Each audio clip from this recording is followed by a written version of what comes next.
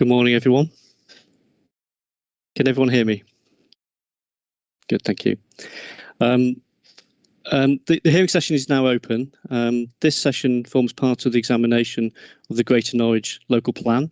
My name is Mike Warden, and with my colleague Thomas Hatfield, we are the inspectors appointed by the Secretary of State to conduct this examination and report to the partnership in due course.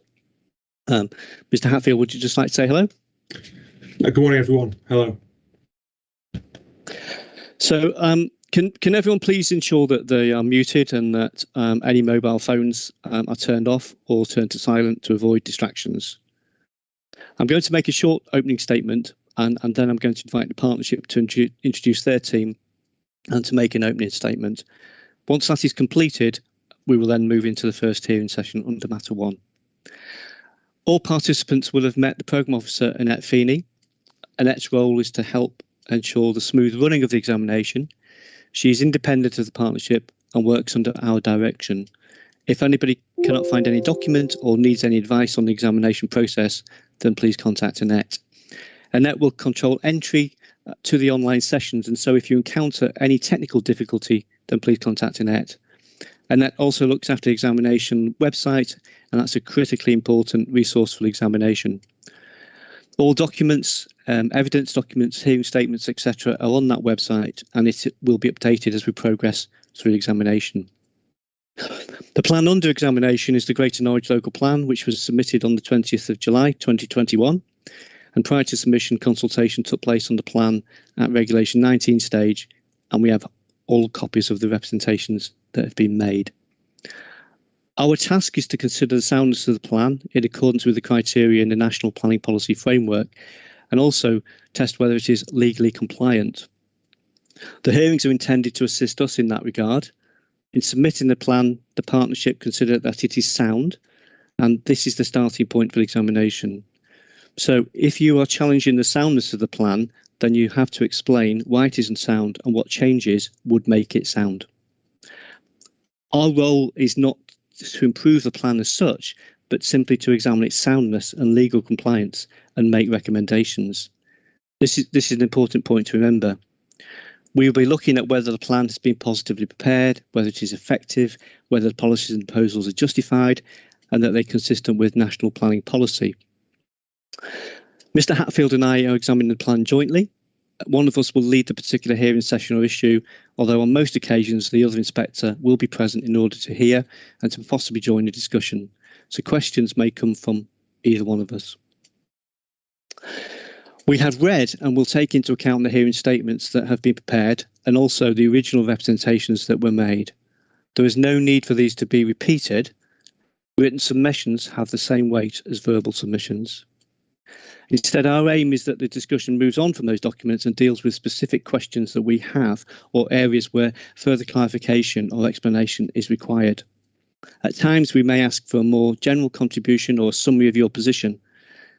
It's also helpful to stick to the matter in hand and to refrain from commenting on unrelated matters. The examination of the plan began in August last year when Mr. Hatfield and I were appointed, and these hearing sessions are part of the examination, but we have already read submissions and evidence. In the autumn, we asked a number of initial questions which the partnership helpfully responded to. We have also visited many of the sites which are proposed to be allocated, and we will make further site visits following the end of the hearing sessions. I just want to make a reference to the issue of omission sites. These are sites which may have been put forward or the partnership may have considered for allocation during the preparation of the plan, but yet have not been included within the submitted version. This is very important as a number of representations to this plan relate to such sites.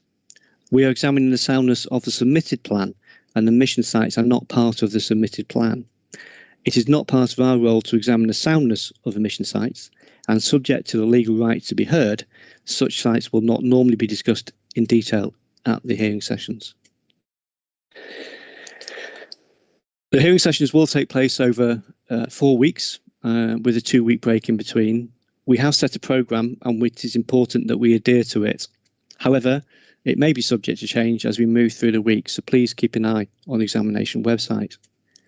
The programme follows a series of matters, issues and questions that we have identified, and these will form the basis of the hearing sessions. Also, matters covered and things said from day one form part of the examination and do not need to be repeated subsequently. In order to test the plan for soundness and legal compliance, we will need to ask questions. We've already asked some initial questions, and as I said, the partnership has responded. This has been helpful. And those initial questions and the response of the partnership is on the examination website. We will continue to ask questions during the hearing sessions. Any question that we do ask should not be taken as demonstrating a particular predisposition. For each session, we will normally invite the partnership to set the scene very briefly, and then we'll start asking our questions and bring other participants in. If you wish to speak, please indicate using the hand raise function on Teams.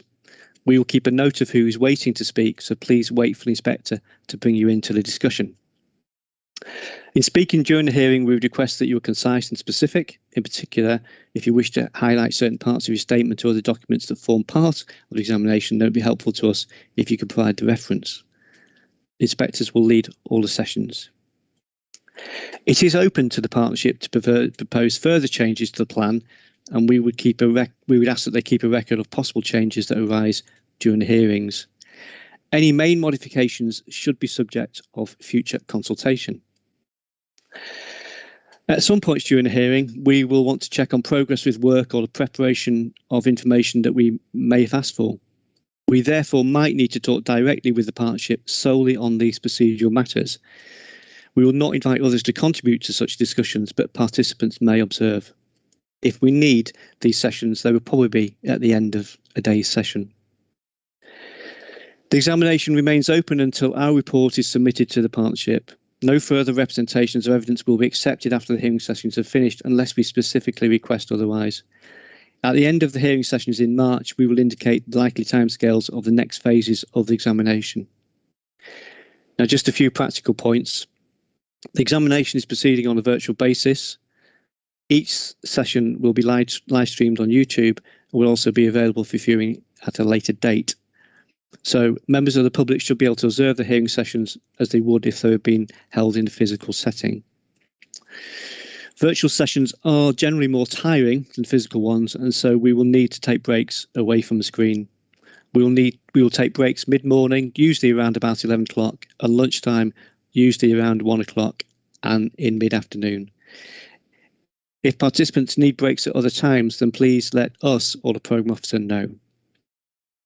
Finally, I'd like to just say that we recognise that whilst some of you will be experienced at participating in examinations, and some of you may have done virtual examinations before, for some of you, this may be your first experience of participating in such an event. Indeed, this may well be your first engagement with the planning system. We'd like you to feel comfortable, and it's important that we hear your views on the matters which we wish to explore. So please let us or Net know if you have any concerns. This concludes our opening statement, and I'd like now to invite the partnership to introduce its team and to make its opening statement. And I think I'm going to turn to Mr. Nelson or Mr. Bird. Thank you very much, Inspector. My name's Graham Nelson. I am Executive Director of Development and City Services for Norwich City Council, but more importantly, for purposes of today, I'm the sponsoring director for the local plan project that's being administered through the Greater Norwich Development Partnership. I'm going to give hopefully a relatively short opening statement on behalf of the partnership, and then I will hand over to the team to give our input into issue 1. The team who will be representing the GNDP this morning will include Simon Bird, QC, supported by Mike Burrell, the Greater Norwich Local Plan Team Manager, and John Walchester, one of the members of that team. Okay, if you're happy that I proceed, you've a copy of the opening statement I'm about to give was emailed to Annette yesterday evening. I will read through it. Hopefully it will take me no more than 15 minutes, but I think sets an important context for why we're here and what we're trying to do. Thank you. The opening of the examination into the Greater Norwich Local Plan is an important milestone for the area and those of us who are involved in the planning and delivery of growth within it. The process of producing it started in 2016, and a joint team with staff drawn from all 3 districts and Norfolk County Council have been working on it consistently since then. The fact we chose, unlike many other areas, to accelerate the pace of the project in the light of the uncertainty created by the potential changes to the planning system and the publication of the planning white paper shows the willingness of the local authorities to drive the growth agenda and our shared commitment to deliver it. The world is constantly changing, and the pace of this change appears to have increased in recent years with the recognition of the challenge of climate change, the impact of the COVID-19 pandemic and Brexit. However, the fundamentals of what makes Greater Norwich a great place to live, work and invest in have not changed. For many years, the local councils have recognised that it is in the common interests of a major growing city and its hinterland to plan in a joint and cooperative manner, unconstrained by the city's administrative boundaries.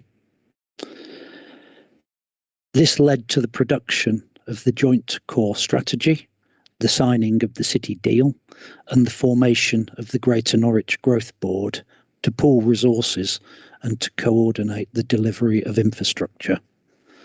This in turn has led to the area being seen as a credible and trustworthy partner in delivering growth. Our success with the Towns Fund, the Community Renewal Fund, the Housing Infrastructure Fund to support the delivery of existing growth targets in a sustainable way is testament to this.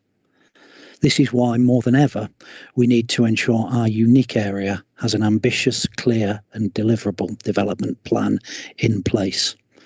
This de-risks investment for industry and improves the prospect of levering in external funding where this may be necessary. This is vital to delivering well-planned development so that growth brings with it benefits for all and provides a sustainable future for the next generations. Broadland District Council, Norwich City Council and South Norfolk Council, in cooperation with Norfolk County Council and the Broads Authority, have been planning strategically for Greater Norwich for over 15 years. We have one of the leading partnerships nationally, and we were pleased to enter a city deal with government in 2013. This led directly to the formation of the Greater Norwich Growth Board. The board helps to implement our plans through our unique approach to pooling the community infrastructure levy to deliver a shared programme of infrastructure investment across the Greater Norwich area. The Greater Norwich Development Partnership, a member body representing each of the councils which oversees our development plans, chose to build on this success. Following the adoption of the Joint Core Strategy and its daughter Site Allocation and Development Plan policy plans, the partnership decided to produce a Greater Norwich local plan, a plan which brings together for the first time not only the strategic policies, but also the site allocations covering the Greater Norwich area. The local plan will provide the planning policies and allocate sites to update, develop and refine our long-term strategy for sustainable growth and take it up to cover to 2038. This builds on the existing Joint Core Strategy, which it will replace, and it will also provide building blocks to take us forward to the new local plan system when the detail of that emerges. We live in a period of unprecedented uncertainty, and the still emerging impacts of Brexit and COVID, alongside behavioural changes and technological developments driven by climate change. Therefore, the Greater Norwich local plan must take a flexible and pragmatic approach to planning, whilst setting the direction locally to deliver growth and prepare for the government's commitment to establish a new approach to local plans. The plan needs to deliver high-quality homes, new jobs and supporting infrastructure, including broadband, transport, schools and healthcare. We have identified housing sites that will be sustainable into the longer term and provide homes for all, from young people looking for their first home through to meeting the needs of an ageing population, along with sites for new and expanded employment uses, providing choice and opportunity for business. Protecting and enhancing our environment, natural habitats and landscapes, including creating new green infrastructure, are key to the strategy. Greater Norwich has low rainfall rates, but it also contains and is adjacent to nationally important and sensitive water environments, including the Broads National Park and the River Wensum Special Area of Conservation. Consequently, the plan has policies which promote biodiverse, water and energy efficient growth as part of its broad-based approach to develop a low-carbon economy and respond to climate change. The plan identifies the level of growth needed from 2018 to 2038, with 40,000 new homes being required to achieve government targets. However, we need to be ambitious and ensure we are prepared for stronger economic growth, so additional sites have been allocated to deliver an extra 5,000 homes. To ensure growth is delivered and to deal with uncertainty, the plan identifies opportunities for around 10% additional growth. We already have plans in place which identify locations for 74% of the new homes proposed in the plan, and over 5,000 of those homes were built between 2018 and 2020. The sites allocated in this plan, both those carried forward from previous plans and new sites, focus most of the growth in the Norwich urban area. Our strategic regeneration sites at East Norwich and at Anglia Square in the northern city centre, in addition to other city sites, will regenerate brownfield land. Sustainable growth on the edge of the urban area is also planned to provide homes where there is excellent access to jobs and facilities. At the same time, our rural area will play its part, and the plan provides for growth in our towns and villages to provide choice, enhancing village vitality and to support and be supported by local services. Can you just give me a moment? I'm hearing a bit of interference in the background.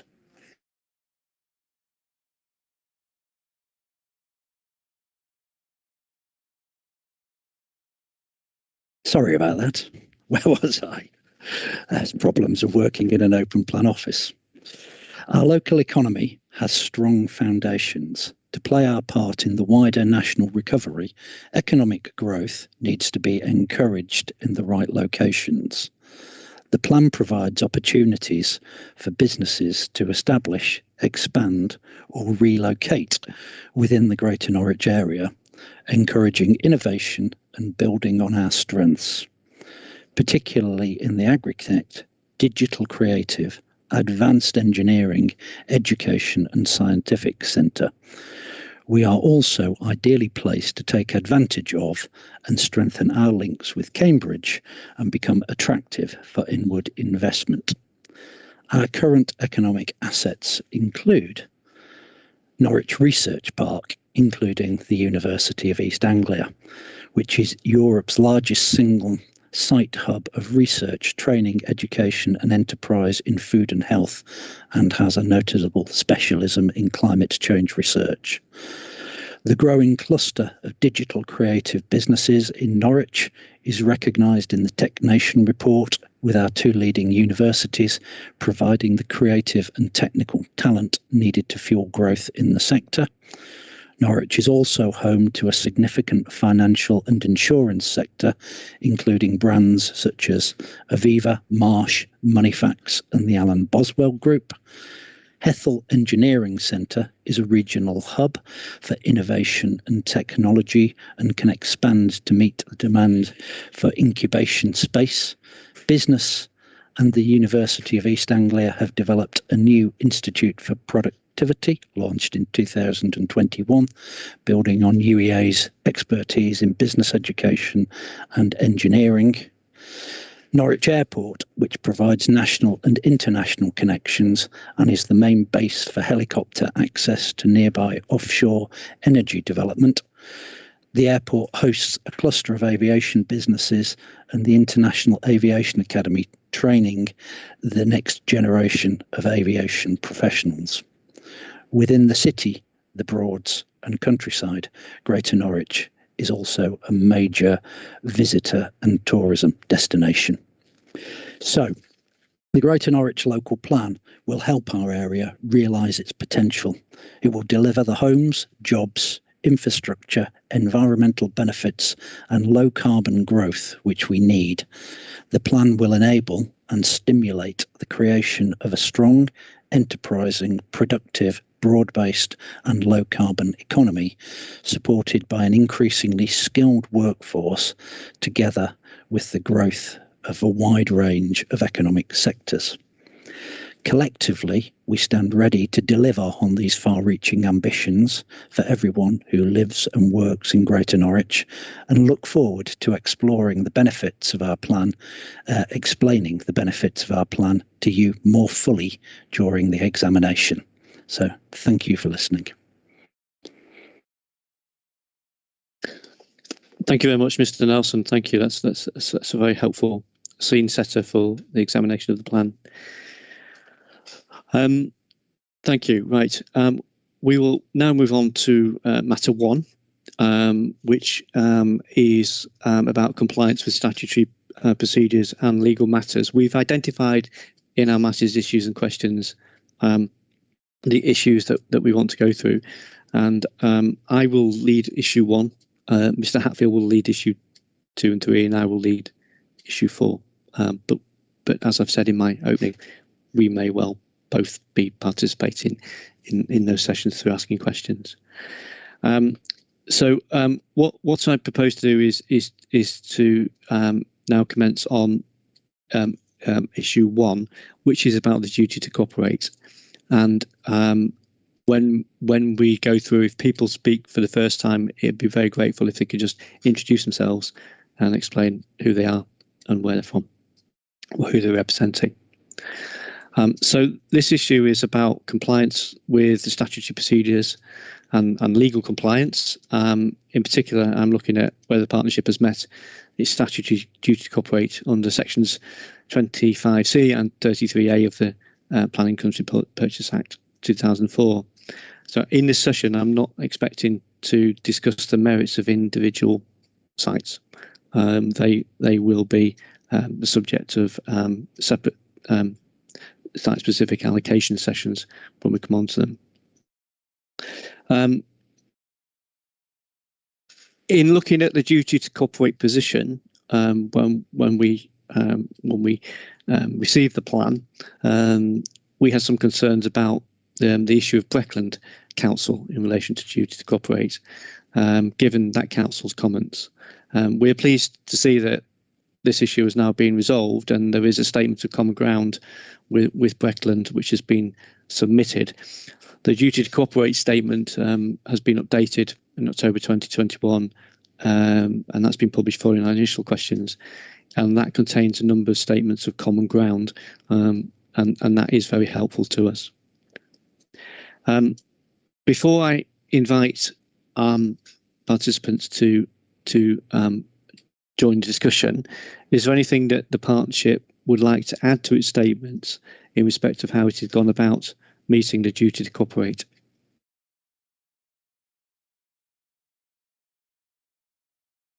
Mr. Walchester. Yes, if I just make a very brief statement, which will Please only do. take a few seconds. Please do. The authorities have worked on producing a comprehensive statement of compliance with the duty to cooperate, which is document A9.1. And this shows how the production of the Greater Norwich Local Plan has complied with the duty to cooperate. A key part of this has been the Norfolk Strategic Planning Framework, which is documents B2.2 and B2.3, and the work of the Norfolk Strategic Planning Forum, which produces that framework. And the forum comprises all the local planning authorities and other bodies, statutory bodies such as the Environment Agency, Natural England and others. And working together, these address and coordinate on the strategic cross-boundary planning issues in Norfolk. And so the Greater Norwich authorities are confident that the duty to cooperate has been met. And more detail on this obviously is provided in the authorities' hearing statement on matter 1. Thank you very much, Mr. Walchester. I will now invite. I'm aware that Cringlefoot Parish Council, Hingham Parish Council, and Councillor Steve Riley. I don't know if Steve Riley has joined. Councillor Riley has joined us, but in their representations, no, that's a no here. So our Hingham, I can see that Cringleford are here. Hingham here. Yeah, Hingham's here. Hang on. Thank Hang you. on just a sec. Here I am. Thank you. So, well, thank you very much. I'll start with Cringleford and invite Cringleford to explain whether they still have concerns about the duty to cooperate, and then I might hear from Hingham, and then we might ask the council to respond, and then I'll come on to Drayton Farms, who've also expressed some concerns as well. So can I start with Cringlefoot? And I think it's Mr. Wang. Yes, can you hear me? I can hear you loud and clear, Mr. Wang. Okay, Thank you. Thank you very much, Inspector. My name is Trevor Wang. I'm chairman of Cringlefoot Parish Council and represent their views at this session. Cringleford, as you know, is part of the urban fringe under the Greater Norwich Local Plan, and was one of the first parishes in the country to adopt a neighbourhood plan. This plan was considered by the board, but we consider was largely ignored, or at the best, misinterpreted. Our feeling is that the GNLP have interpreted the duty to cooperate in a rather tick box fashion, and I believe that was confirmed by Mr. Walchester just now. Although parish councils are not prescribed bodies under the 2004 legislation, our neighbourhood plans must be taken into consideration under government guidance on plan making. The GNLP clearly agreed with this and did so. Hence, you could argue that they have fulfilled their obligations. However, they did so incorrectly, by misinterpreting the information and coming to an incorrect conclusion. This was pointed out in the objections to their particular policy for Cringleford. The GNLP should have taken measures to redress the errors by engaging positively with us, which they did not do. We consider this made their duty to cooperate ineffective and thus unsound. May I elaborate by giving a specific example to illustrate this point, Mr. Warden? Without going into detail, yes. If you think that it will illustrate it, then please do so. We're not going to discuss the merits of individual sites within this session. No, I'm just talking some numbers here to illustrate a point. Okay, Mr. Wang. Okay, thank you. So they stated that the parish could take 1,710 more homes. To comply with the policies of the Cringleford Neighbourhood Plan, which expires in 2026, they concluded that no more than 1,300 homes that already have planning permission should be built prior to 2026, when the plan expires. However, the 1,300 approved already exceeds the number under our plan and the Joint Core Strategy, which was 1,200. It also ignores the fact that the 1,200 in the neighbourhood plan covered the whole of the available space in Cringleford, with or without the space that remains today. That's a fact that the GNLP ignored. The remaining space on those two sites, they estimated, can take another 410 houses, approximately. That's a 42% increase on our plan. But no reasons were given, and no reference was given to the methodology used to estimate the number of those houses, and that's prescribed by government. We would argue, therefore, that by not engaging with us on the use of the neighbourhood plan in their own plan, their conclusions and decisions have been inaccurate and dangerously ambiguous, as we can see from some of the submissions of the developers who want their number to be a minimum, which would open the floodgates for development in Cringleford. So they have produced a plan that does not fit with the legislation because it doesn't have a clear design vision with appropriate expectations as required by policy. We feel this makes their duty to cooperate in the wider sense of the legislation less effective than it could have been if they engaged properly with us, and hence we feel that it is unsound. Thank you. Thank you very much, Mr. Wang. Thank you. Can I ask Hingham to can I bring Hingham Council in, please, now? I know it's Alison Doe. Is it Mrs. Doe, Mrs. Doe, Miss Doe? Mrs. Just Mrs. call me Doe. Ali. Ali is fine. Okay. Could you tell us why you think that the duty to cooperate has not been met? Yeah, absolutely. If you don't mind, I'll speak in plain English, if that's okay. I've got nothing sort of pre-written down, pre-prepared, because obviously we've done all that and you've read it all before. Now, our main concern is obviously Hingham sticks out of the area of South Norfolk, and we are quite literally surrounded by Breckland. Our town of Hingham is carved in two by the B1108, which goes through Breckland. And in the other way, the road which comes from Great Ellingham into Hingham. Now, obviously, Great Ellingham is experiencing massive growth of probably up to 500 houses. Great Ellingham is, excuse me, within a very short mileage of Hingham.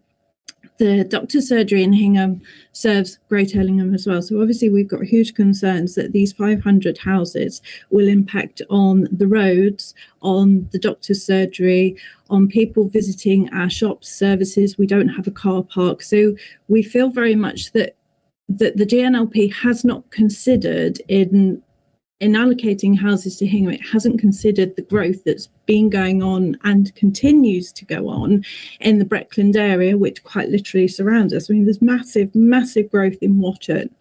And our B1108 serves Watton to Norwich.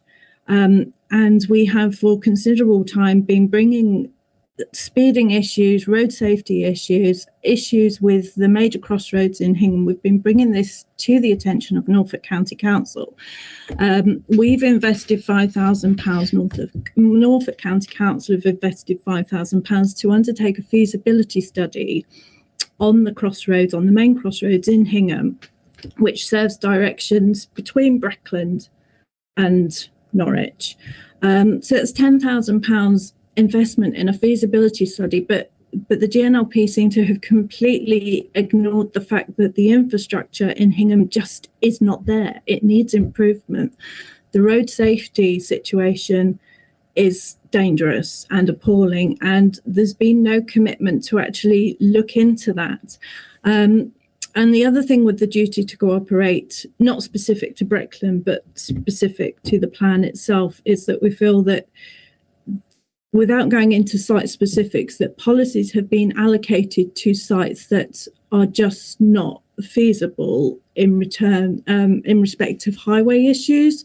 So when the draft plan was published, and we said, well, actually, this would not work, that would not work, there isn't enough land to make this feasible, as in putting footway links in.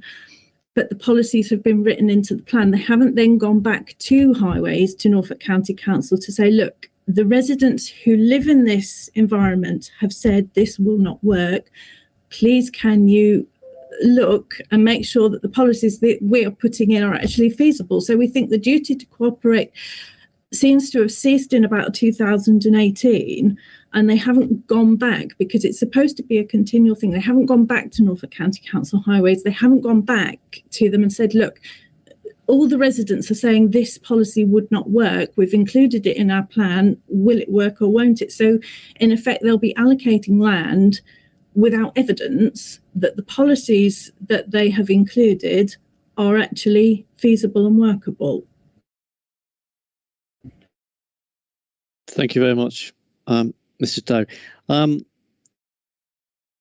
Just a point to remember that the duty to cooperate is a duty to cooperate on the preparation of a plan.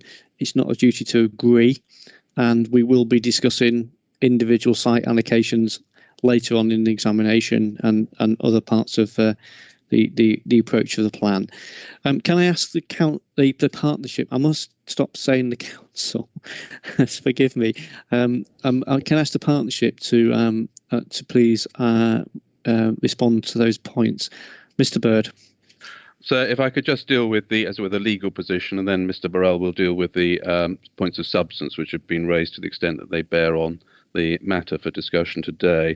As far as the legal position is concerned, as Mr. Wang has pointed out, Cringlefoot is not a prescribed body for the purposes of the 2012 regulations, and the issues raised by Cringlefoot go to the appropriateness of the strategy and the allocations as opposed to compliance with the duty to cooperate. Equally, in terms of Hingham Town Council's concerns, they also bear on the appropriateness of the strategy and the allocations, and not duty to cooperate issues. And as has already been set out, the council has set out how it has complied with the duty. But I can turn to Mr. Burrell for any further detail.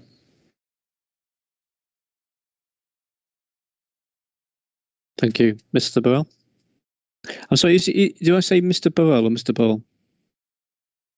Sorry, you're on mute, Mr. Burrell. Yeah, Mr. Burrell.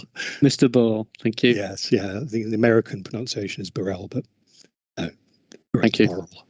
Okay, so to add, in relation to Cringleford, at the Reg 18 draft plan consultation stage, the higher numbers in the uplift at Cringleford was consulted on and was supported by Cringleford Parish Council. Their comment was Cringleford Parish Council is generally supportive of the plan for the parish and the uplift within the settlement boundary.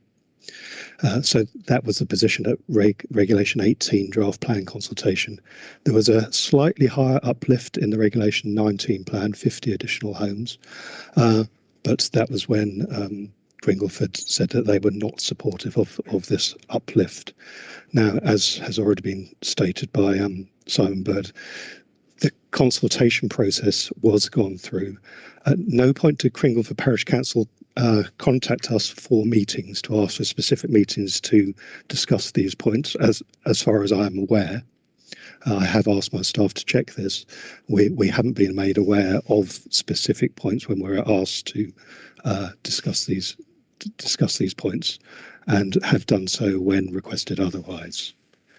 In relation to Hingham, the duty to cooperate again was met through through engagement at the county level on strategic matters. Breckland District Council are involved in the Norfolk strategic planning framework, and as you mentioned, Inspector, at the beginning, there has been a recent statement of common ground with Breckland verifying that we have cooperated on the requirements for the duty to cooperate.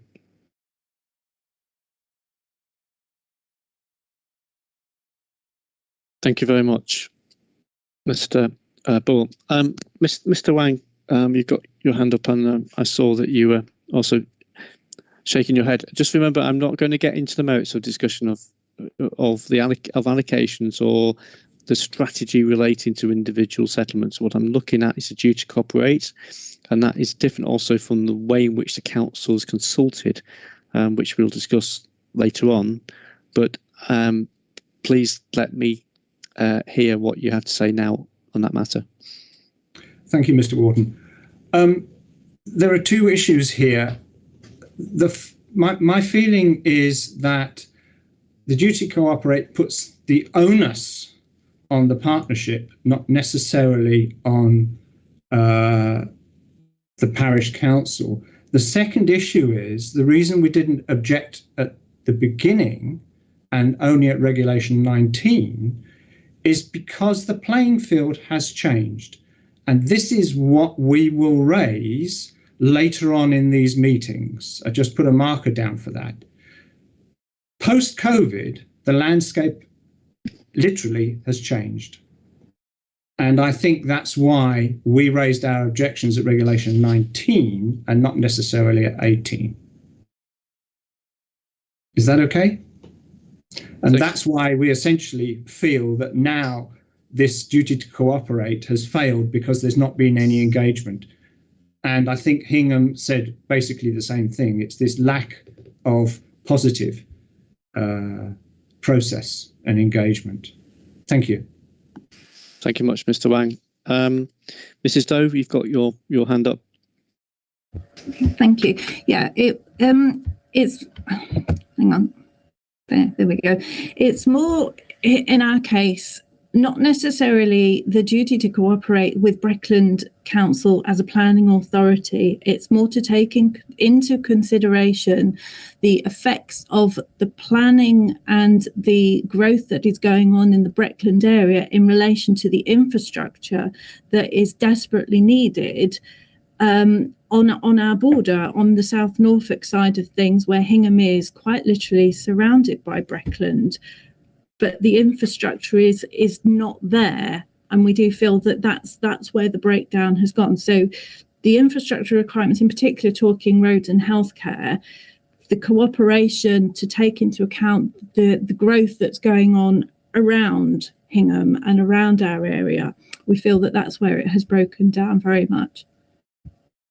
Thank you. Just on that point, if we could just turn to the partnership, and I think Mrs. Doe mentioned in when she spoke previously, and she's hinted at it now, about the I suppose the involvement of the County Council's Highway Authority into some of the transport impacts that she's looking at. I'm not looking at the detail of that, but can the partnership just say very briefly anything that would help that regard in respect of the County Council's involvement in that kind of arrangement for deciding on plan strategy? And we will come on to all these matters later, but since it's been raised, is there something briefly you could say, or just refer to it being covered in the statement of consultation, etc.? Thank you. So, Mr. Walchester. Yes. Obviously, I've already mentioned the Norfolk Strategic Planning Framework, which looks at the strategic issues and tries to coordinate those across Norfolk as a whole.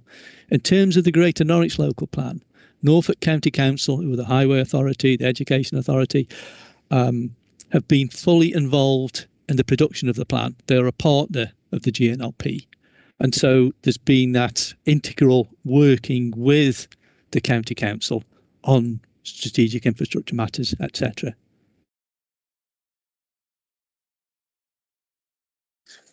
Thank you. Mr. Wang?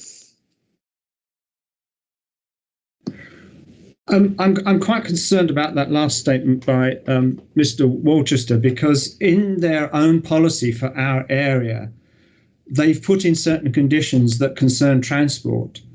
And most of the issues, the criteria that they've laid down and saying the houses can't be built before these are considered, are out of date. And they don't seem to have taken this into account at all. And if I may give an example, if that's okay. For example, they say one of the conditions must be to explore a bus route through the estates. But Norfolk knows that we've withdrawn all the bus routes through the estates for safety reasons, and that was in agreement with Norfolk County Council and the bus companies. So my feeling is that the plans that they've put in place are now out of date, and they've not really looked at them in detail, and this is why they've misinterpreted the neighbourhood plan. I know they don't have to talk directly as part of the duty to cooperate with us, but they do have to consider, and they do have to consider correctly, the neighbourhood plan. Thank you, Mr. Wang. Is there anything Mr. Bowler and Mr. Walchester wish to say in relation to that particular point? Yes, obviously, plan policies, allocation policies try to set out the guidelines for future development on the site. And in many cases, those things have to be worked through. So references to exploring bus routes and things like that. Even if things have changed at the moment, it doesn't mean that something still can't be achieved in the future. So it's always worth looking at, particularly in things like bus routes, because they do change almost on a daily basis, it seems. So it's still a good thing to try and address that issue. In terms of neighbourhood plans, they are a consideration that the GNLP has to take into account in producing the local plan. So they have had regard to them. But the GNLP looks further ahead than the current neighbourhood plan for Cringleford. So that goes to 26. GNLP goes to 2038. It's another 12 years that we're looking at. And we have to consider all the issues that apply at the moment. One of which means looking for further housing growth. So all those things have to be taken into account in producing the local plan. And so it may not agree entirely with the neighbourhood plan, but in a sense that is updating the planning for the area, part of which is provided by the neighbourhood plan and will be provided by the Greater Norwich local plan if adopted. Thank you, Mr. Walchester. I do want to bring in Drayton Farms in a moment, and I do want to keep this discussion to duty to cooperation in terms of meeting its legal requirements. The matters that are being raised generally about the approach to certain settlements will be the subject of discussions later on in examination. Mrs. Doe.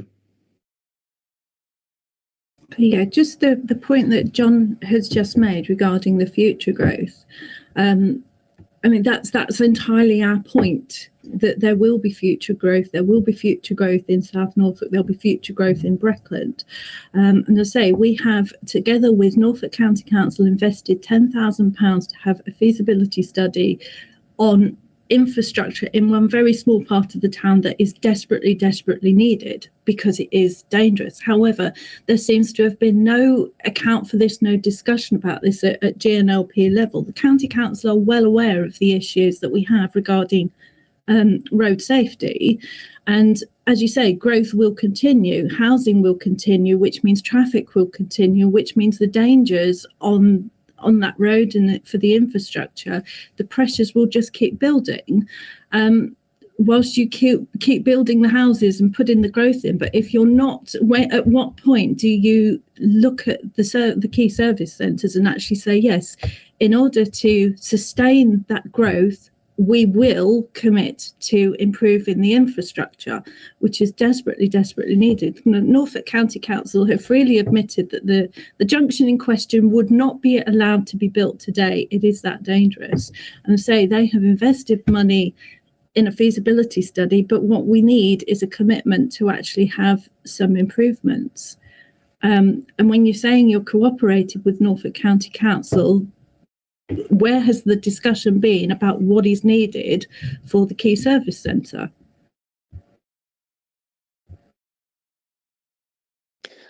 Mr. Walchester, are you able to just very briefly respond to that point, and then I will move on? Thank you.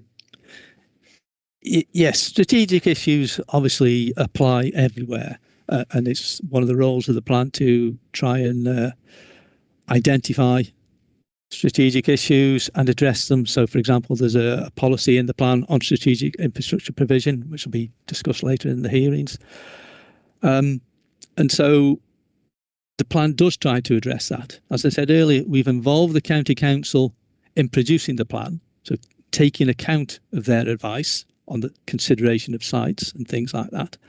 But the plan itself is to address growth. It cannot directly deal with existing problems, but it may well be, of course, that new development can help to address and alleviate existing problems.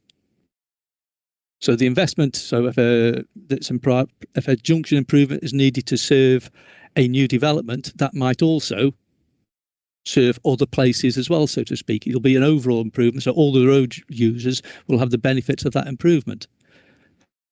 But basically, the plan itself sets out the requirements for the allocations that are made in the plan, and then we have the general policies on strategic infrastructure which apply in general terms. But yes, somebody, an infrastructure body, whether it's the County Council or Anglian Water or Telecom or whatever, they're the responsible bodies for providing that infrastructure. What we have to make sure is that the developments have enough infrastructure in place for them. But yes, it doesn't necessarily overcome existing problems. But we have to make sure that those problems aren't so great that you can't accommodate the growth. And that's the ongoing debate, if you like, of why County Council, etc., are involved in producing the plan. Thank you, Mr. Walchester. Thank you. Could I bring in Drayford Farms, please, and RG Carter? Drayton Farms and RG Carter, because I understand that you're opposed to an allocation in Helsdon about recreational open space. I am not going to discuss the merits of an individual allocation. We will do so later on in the examination. So with that in mind, why do you consider that the partnership has failed in the duty to cooperate in terms of its legal requirements? Yes, thank you, sir. So first of all, introduce myself, Mike Carpenter from Code Development Plans, acting for Drayton Farms and RG Carter Farms. I'm joined by Alison Ogley from Walker Morris Solicitors to join us if necessary. As you say, sir, this is not to discuss the particular allocation of my client's land, 11 hectares at Helsdon. That's a matter 14 subject, so we'll return to that. So I have one point really to emphasise and illustrate in relation specifically to your question 2. And the point relates to the consideration and the cooperation of the parties on the need for and provision of recreational open space. So the allocation of land for recreational purposes is a strategic matter which requires meaningful cooperation between the prescribed parties. And in attempting to answer your specific question too, sir, the partnership in their document E1.1 at paragraph 6 have referred you to the Norfolk Strategic Planning Framework, which is document B2.3, which John Walchester referred to earlier on. And at page 14, under Agreement 3 of that framework, it identifies an objective to, and I just quote very quickly, to improve the quality of life and health for all of the population of Norfolk by, amongst other things, ensuring all communities are able to access excellent sporting facilities, health services, and opportunities for informal recreation. And so that's at page 14 of document B2.3. So following this worthy and indeed proper objective, we would have expected to see evidence of the parties and signatories to the framework working together in a meaningful way to assess the need and identify the most appropriate form and location of provision. But we've been unable to find any evidence of such cooperation or assessment on the matter of recreational open space. And so or indeed on the aim to meet the framework's objective. So returning to your specific question 2 then, there is no evidence that all relevant strategic matters have been identified robustly or cooperated upon. Thanks, sir. Thank you very much, Mr. Carpenter. Can I ask the partnership to please respond to the points that Mr. Carpenter has made? Thank you. Mr. Walchester.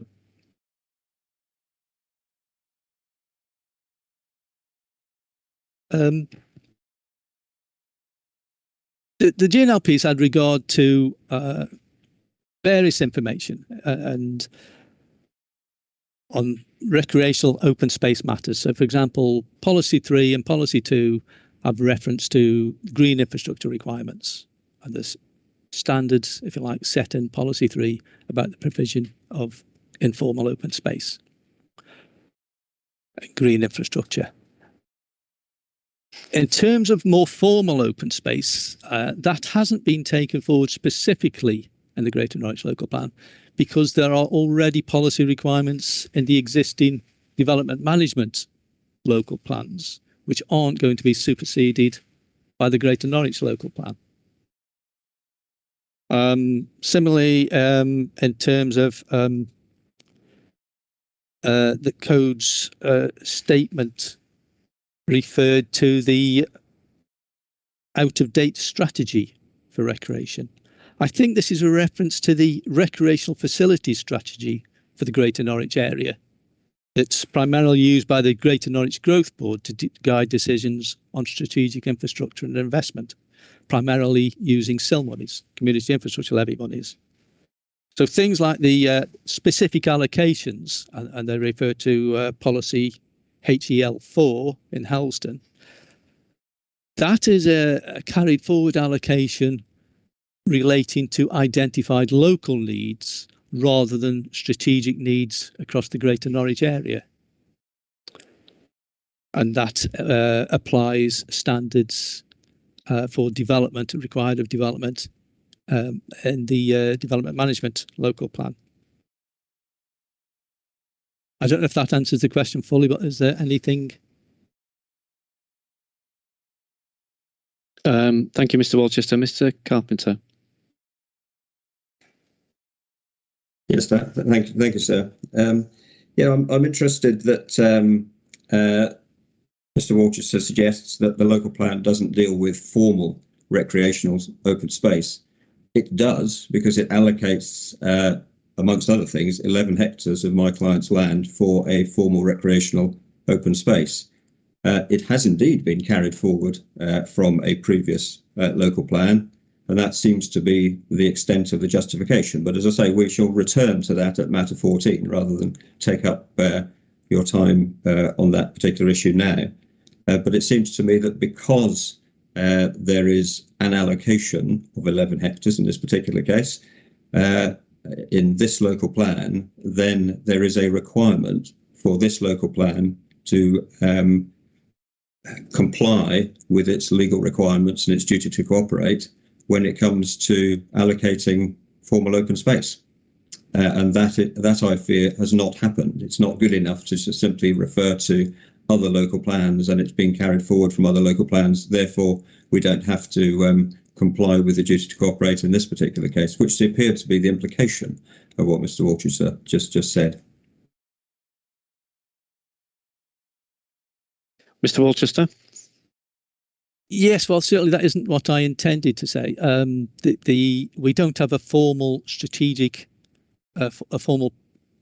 policy on the formal open space in the plan. It's covered indirectly under Policy 2. And certainly in terms of the duty to cooperate, we've had no issues raised on formal recreational space by adjoining bodies about the need for provision, etc. So I don't see how the duty to cooperate issue would apply. What we have done, and again we're getting onto the sites issue, but there are existing needs that we know of long-standing needs for open space in some areas, parish councils who want to achieve open space, and so certain policies have been carried forward. But there is still the evidence for those behind their continued allocation. And presumably that will be discussed at the site stage. Thank you, Mr. Walchester. Mr. Bird. So just one point, and this is really just to direct you to the statute. I don't need to read it out in full, but Section 33A identifies what a strategic matter is, and it includes that a sustainable development or use of land that has or would have a significant impact on at least 2 planning areas, including in particular sustainable development or use of land for or in connection with infrastructure that is strategic and has or would have a significant impact on at least 2 planning areas. And so we don't consider that this is an issue which has a strategic impact in the sense and meant by Section 33A(4) of the 2004 Act. Thank you, Mr. Bird. Mr. Carpenter. Yes. Thank you, sir.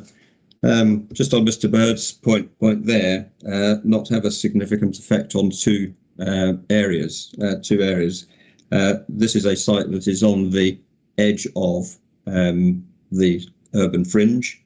It is wholly within Broadland, but very close to Norwich City, and so I suggest that it would have a significant effect on 2 areas, and 2 areas which are administered by 2 of the prescribed parties.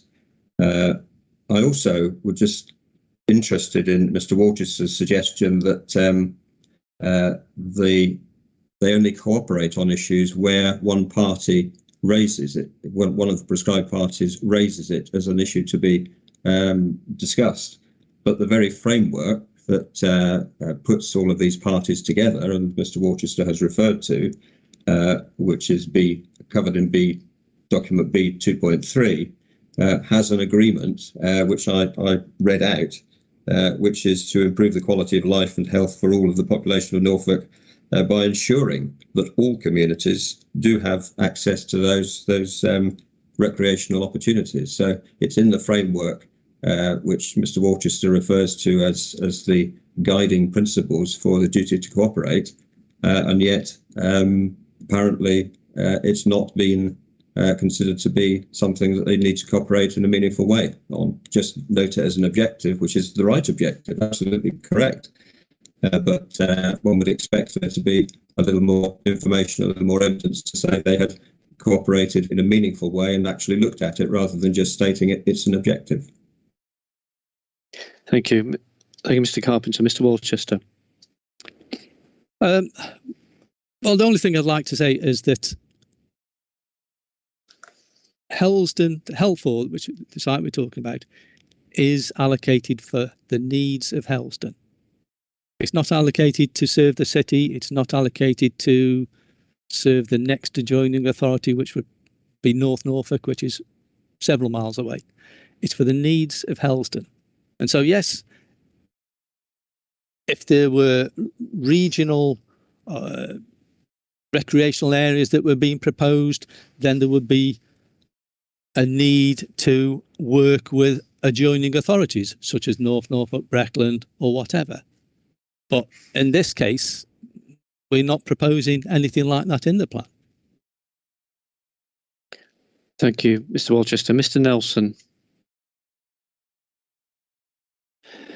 Thank you. I just feel the need to come in relation to the sort of the suggestion that there isn't evidence of the local authorities effectively cooperating in relation to the provision of meet strategic or otherwise sporting facilities, because clearly alongside the Greater Norwich Development Partnership that does the planning aspect of it, we are unique in the country insofar as we pool fill and have done since effectively 2013, where all the members of the GNDP effectively are members of a slightly different board there to deliver the infrastructure.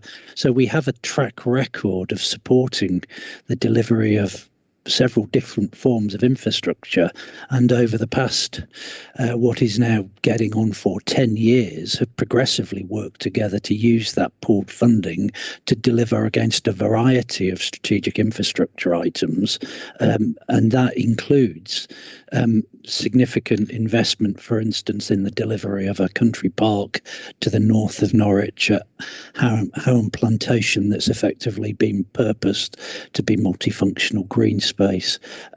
I'm sure somewhere in the documentation that you have for the examination, all those lists of infrastructure investment that have taken place via that route is available to you, but it certainly includes formal investment to deliver many different types of sporting facilities, and in the ones the partners have just approved for the past year, effectively, for instance, major improvement to deliver far better footballing facilities in parts of Norwich, for instance. That goes on a constant basis, and actually quite a significant proportion of the overall spend of that pooled SIL has gone into improving green infrastructure and or formal sporting recreation provision over the years. So I would have thought, to deal with your duty to cooperate point, actually there's quite a considerable amount of evidence suggesting that the authorities are cooperating on an ongoing basis in delivering such things. Thank you, Mr. Nelson. Mr. Carpenter, I will want to move on, but I will just let you respond to that, and then I've got some further questions for the council. Indeed, thank you, sir. Yes, I was about to say this will be my last contribution on this point, because I think we need to move on, and when we're starting to talk about specific sites, that is another matter later on in the examination. I have to say that having spent a lot of time in Norwich in my professional career, Graham Nelson is absolutely right. There has been a lot of cooperation between the parties on delivering sporting facilities, and indeed just north of this site at a place called The Nest is a very good example of just that sort of cooperation. Therefore, I am surprised when they allocate 11 hectares of land on the edge of Norwich on the urban fringe, but there is not any evidence of that meeting that duty to cooperate in the production of this local plan. There has been a lot of cooperation between all of the authorities through various other sources, but this is the local plan we're examining, and I would have expected to see evidence of that cooperation in the allocation of recreational open space within this local plan. And I think that is where I should end this conversation on this particular point. Thank you. Thank you very much, Mr. Carpenter. Thank you. Can I just turn to partnership in relation to my question 3, which moves on from strategic matters, but specifically relates to the Cambridge to Norwich corridor, and that was a point that has been raised in representations. And in particular, its relation to the infrastructure requirements to support growth within that corridor. I've read the information within the duty to cooperate statement and the statements of common ground, but is there anything that the partnership would like to say in response to those points that have been made by respondents about duty to cooperate within that corridor? Mr. Powell. Thank you. Yeah, the main issues that were raised initially by Breckland District Council, and we have, as you mentioned in your introduction, Mr. Warden, we have worked hard at that with Breckland District Council to identify how we can address those issues, and they chiefly relate to water infrastructure and water supplies and energy infrastructure. So we have signed a specific statement of common ground with Breckland District Council to identify how further additional work on top of that being done county-wide through the Norfolk Strategic Planning Framework can be done to address those issues. Now, as we've previously mentioned, we are not the providers of energy facilities or water infrastructure, but we will be it's in our policies in policy 4 that we'll be lobbying both UK Power Networks and Anglian Water to ensure that facilities are provided to address those issues. Thank you very much, Mr. Burrell. Thank you. I presume Councillor Riley has not joined the session.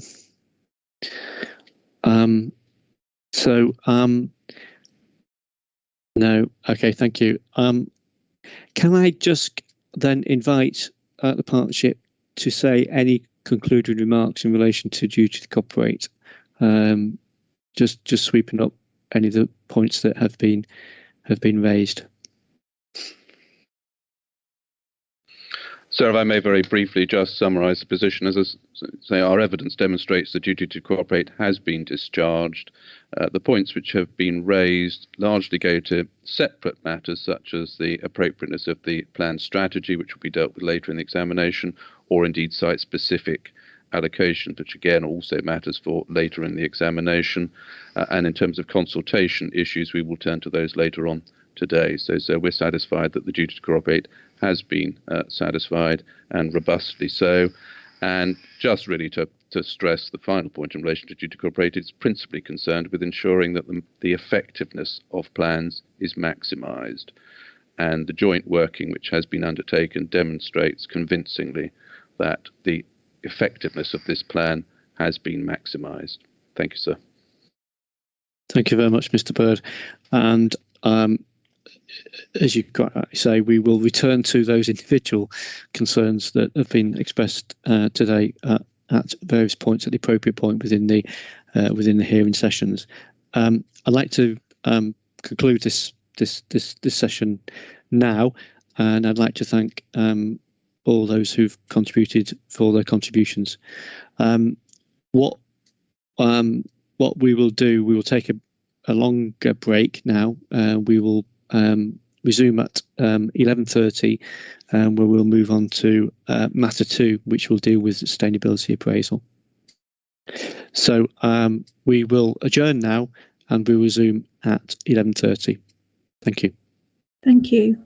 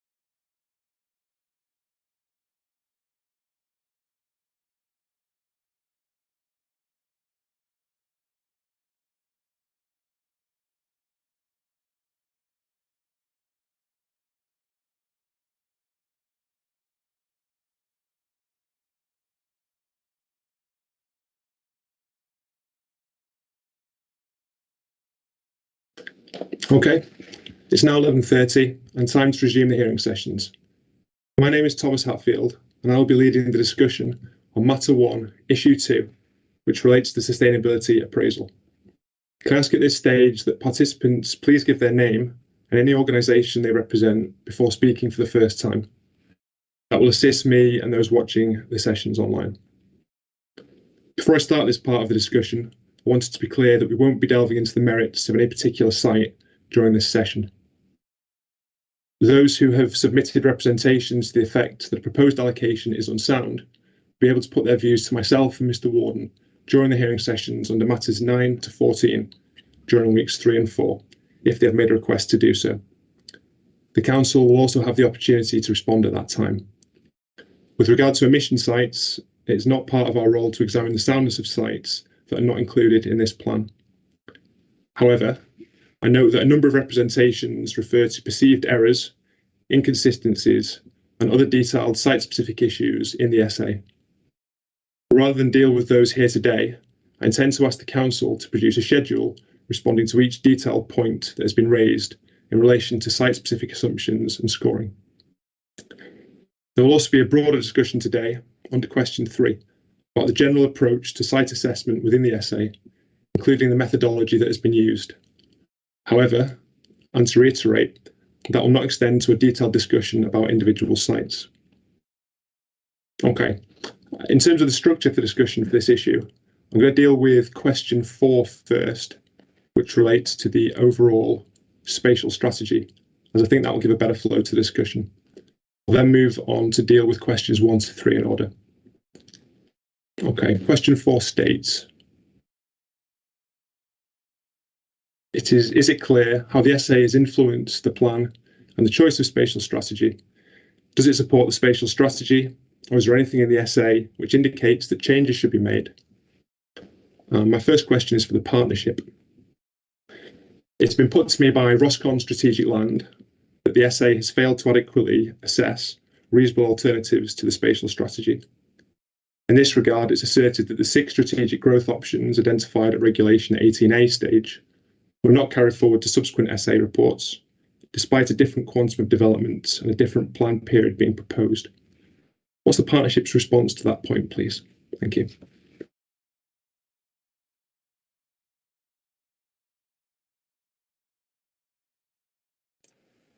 Hi, hello, sir. My name is Neil Davidson.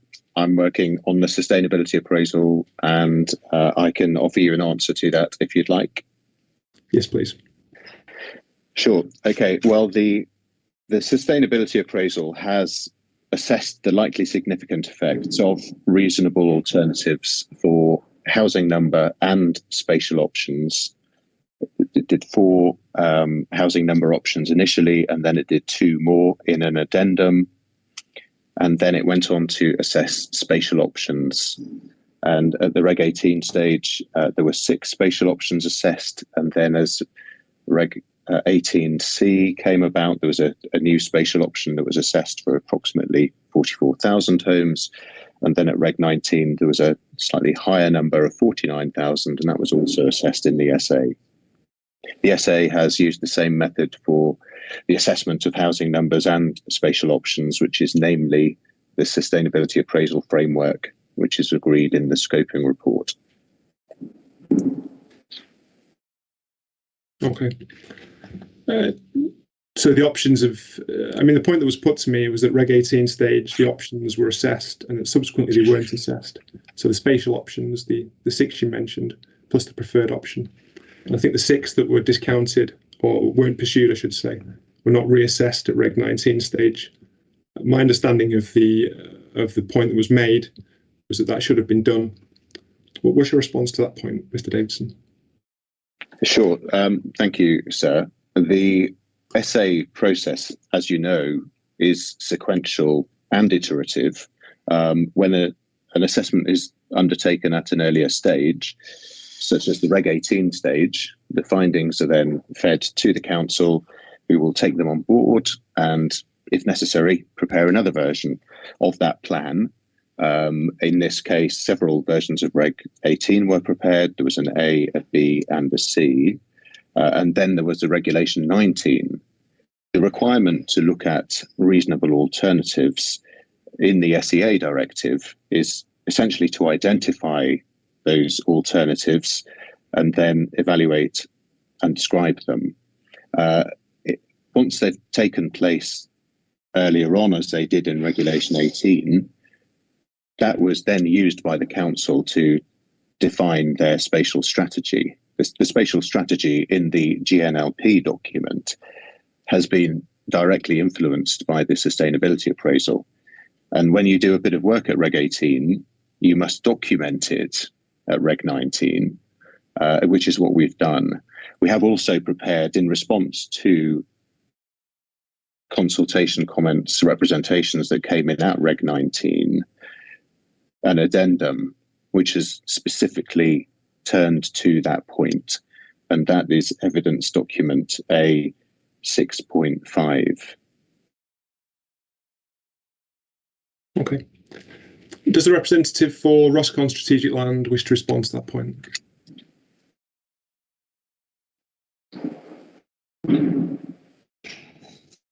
Hello, Inspector. That is the one participant who is yet to join. I have emailed to chase them and have yet to hear if they are intending to appear. Are you content if they do come that I let them into the meeting? I am content to do so, yes. Okay. I mean, this was the point they raised effectively. Obviously, they need to be here to respond to it. What I might do then, Mr. Davidson, if that's okay with you, if we pause that issue for now, and we'll return to it when the representative from Roscommon Strategic Land arrives. Of course. It's probably not fair to continue the discussion whilst they're not present. Okay, I'll move on to a separate matter, and we'll return to that before we finish discussing question 4.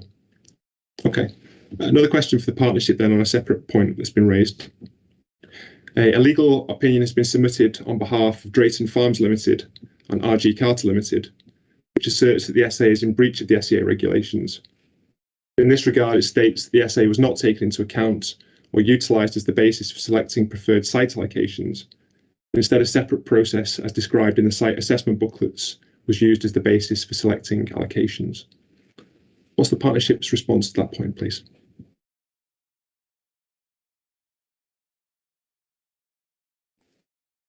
Hello, sir. I think you've got me again. Right.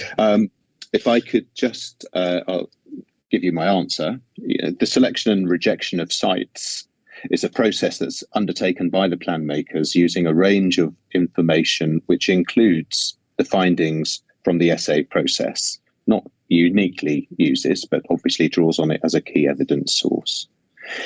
The SA is not a singular determinant. Other factors may influence selection. The SEA Directive, Article 5, requires that reasonable alternatives are identified, described, and evaluated. The SEA Directive requires that an outline of the reasons for selecting the alternatives is made clear and included in the environmental report, which we have done. The PPG, Chapter or ID 11, Para 18, advises that the SA must report the findings of the selection and rejection process, which it does. It's important to appreciate that the SA does not do selection and rejection. The council does that, the plan maker, in this case, the partnership.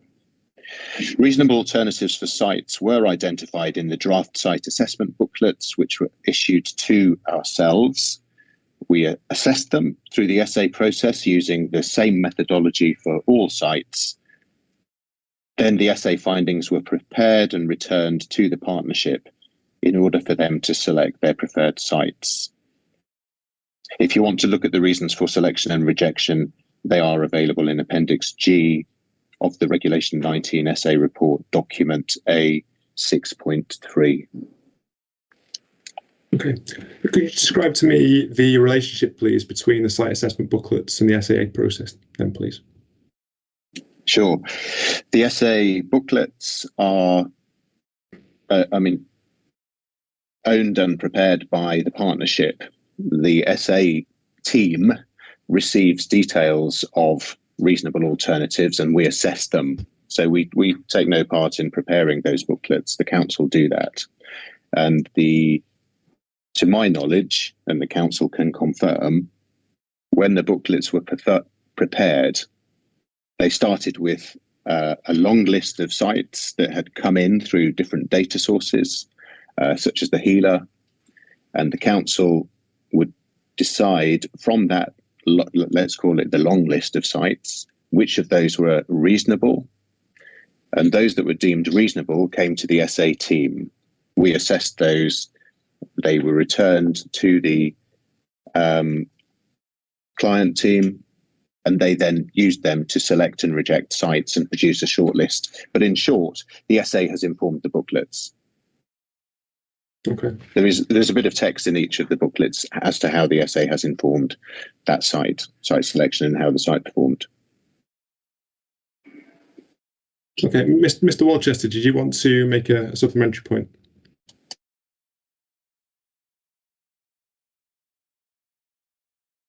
Sorry, you're on mute. Sorry. Throughout the regulation 18 stage, the early stages of the plan, all the proposed sites were consulted on and went through a planning assessment, which was done by officers and people from the county council, and etc., to go through that process. And ultimately came up with what were called preferred options. And perhaps that wasn't the best term to use, but basically it was the sites that seemed to be the most appropriate. And they went forward into the consultation on the Reg 18 stage as preferred options, they're called. But also the other reasonable sites were included in that consultation as well. And I think from memory, even the rejected sites were still shown within the document. And the consultation was basically on all the sites. So even though they've been called preferred options, the decision had not been made at that time to select those sites. It was really to help the public in making their comments that, you know, we were saying, this is what we think it's been narrowed down to as probably or likely to be the best options. What do you think? And so then and again, the results of that consultation were taken into account, and also the essay work that was done on them to feed into the process to coming up with the decisions for the Reg 19 stage of what went into the Reg 19 plan. So I think there has been some confusion about what status that preferred options had at the early Reg 18 stage. They weren't actually decisions, these are going to be the sites. It was, these seem to be the most preferable sites. So from your perspective, the essay assessments were carried out before the sites were selected? Is that your understanding? That's correct, yes. Okay, I've got a couple of hands raised. I'll go to the representative from Drayton Farms Limited and RG Carter Limited first, simply because it was their point that the council have just been responding to. Thank you. Thank you, sir. It's Alison Ogley. I'm a partner and solicitor advocate at Walker Morris LLP, and as you say, I'm representing Drayton Farms and RG Carter Limited in respect of this particular matter. There are a number of overlapping issues here, sir. I think that actually weave through questions 1, 3 and 4 in particular. But what I want to say in response to the officer's comments, or what I'd like to ask through you, sir, is I think what would be important for all stakeholders and those involved in the examination of the plan. It's suggested that site selection did not take place at the site assessment booklet stage. In my submission, sir, the evidence seems to suggest that the very opposite is true, in fact. And indeed, you do see those preferred sites at that stage making their way through all the way through to the preferred allocations in the emerging local plan. It would be interesting to understand whether any of the preferred options at the site assessment booklet stage, which did come first in terms of the chronology timescales, were in fact not selected in the final version of the plan. I think that could be quite informative. That might be something that you want to consider requesting the council to do. The other point that I would like to make at this stage, sir, is that with reference to the appendix in the Regulation 19 essay, if I can just find the right part of my notes, so to help you with this. It is quite right that there are reasons provided. It's actually found in Appendix G of Volume 3, I believe. Again, let me just find you the right reference.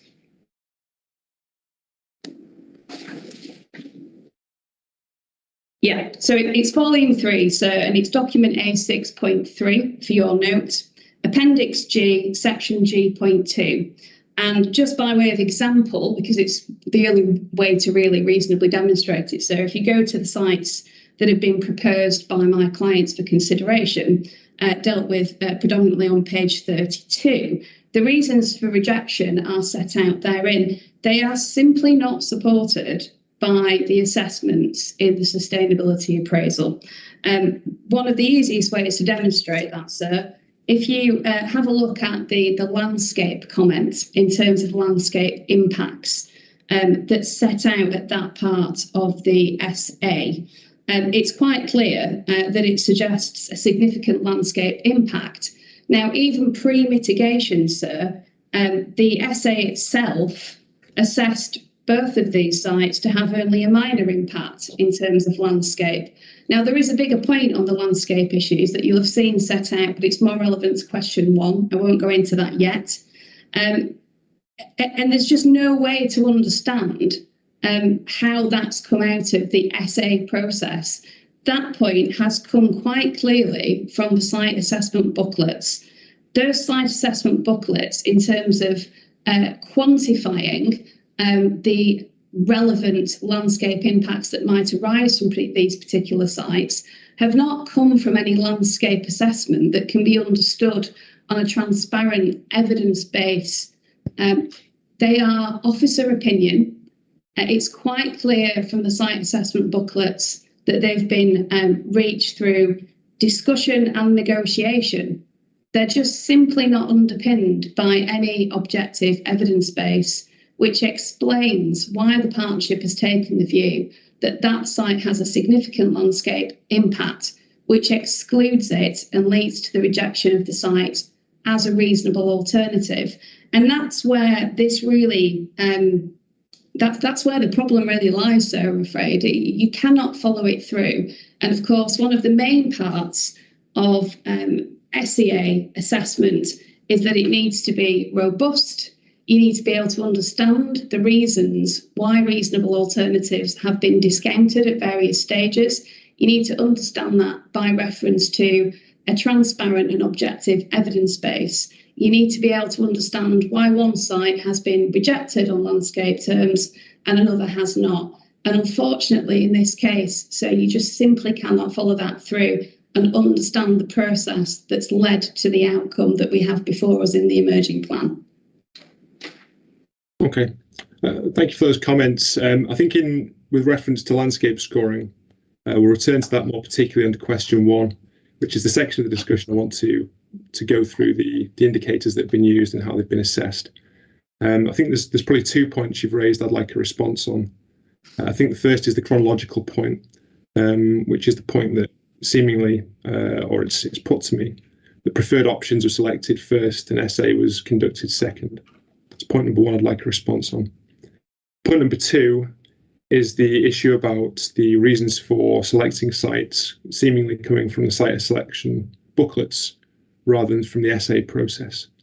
So I appreciate there's Mr. Magnuson's had his hand up for a while. If I ask him to wait for a second, I'll go to the council first, then allow him to come in. Okay, so response from the partnership. I'm making the same mistake Mr. Warden's made. Partnership first in relation to those 2 points, please. Hi, sir. I can certainly come from an SA point of view to answer some of the points discussed and to share with you the importance of the SA process and the SEA process is to identify whether or not there are significant environmental effects arising from reasonable alternatives. The SA process has done that, and it's published it in the Reg 19 document. And the information has been used by the council, and that's how they've arrived at their, the current version of the GNLP that they have. that's a fact. That's what the SEA process has to do. It's what the SA process does. It's assess them objectively using the same evidence base that applies across the plan, and the authority have used that information to finalise their booklets and decide which sites are going into the plan or not. Thank you. Okay. And do you see no issue with the use of the site assessment booklet's conclusions to inform the reasons for selecting sites in Appendix G of the essay? I think that was one of the points that was raised. I respectfully, sir, I'm not involved with the selection process. I submit the essay to the council, and they then select the sites. Obviously, the essay takes the selection decisions and publishes them, as is the requirement, and we've done that in Appendix G. Okay. Mr. Bird, did you want to come in as well? So, if I may, it seems to me there's a fundamental misunderstanding underlying the points which are being made, and that is that in some sense it's the SA process which makes the decision as to which sites which are allocated. It's not. The SA process is a procedural process of assessment which informs site selection. The site selection process is undertaken by the authorities as the decision makers. They take account of and did take account of the SA process in their decisions and deciding what sites were to be allocated. And it is then the requirement of the sustainability appraisal report, in compliance with the environmental assessment of plans and programs regulations, to set out an outline of the main reasons why the selections were made as they were and why sites were rejected. The SA process here does precisely that. And the point being raised is really a criticism of the reason given for the site selection and not selection in relation to this particular objector's site. But they know and can see the reason why their site was not selected, and they will be able to pursue that reason or the decision in favour of the preferred site at the relevant site-specific stage of this examination. So as far as the SA process is concerned, it is robust, and in terms of the site selection process is concerned, that is robust. There's no legal error in either process. Okay. Thank you, Mr. Bird. And just to return to the first point I asked following Ms. Ogley's comments about the chronology and the assertion that's been put that so-called preferred options were selected first and then an SA process followed. Could I have a response on that point as well, please? So certainly, chronologically, the SA has been running for about 4 years now, alongside the partnership producing their plan. There has been several rounds of site assessment, and each time there is a process that's well known as iteration, whereby the assessment team, the SA team, receives the reasonable alternatives. Those get appraised, and they get sent back to the authority, the partnership. And I would say to you that the chronology isn't quite as black and white as it perhaps is being suggested. All I can say from an SA point of view is that the SA has influenced the plan directly. And chronologically, there's been a forwards and backwards and forwards and backwards over several rounds, and those are documented in the partnership's response to MIQs, which I think is possibly E1.1. I would have to check that reference. Okay. Just to say before we carry on, if I'm bowing my head towards the camera, it's because I'm taking a note, and that's where my notepad is on my desk. If anyone's lost as to why. Okay, Mr. Magnuson, you've been very patient. Did you wish to come in and make a point? Yeah, thank you, sir. I think the reason I've come in today is really because I understand that as part of the procedural process that you're not looking at the merits of alternative sites. But I have clients who do have alternative or omitted sites, and I think the consideration of those is important because it does go to the soundness of the plan in general terms. Following discussions this morning, it is about chronology is one of the main issues I want to raise, because it's how my client's site was treated in respect to the SA process. And I'd like, if you can reference our representative ID number, which is 23247. My client's site is GNLP 4058, and that's Chedgrave. When I look at the sustainability appraisal for the local plan, and if you look at my representation made at the Regulation 19 stage, and I suggest that you look at the PDF and not just the summary of the comments raised. It's important. I can let you have that PDF. That's not a problem. I can email that directly to you. But you'll find, or I find, that my essay actually performs better than the other two sites that have actually been taken forward in Chedgrave and Loddon. And when I read further as explanation for that, I find that if my site were to be allocated, then it would overwhelm public services within this settlement. Well, surely logic dictates, if the essay leads, as I suggest it ought to, that my site should have been selected ahead of those other sites so that it could have been included in the assessment of where the tipping point for that particular settlement is. So I think it is. So I think that's why I wanted to bring it to your attention, because I think it is important, because it does go to the heart of standards of the local plan. And although I understand you're not looking at omitted sites later on in the process, without looking at the omitted sites and how the essay has been undertaken and how fair the approach has been to site selection, this is an issue that does need to be raised at this stage. But I've left it with you, my representation ID, and as I say, I can let you have a full version of my comments, my Regulation 19 submission, if you need that. But that's the only point I wanted to raise at this stage. Thank you, sir. Okay. Just to be clear, I've read your representation of Reg 19, and it's alongside a number of others makes detailed site-specific points, references to the scoring. There are comments about inconsistencies or perceived inconsistencies, perceived factual errors, and other issues about the site assessment. My view is it wouldn't be a manageable discussion to go through each one of those today, which is why I said in my opening that I'd like to get the council to go through each of the points made at Reg 19 stage in relation to site-specific matters and in the hearing statements, and provide a schedule. I think we'll discuss that perhaps in slightly more detail at the end, but I don't want to get diverted into a blow-by-blow account of each score for each site, because I think it will be here till midnight tonight. And also the focus of my questions really is on the broader approach. So we can discuss the methodology, but I think when it comes to those site-specific comments, I'll need a comment from the council on each one of them, and that will be subject to consultation at the appropriate stage. But that's how I intend to deal with the site-specific scoring and other issues that have been raised.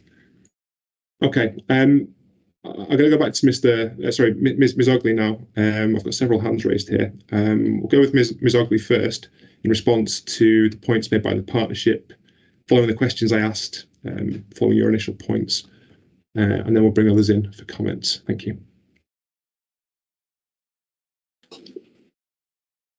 Thank you, sir. I'm grateful. Just one short point. Mr. Bird is, of course, absolutely right. That what the essay is supposed to do is inform selection and inform the process of assessment of which sites end up being the preferred sites and which sites do not. What that means is that you've got to be able to find a way of understanding how the assessment has resulted in the selection of the particular sites.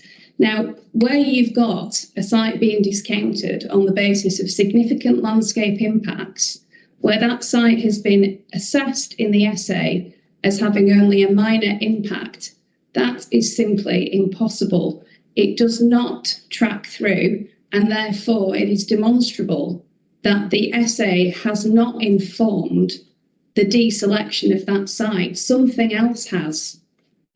What, we're not entirely sure, but it would seem that it is the assessment of the site unevidenced as set out in the site assessment booklet. That's the only place that you can go to that gives any explanation as to where the characterisation of that site having a significant landscape impact comes from. That's on this particular issue, so I think that's as far as I want to take it for now. I'm grateful. Okay, thank you. There's a few hands raised. I'll let the partnership respond to that point, then I'll bring in Mr. Neil. Thank you. Yeah. Yes, I'd just like to touch on the point about chronology that was being asked about. And it's the point I was trying to make earlier, that the planning assessments were done from the beginning of the process. The essay was done basically in tandem with it, and the information from the essay fed into that process. And although we were calling sites preferred options, we had not made a decision on those sites. So before the decisions were made, the Reg 19 stage, the essay information was taken into account, and that's set out in the site assessment documents. Also in the site assessment documents, there is the methodology that was followed. That's explained in document B 1.1, because I think that was another point that was raised about how they were done. And so that long process was done, essay included into it. And did those sites identified as preferred options in the initial stage, did they carry through to be the options that were selected in the final plan as submitted? The vast majority, at least, yes. I couldn't tell you whether it was every last one, but the vast majority, yes. But if you think about it, why would the planning assessment be very, very different from the essay assessment? They go through similar processes in a sense.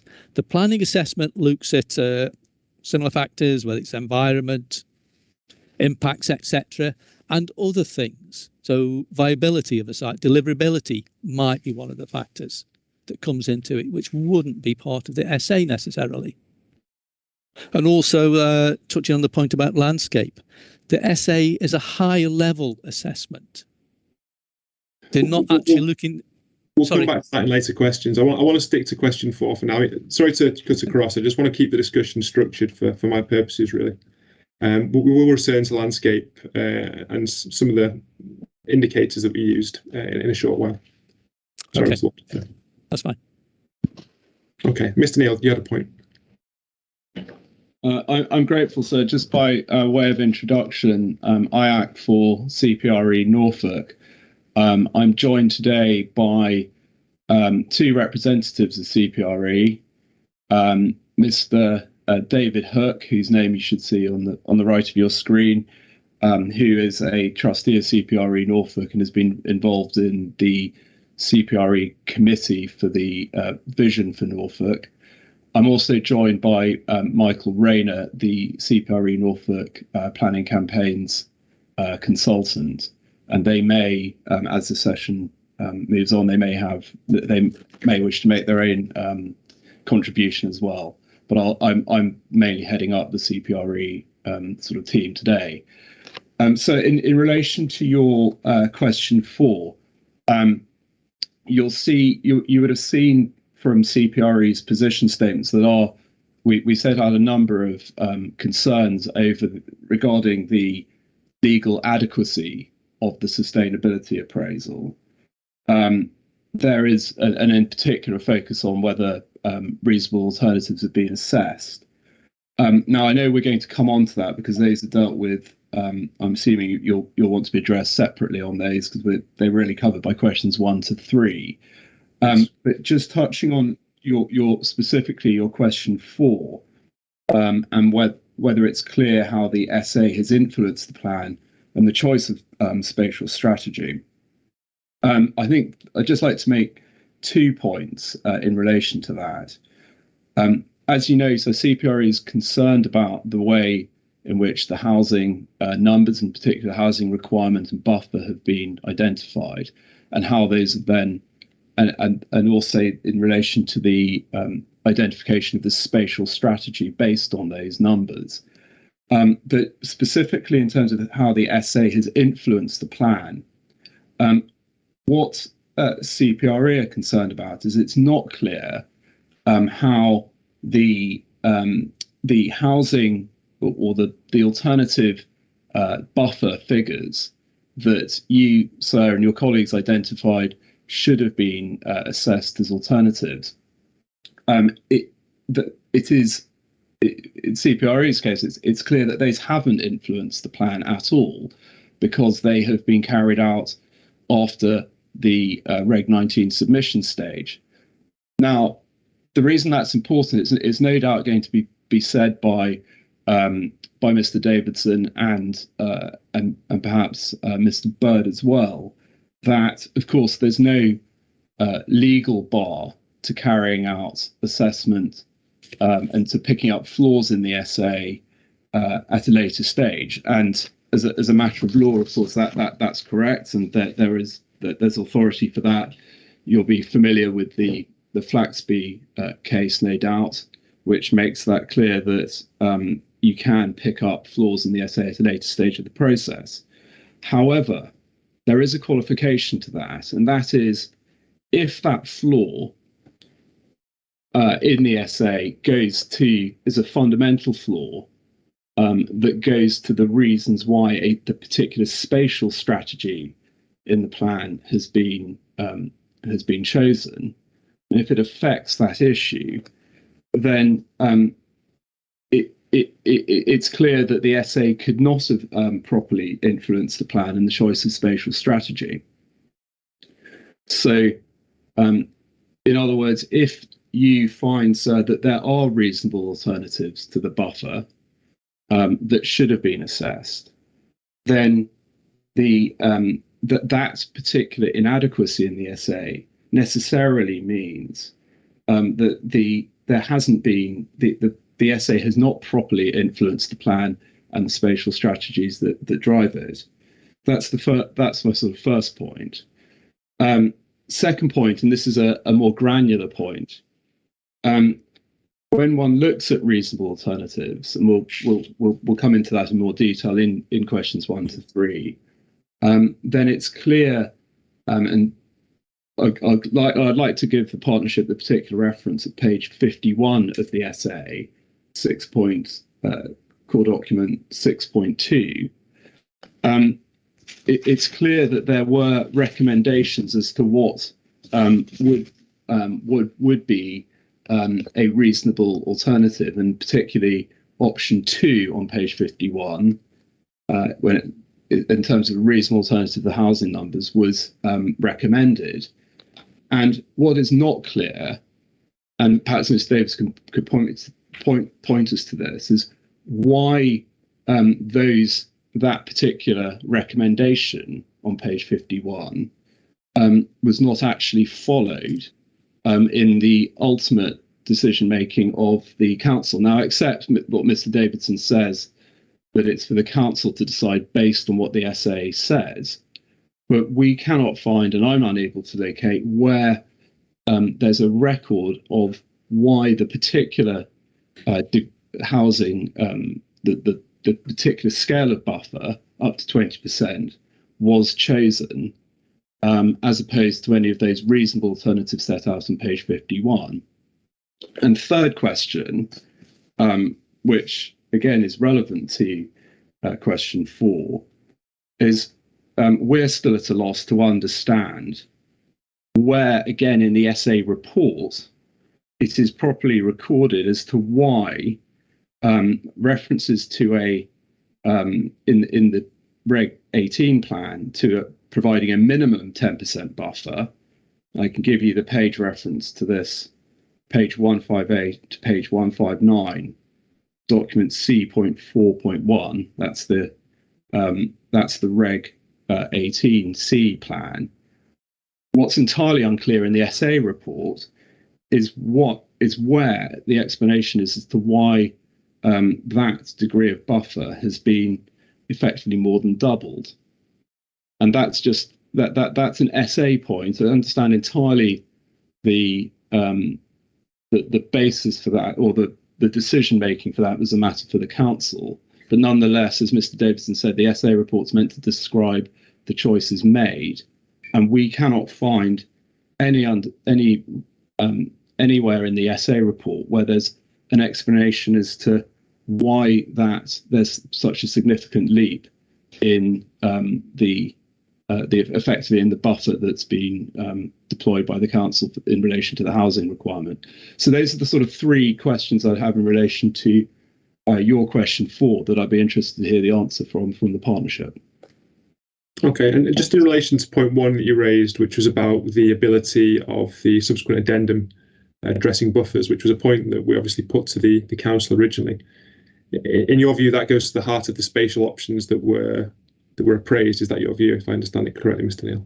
Indeed. I mean, it stands to reason that the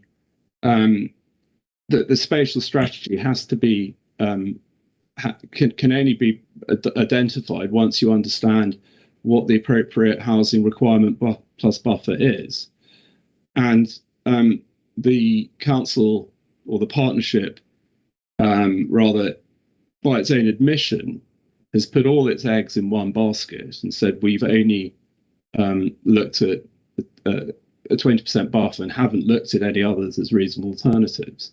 And that does go to the heart of the spatial strategy, because if that's not right, and if a lower buffer is appropriate, then clearly that would affect what kind of spatial strategy you should light upon, and whether you, and in particular, whether you need to go for the or need to choose the more dispersed, inverted commas, growth strategy that's been chosen here, as opposed to one that concentrates itself more around the urban area of Norwich. And clearly CPRE would is interested in, or has a concern as to why that particular option concentrating around Norwich has not been chosen. Okay, can I have a response in the first instance to that first point, please, from the partnership about the ability of the addendum to address the choice of spatial options, and whether it indeed does address spatial options? Thank you. Great. Thank you very much. Lots of questions there, but I'll stick to yours, sir, which is about... Sorry, just before we start, there were 3 points, and I'll take them in order. I've made note of all of them, so they won't be lost, but we'll deal with that first point first, yeah. Great, lovely. So, I mean, I think the overwhelming point to understand about all of this is that the SA process has taken reasonable alternatives for both housing number and spatial options as provided by the councils. Now, as inspectors, you came along and said, okay, partnership, could you look at lower buffers, please? However, at Reg 18A, housing numbers were tested, and there was a consultation run on that, and comments came back in, and the plan proceeded. And when we do SA, as I think Mr. Neal has alluded to as well, there's no point in working up a spatial option if you don't know your housing number options. That is abortive work. So once a number had been identified, whether that number was right or wrong, it was then run through a number of spatial options. Now, just to help clarify any lack of transparency in the Regulation 19 document, we produced an addendum to look at spatial options explicitly, and then another addendum to look at how housing numbers with different buffers would perform. That document, D1.6 in the evidence library, is quite clear that it is an assessment of housing number, and we know that it doesn't look at spatial option in there because that would need some differentiation amongst the allocated, or not allocated, but proposed new housing number of 10,000 homes. You will be aware, sir, probably, in the Regulation 18C SA document, that there was an assessment of spatial option in relation to what is more or less a 10% buffer, 44,000 homes approximately. And it's clear when we look at the assessment performance of that, with the assessment performance of the 49,000 homes, that there is little difference in SA terms. That is because the SA process is high level. It deals with orders of magnitude. And I think it's fair to say there are trends that emerge when you're dealing with a high level assessment of this nature that do say the obvious. And they do say things like less number of houses, better for the environment generally, more number of homes is going to lead to benefits for economy, education, social gains. So in terms of the addendum that was prepared and it dealt with housing number, it does assess the housing number for 10% and 1% buffers. We would probably contend that 1% buffer isn't actually reasonable, given that the guidance from government is to have at least a 5% buffer in a local plan. So that's what it did. It assessed housing number. It doesn't do spatial option. However, if you were looking for how spatial option performs, I would turn to the Regulation 18C SA report, which does include an assessment of the 44,000 homes that were discussed at that stage of the plan making. Okay. Thank you. Mr. Neil, did you want to respond to that point?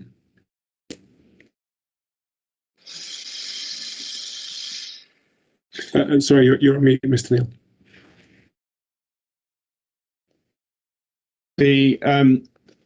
I think, well, in terms of whether that was assessed as a reasonable alternative, I mean, that clearly is relevant to questions 1 to 3, and I'll come back to that if I may when we come to those questions. But what's been asserted by Mr. Davidson doesn't actually accord with. I'll just make a note. Doesn't actually accord with what the hearing statement of the partnership says, where it says in terms, and we can take to the references if you like, that alternatives to the 20% buffer were not assessed at Regulation 18. Were not assessed, and you can see that by looking at page 51 of the essay anyway, where you can see what where the buffer alternatives were assessed, and there's no reference to a lower buffer.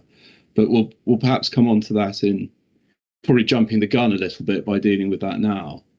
Okay. But that's inconsistent with what is said in the hearing statements of the council and indeed page 51 of the essay itself. Okay. There were two other points that I perhaps just want to say at this stage, because I'm mindful that we've got a lot to cover and not a huge amount of time to do it in, really.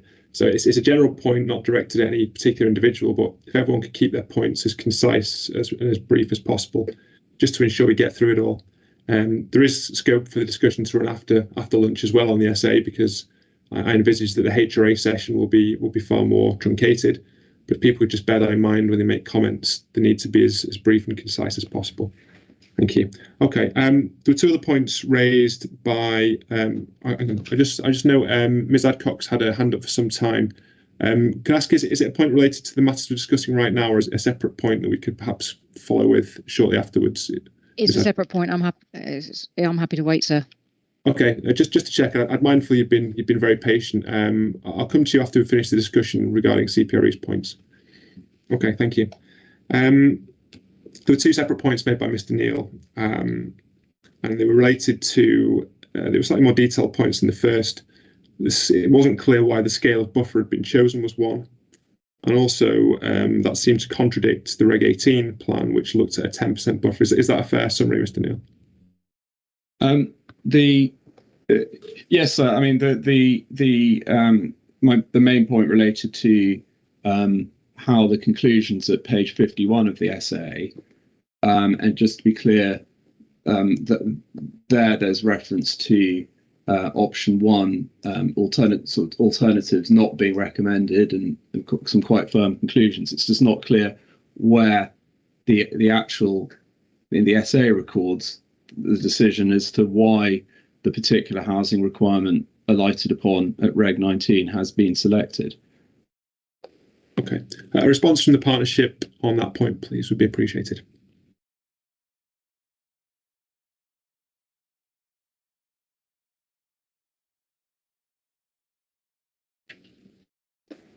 Hi, hello, sir. Sorry. The addendum, document A6.5, explains the full background to all of the spatial options that have been appraised, options 1 to 6, as well as the 7th one, which emerged through the Reg 19. The councils have explained why they chose that, and they have published that. And I can't remember if it's in the MIQ or if it's in another document that I don't have to hand, but I'm happy to come back to you with a more specific answer once I've had a chance to discuss it with the council. But certainly from an essay point of view, it has been assessed. That's what we have to do.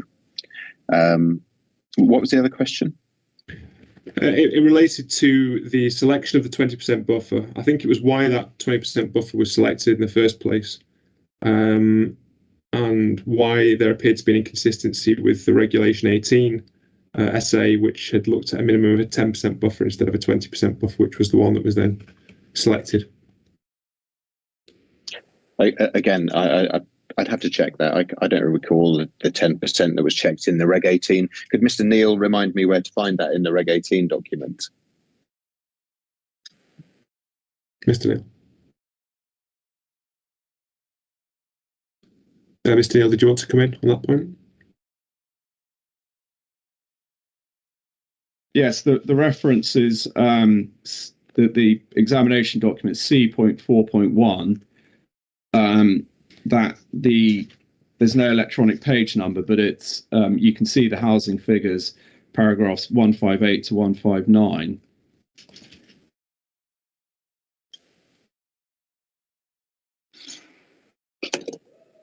I'll have a look at that, Mr. Neil. Was that document, who published that document? Sorry.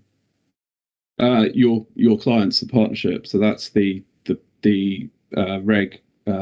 It's one of, I think it's the Reg 18C version of the plan, published on 17th of December 2019. And it says the publication version of the plan will aim to provide a minimum 10% buffer.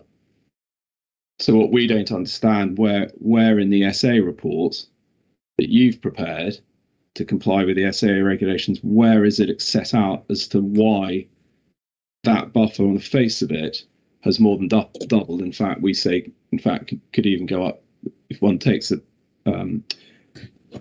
If it takes into account windfall allowance, it actually goes up to 33%. But why has it doubled from 10% to more than 20%? And where in the SA report has that decision and that choice been set out?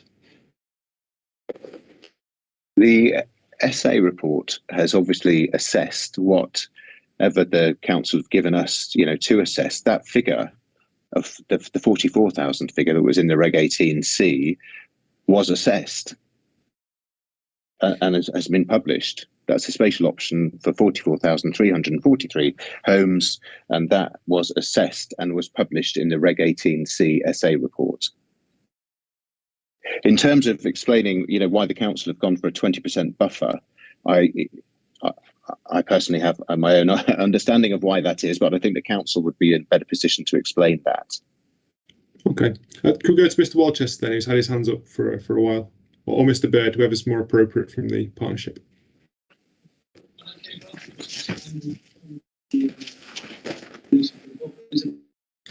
Mr. Walchester, you're on mute. Sorry.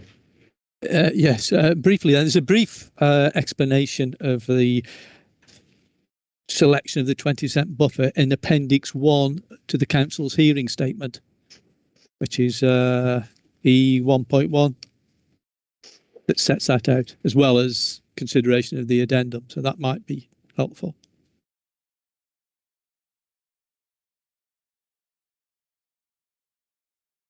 Okay. Mr. Bird, did you wish to contribute as well? So just to say, obviously, we'll look to see the extent to which the reason is given in the essay material already before the examination. If there's a need for a short addendum just to include the reasons within the essay as to why those decisions were taken, then we'll give some thought to that. Okay, if it's going to require a period of people going away and referring to documents, we'll move on to another point now. We can perhaps pick it up a bit later on if that's helpful. I don't want people feeling in a huge rush to locate something and come to an immediate view. If it can be dealt with perhaps straight after lunch, is that helpful to the partnership at all? Would that be necessary? Yes. Okay. So that'd be helpful. Okay, I'll make a note of it, and if I don't return to it first thing after lunch, just to be on the safe side, please bring it to my attention if that's not the first matter I return to. But let me do a post-it note so that possibility is minimised. Okay, Ms. Adcock. Thank you, sir. Thank you, sir. It's Helen Adcock on behalf of Giles and Son.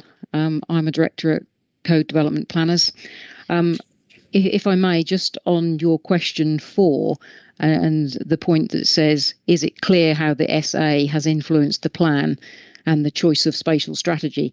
Just picking up on other participants' points, and particularly Mr. Walchester's response to the other participants on this. In terms of the transparency, Mr. Walchester said earlier on in relation to the chronology that the assessment booklets and the SA have run in parallel for many years.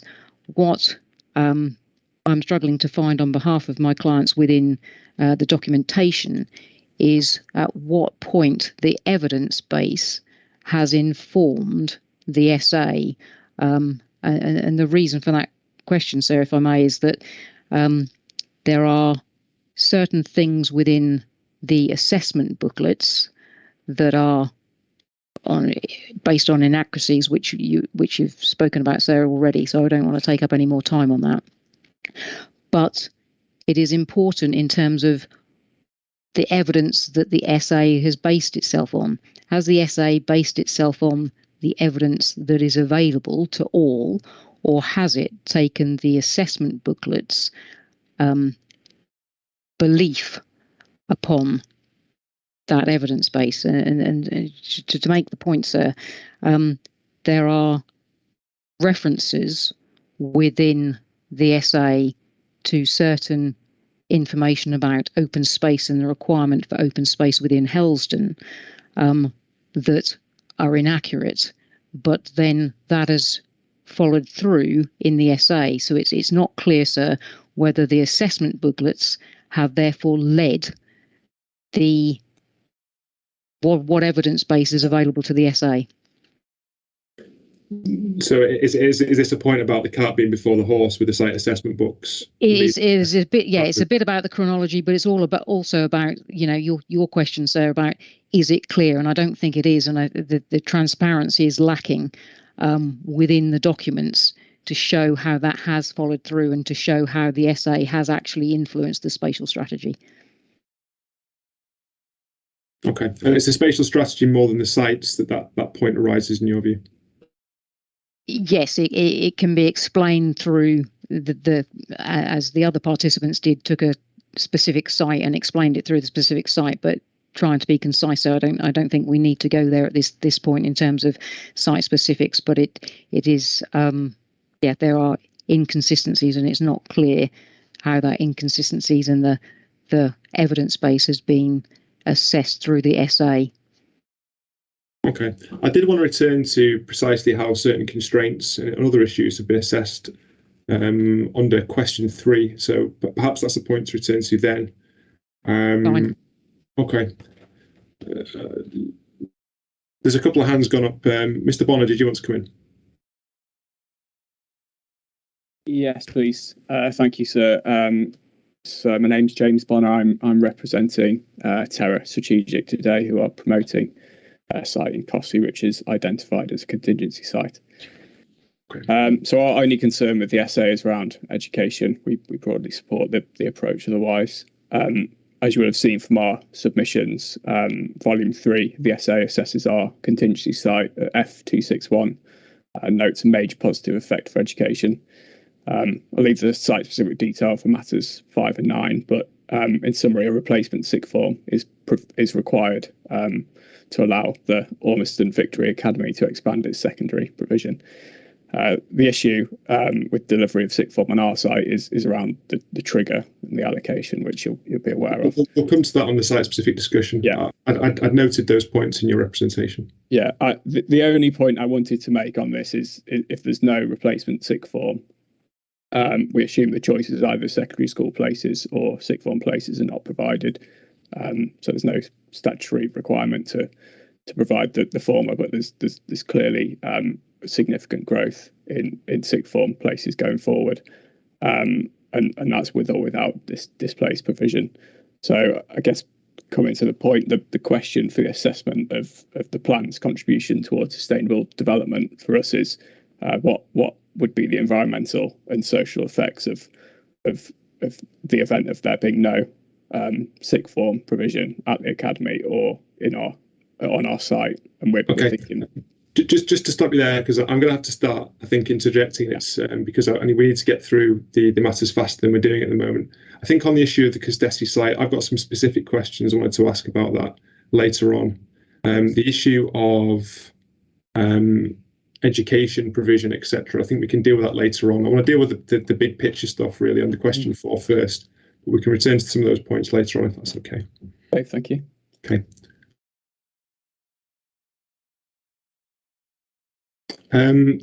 There's a few hands up. Mr. Turney, did you wish to make a quick comment on the discussion we're having right now? Thank you, sir. Richard Turney on behalf of Welbeck Land. I just wanted to emphasise one of the points we made in our hearing statement in respect of the approach to village clusters, which goes to question 4 and the way in which the essay has informed the spatial strategy. The approach to village clusters described in the essay as being innovative. And there's a note, for example, in the Regulation 18C essay of a particular issue in respect of transport sustainability and the negative effect against that criterion. The simple point is this, that because the village clusters don't have any sort of site-specific analysis, it's left to another plan to come forward to identify specific allocations. The consideration of the village cluster policy and the approach to the spatial strategy in allowing a significant number of houses in the village clusters policy is poorly assessed in the essay.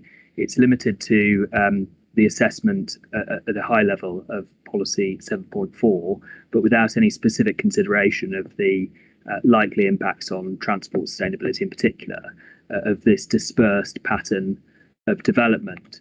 And we say that in those circumstances, there's a difficulty in understanding how the essay findings, which essentially identify a sustainability problem with that policy, have fed through to the continued selection of that as part of the strategy. And in your view, is the explanation as to why that particular alternative has been chosen not been explained in the essay? Precisely so. I mean, that's the essential point. It's light because of the way in which it's left to later consideration, later allocation. And the result is that we see very little about the village cluster policy. And where we do, on my reading, it's identifying problems in terms of sustainability. And it's hard to see how that's been taken forward into the selection of the spatial strategy. Okay, quick response to that point from the council, then I'll go to Ms. Ogley, who's had a hand raised for a while.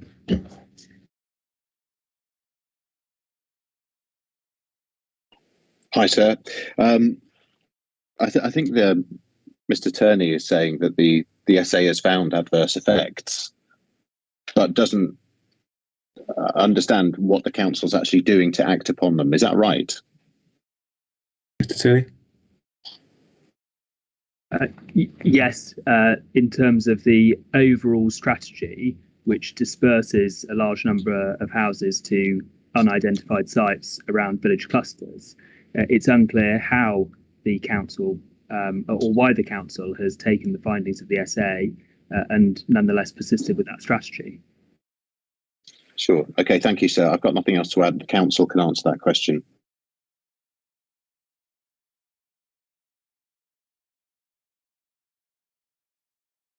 Okay, is the councillor, sorry, is the I wasn't quite sure who responded then. Is the partnership responding? Sorry. Sorry, Mr. Davison, you're on my screen as I'm looking Camera at it. went off. Camera dropped off. Yeah, sorry, I do sir. apologise. It was a voice from the darkness from my perspective, but apologies. But please continue. Sure. Yeah. No, I was just saying the in terms of the essay, obviously it's assessed it, and if there are negative effects, the council have got a job to do with selection and rejection there. So the council would know the reasons why, rather than the essay. But I should add that there's not large numbers of houses going into the villages. Just for clarification, the highest number of homes are allocated into the city by a long way, and these wider issues that were referred to by Mr. Turney, such as across the area, they're dealt with in the spatial options assessments. Thank you. Okay, Mr. Worcester, do you just want to add a very brief comment from the partnership's perspective to supplement what's been said? Go ahead. Very, very briefly, yes. The strategy, it isn't a dispersal strategy. It's a concentration policy, effectively, and that's explained in the topic paper. And also about the village clusters. Again, topic paper 1 on policy 1 growth strategy explains these issues. Okay, thank you. Miss Ugly, did you wish to come in? You've had your hand raised for some time. Thank you, sir. I'm grateful. Just a query, really. One of the things that's relevant to question 4, potentially, sir, in terms of how the SA or SEA process has influenced the plan, is how the partnership has responded to consultation responses that have been submitted during the consultation process. Now, that could fall into issue 3. So I just wanted to check. I do apologise to cross you off. That's on my list of things to cover. So I do assure you we'll come back to that. I'm grateful, sir. Okay, I do want to get back to my list of questions. I'll take some brief comments from those who've got hands raised. So it's Nicole Wright in the first instance.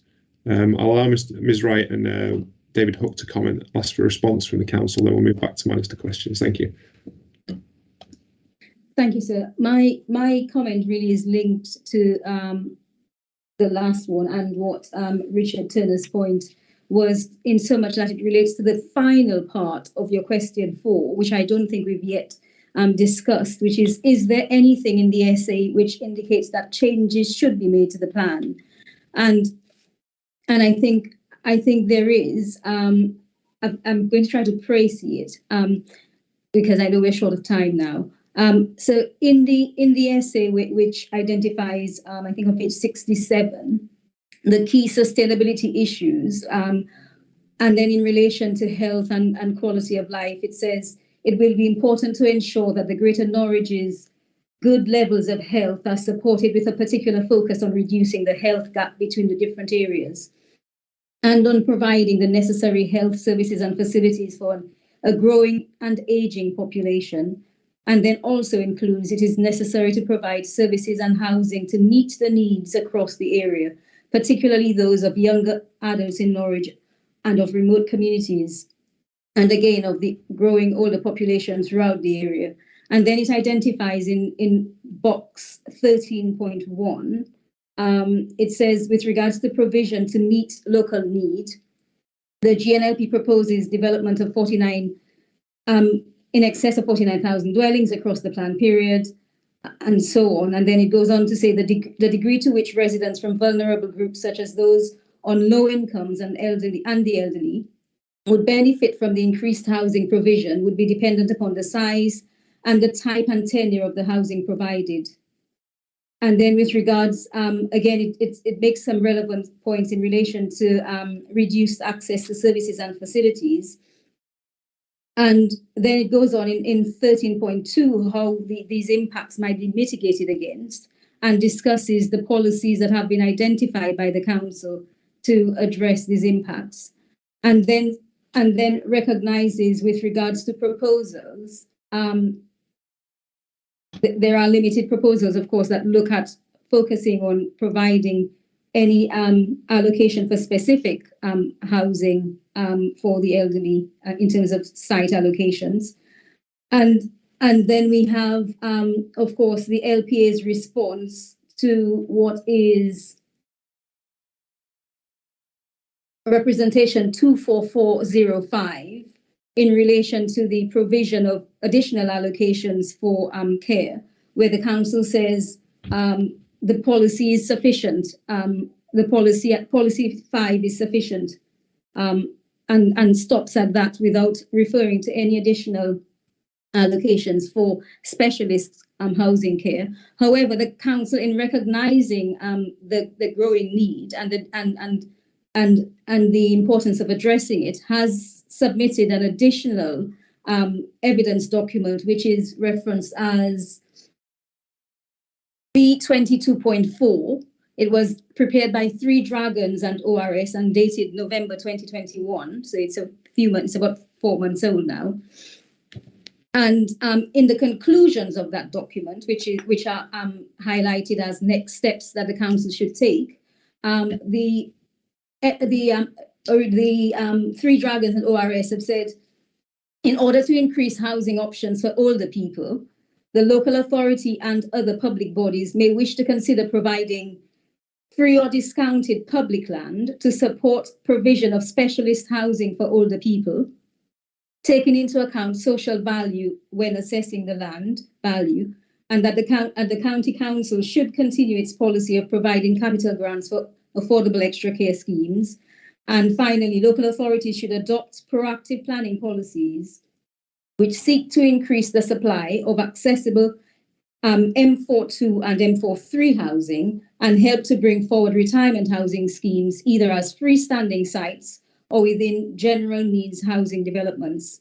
Now, I suppose to summarize, my point here is that I think given the findings of this new evidence document and also the assessment of the SA with regards to the need for addressing the aging older people's care and need for accommodation housing in the future, identifying the shortfall in the evidence-based document. My question to the partnership, the councils, is how are they, what is their response to the number of sites for care provision that have been provided and discounted, given the need identified by the SA and this new evidence-based document? In summary, there's a lot more I wanted to say, but I've tried to proceed as much as I could. Thank you, Ms. Wright. It strikes me, and perhaps you'll tell me if I'm wrong, that those points go to soundness rather than the legal compliance of the SA. Is that a fair thing to say?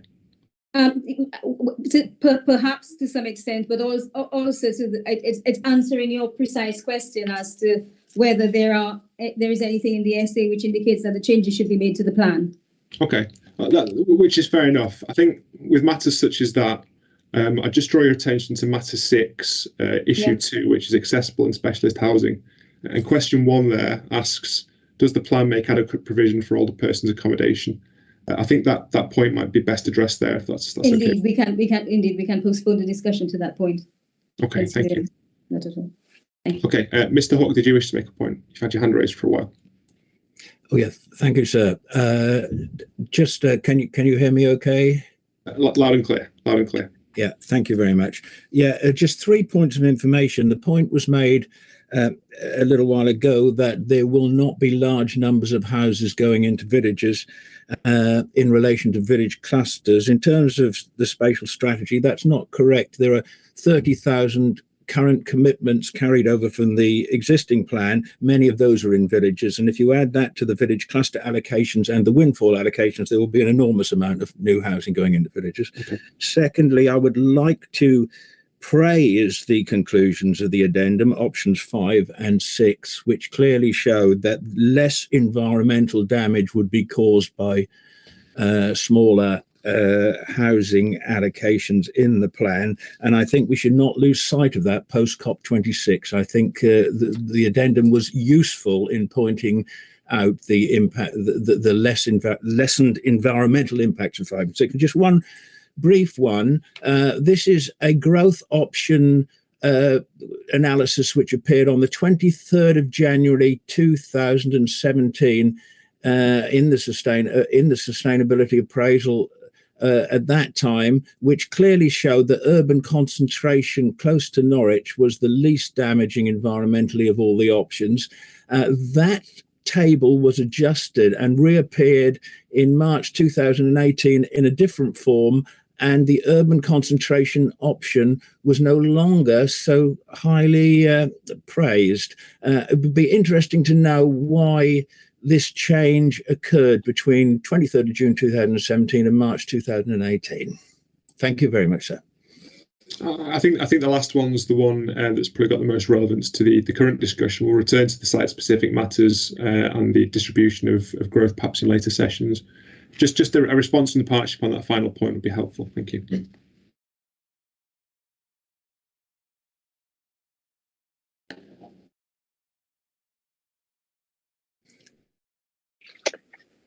Hi, sir.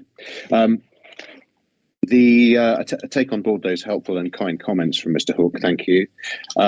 In terms of the plan was prepared and has been prepared on an iterative basis, and obviously performance can change at any point, depending on various factors such as available data, new legislation, or the scope of the reasonable alternatives. I think for the purposes of plan making, the SA report does identify the reasonable alternatives and includes an appraisal of their performance using the SA framework and associated methodology. I think the March 2017 report and findings were clearly very early in the plan making process, and have possibly, it is possible that performance changes when you look at other factors going forward, but it's quite a while since that was looked at. And I think the addendums, documents D1.6 and D6.5 are more up to date, basically. Okay, and so the 2017 report, did that sit outside of the SA process, and was it part of the initial preparation for the plan? I think it was, yes. It was certainly before my time involved with this. Okay. Right, I think I want to get back to my list of questions now. We've had a long series of hands up and follow-up discussions, much of which is useful, and it's probably covered some things I was going to cover later on anyway.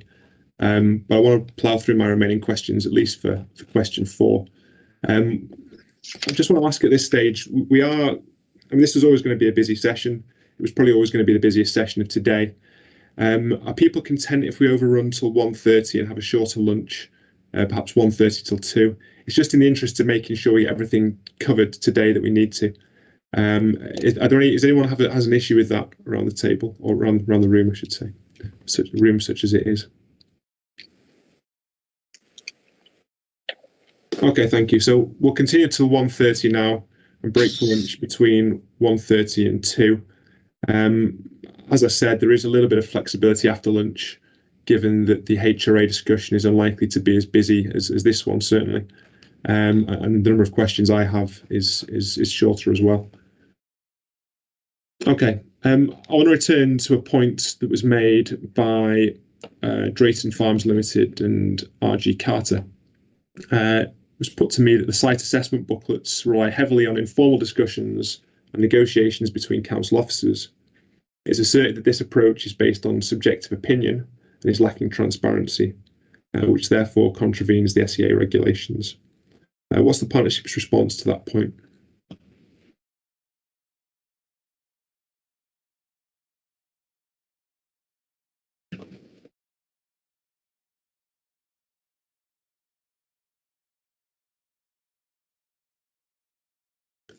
Is there a screen freeze issue? More an issue of not being able to unmute myself. Okay. Yes. So there was, if you like, an assessment by officers of all the sites. Various officers, including that planning officers, highways officers, landscape officers, heritage officers, who assessed those sites. So yes, it is their assessment. Sorry, is my image frozen? I do apologise. Is my image frozen too? Can people see me? Yes, you are frozen. Frozen, right? It is, sir. You are. Is that better? Yes. Perfect. Please tell me if that happens again, especially if it's in an unflattering pose. But, sorry, Mr. Walchester. Please continue. Yeah. So it's an objective assessment by planning office based on criteria, starting with the HELA assessments. etc., and going through that process. And then the SA, as Neil has been saying, is its own separate process that feeds into the planning assessments and utilising its own criteria. So there have been objective assessments from both sides, if you like. And the information one feeds into the other. Okay. Ms. Ogley, that was your point I put to the partnership. Do you wish to respond? Yes, thank you, sir. I just want to draw your attention to paragraph 1.8 of document B1.1, which is the site assessment process and methodology, which relates to the site assessment booklets. So it's made absolutely plain there that actually what happened was discussion and negotiation between officers as to which site should be chosen. That's what it says in terms. That's not an objective assessment. It's also entirely impossible to understand what objective evidence the officers were looking at. What were they taking into account when they came up with the site assessment booklets? You just don't know. There's nowhere in any of the evidence library that informs this plan that explains that to you, sir. And I'm afraid that is a bit of an insuperable obstacle for the partnership. Thank you, sir. Okay. Does the partnership wish to respond? There's Mr. Worcester and Mr. Bird have their hands raised there. Happy to hear from others. Yes, obviously would invite you to look at the site assessment booklets, which set out very clearly why sites were either chosen or rejected. And that's standard evidence for almost all local plans. Obviously, it involves inputs from various work streams, but I don't believe Ms. Ogley genuinely, as opposed to forensically, does not understand why her client site was not chosen. And obviously, as far as the preferred sites and allocated sites are concerned, you'll have the opportunity to test the evidence base in due course when you come to consider the sites. Okay. And am I to take from Mr. Worcester's comments that you regard the site assessment booklets as fundamentally being separate from the SA process? They're not part of the SA. They interrelate with it, in your view? So they're not. As far as the SA process is concerned, that's a strategic environmental appraisal. And that recognises where, for example, there may be absence of detail, which makes the assessment process a high-level one. Landscape is one example of that. And so we'll come back to landscape, as I know you've indicated that. So in terms of the site selection process and decisions as to that, there will inevitably be additional, more detailed assessments which feed into that process. But both work streams are taken into account in site selection. And then the decision and the reasons for the decision or decisions is then fed back into the SA process to be summarised as the main reason for the choice being made. And that all complies with the SEA regulations. Okay. I'm just wondering because, Ms. Ogley will tell me if I'm misinterpreting her position here. But my understanding of one of her concerns was that the lack of transparency and the subjectivity inherent in what she perceived to be inherent in the roundtable discussions led, if I understand correctly, to a conflict with the SEA regulations. Would that apply if the site assessment booklets sat outside of the SA process, I suppose, is the question I'd have. Well, no, because as though there are two discrete processes. One is strategic, and then one is looking in more detail at the evidence base in relation to the, as it were, the detail of the sites. Okay. And it's not, there's no absence of transparency because the site assessment booklets set out very clearly why the decisions were taken and the basis upon which they were taken, so it can be tested. And Ms. Ogley, frankly, is one of only a handful of people who are genuinely, or who claiming to be genuinely in doubt as to why decisions were taken. Okay. Ms. Ogley, did you wish to come back on the points that have been raised? Thank you. Just to make it absolutely clear, one can't understand reasons for a decision if one doesn't understand the evidence that was being referred to. It's really a very simple point. I don't think you probably need to hear much more from me on that. But I should also say, I know you have a question on this, so we can deal with it at that time. But the other issue on this, with respect to question 4, if the SA is going to influence the plan, then it must be that preliminary decisions about whether or not certain sites are preferred are capable of being influenced properly by consultation. That's what makes consultation effective. Some of those assessments in the site assessment booklets, in particular with respect to my client's site, have been demonstrably proven to be incorrect as a matter of fact.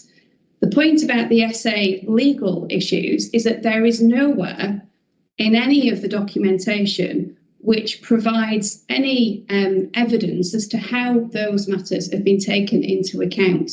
So you'll see that with respect to what the partnership says on this in document E1.1, if I take you to their paragraph of dealing with this particular issue, they actually put it into question 3 of issue 2 rather than question 4. I think it sort of goes across both topics, frankly, because it's relevant to both. They say, if new evidence arose during the plan making process, it was factored into the appraisal of reasonable alternatives in a particular group. I've been through everything in the evidence base that's before you that the partnership have provided, either in the essay or elsewhere in the document library. There is nothing that explains how evidence that's been submitted on particular sites has been taken into account as part and parcel of this process. We'll come back to the landscape issue separately, sir, but that's just something to have on your radar. I did want to, it very much was on my radar. I intended to cover the issue about submitted technical reports, benefits that are purported to be offered by alternative sites, and proposed mitigation measures under a separate question. So we'll return to those matters later if that's okay. I don't need to hear a response from the partnership on that point just yet. Mr. Burge, you've had your hand raised for a while. Is there a specific point you wanted to add? No, sorry, sir, that was a legacy hand. Apologies. Okay, I've got a couple of other hands that are raised. I'll take a couple of brief points from Hingham Town Council first, then I'll move on to Henry Asota Day. And then I've got a couple of other questions to wrap up question number 4. So Hingham Town Council first, please. Thank you. Hi, yeah, just to follow on from what the other Alison said. Obviously, you've read our representation. Some of it is a very, very similar point. In the site assessment booklets, in the sites that have been rejected, the final summing up does state that the site hadn't been allocated because it would swamp the services within the town. Well, to me, that doesn't suggest that the site was rejected because it was unsuitable. It suggests that there was a pre-allocation of a site, the preferred option, which has always appeared to be the preferred option throughout the whole process, despite the fact that it was overwhelmingly and completely objected to by the community. And during the Regulation 19 consultation, we did submit quite substantial evidence against the site that was selected. And however, the final summing up of the rejected sites, it said that those sites weren't allocated because it would swamp the town services. So why were they rejected if they are considered to be suitable, which it suggests that they were considered to be suitable in some way, but they were only rejected because allocating them would swamp the town? And that's the point, as I understand it, about the adequacy of the reasons given for rejecting or promoting a site. Is that a correct, a fair summary?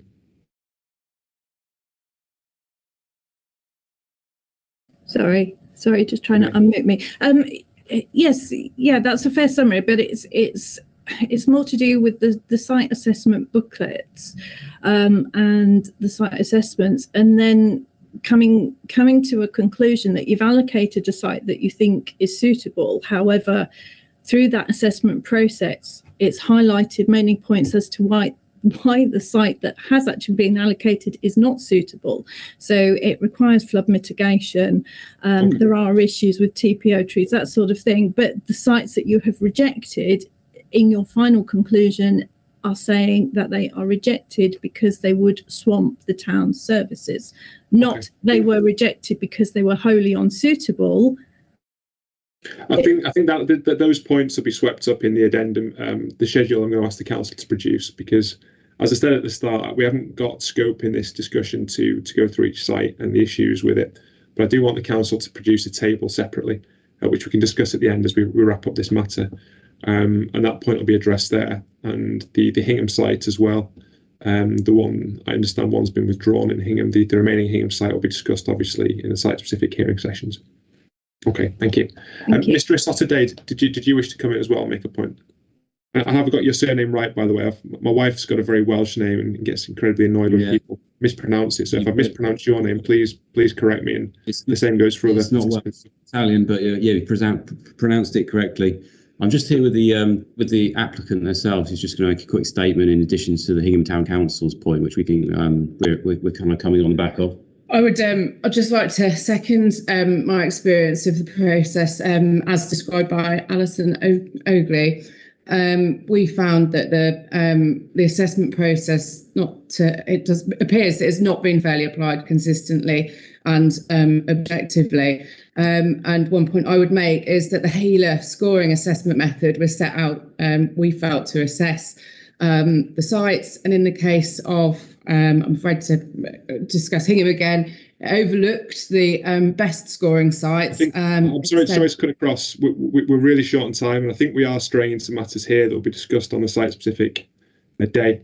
I don't want to hear anything about an individual site. It is actually the methodology, though, because to overlook your adopted scoring assessment, which was the HELA scoring assessment, and then disregard the outcome and then look to a more inferior scoring site, it does set the question, if you set out a scoring method and then ignore it, how is that a reasonable methodology?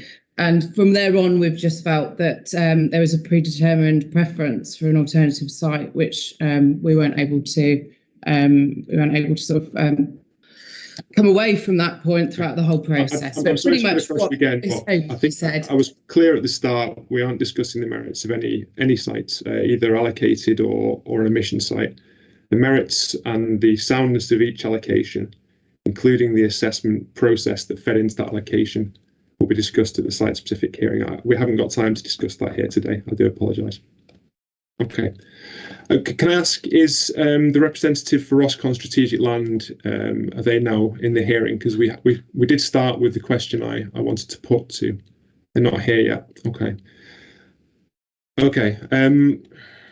Is there any indication, Annette, as to why have you had any correspondence from them? Is there any likely indication of when they're likely to arrive? Sorry, Annette, you're on mute. Apologies.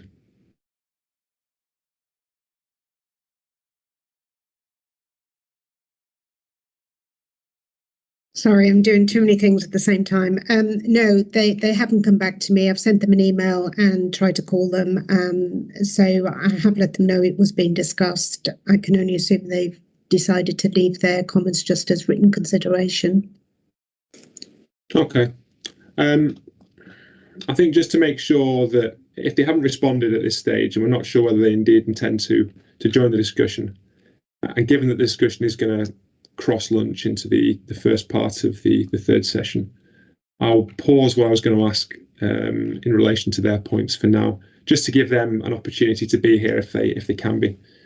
If not, we can have a brief discussion first thing after lunch. So there's 2 points for me to remember to return to after lunch. There's the return to the matters raised by CPRE and the issue of Roscommon Strategic Land.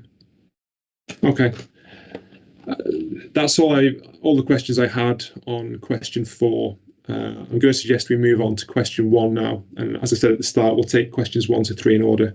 I just felt perhaps when the responses came in that it worked best for 4 to be dealt with the top of the billing, so to speak. Okay, question 1 is, have the likely environmental, social and economic effects of the plans, policies and proposals been adequately assessed in the essay? I want to limit this part of the discussion really to the indicators that have been used by the council and how they've been assessed. First question to the partnership. The Green Party have put to me that the loss of soils, and in particular best and most versatile agricultural land, has not been adequately assessed by the essay, and that land classification surveys should have been undertaken. What's the partnership's response to that point, please? Thank you.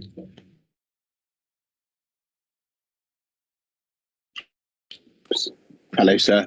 I thought that was a very good rep. There is a point about soil resource being lost. What's really important to understand is that the SA and the SEA process that we have undertaken uses only secondary data. So we wouldn't go out and be doing the kind of evidence surveys that the Green Party would like us to do for soils. So what we have done is use the available ALC, agricultural land classification data that we do have, and we've obviously factored that into the assessment process. And you'll see that the SA is quite transparent and does identify residual adverse effects on soil.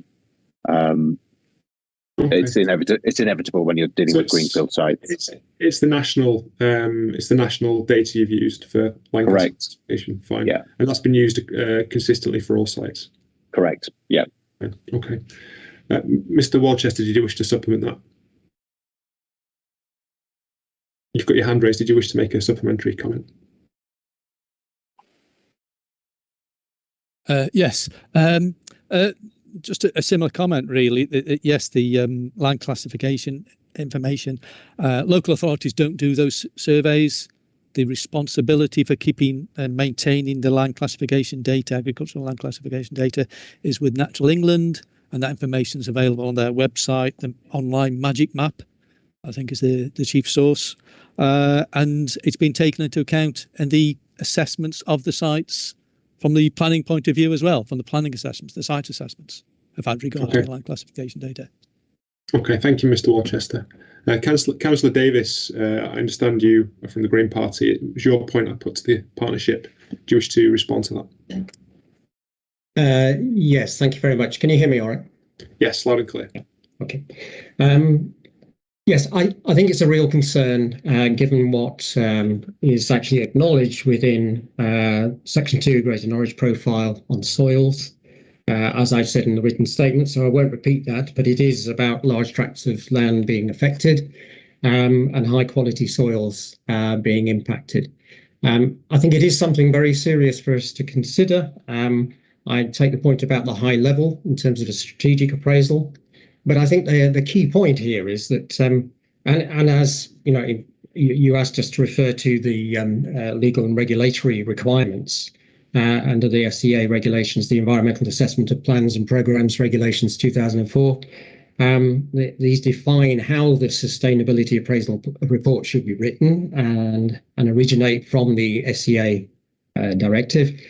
And under Schedule 2, information for environmental reports, there are 10 paragraphs. And paragraph 6F lists soil as an environmental factor, and the report should cover the likely significant effects on the environment, including short, medium, and long-term effects, permanent and temporary effects, positive and negative effects, and secondary cumulative and synergistic effects.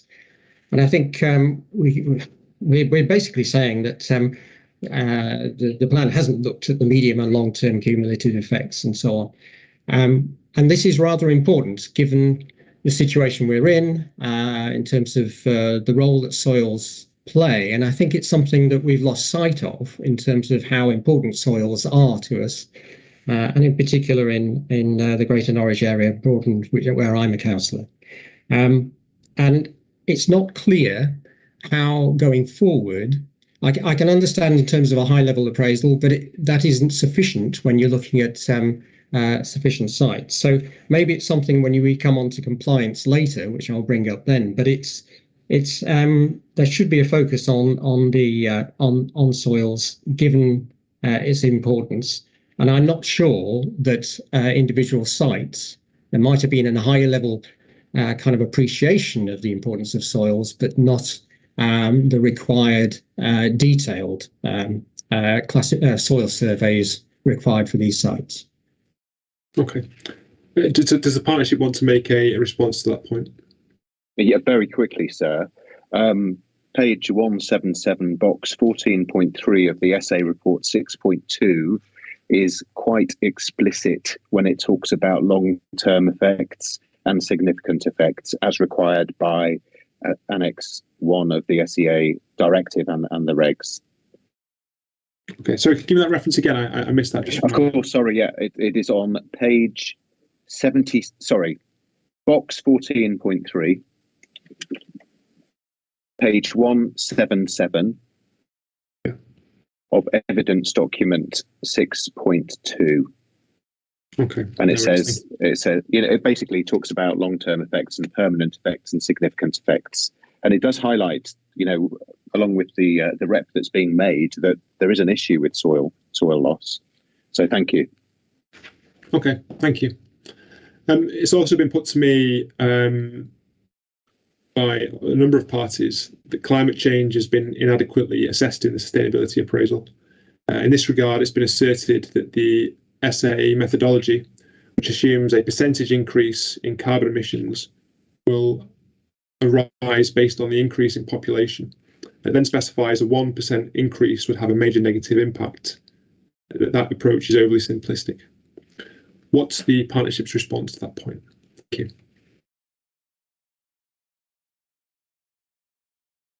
Hi, sir. The climate change, obviously, the previous rep set out what you need to look at in the SEA process. And yes, there is a requirement to consider the effects of a plan on climate change, and we have done that. And the conclusion of the essay process is that we have acknowledged there are going to be significant adverse effects. And it's obviously for the plan makers to respond to that. And the plan makers have responded to that. They've got several parts of the GNLP that deal with climate change. Sorry, Mr. Davis, I understand that point. I think the point that's been made is not that it's not been taken into account so much as that the means of assessing it in the essay is overly simplistic. So the point that was put, and I think it was Dr. Boswell's representation which made this point, was that percentage, simply assuming a percentage increase in carbon emissions based on the increase in population, firstly, and secondly, that specifying a 1% increase would have a major negative effect. That approach was insufficiently fine-grained.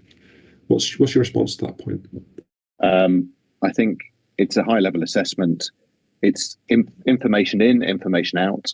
I don't have at my disposal a thorough carbon footprint analysis of the plan area, nor do I have any of the metrics that Dr. Boswell talks about.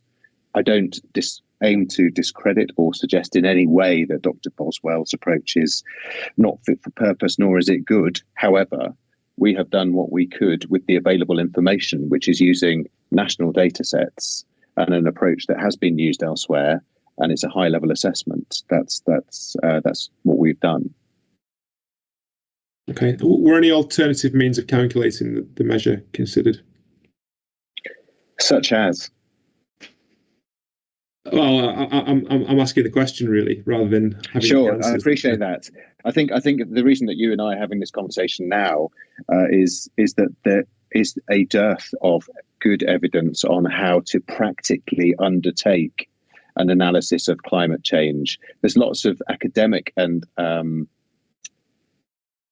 I've seen academic articles about how one might do it, but obviously the council is preparing a fairly high level plan. We're undertaking it with a fairly high level assessment process, and that's where we are and why we are doing it in this way. I don't, as I say, have more information at my disposal that would allow us to do a more forensic analysis. We would happily do that if we had it, but I'm not aware of one that we could be running with and using with, given the available evidence that we've got at the moment.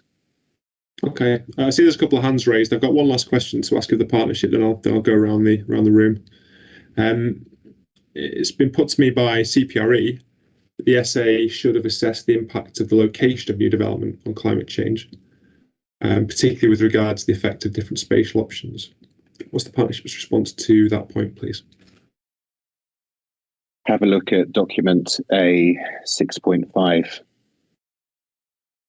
And there'll be a section on climate change which I can refer you to. Looks like it's on page 18.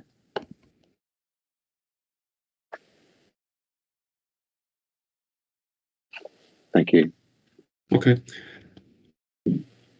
Okay, Mr. Neal, you had your hand up for quite some time. Did you wish to comment? So you stole my thunder, because that was the point I was just going to make as well, that we have raised that in our position statement, or our hearing statement on page 3. And I haven't had a chance to check that particular reference at A65, but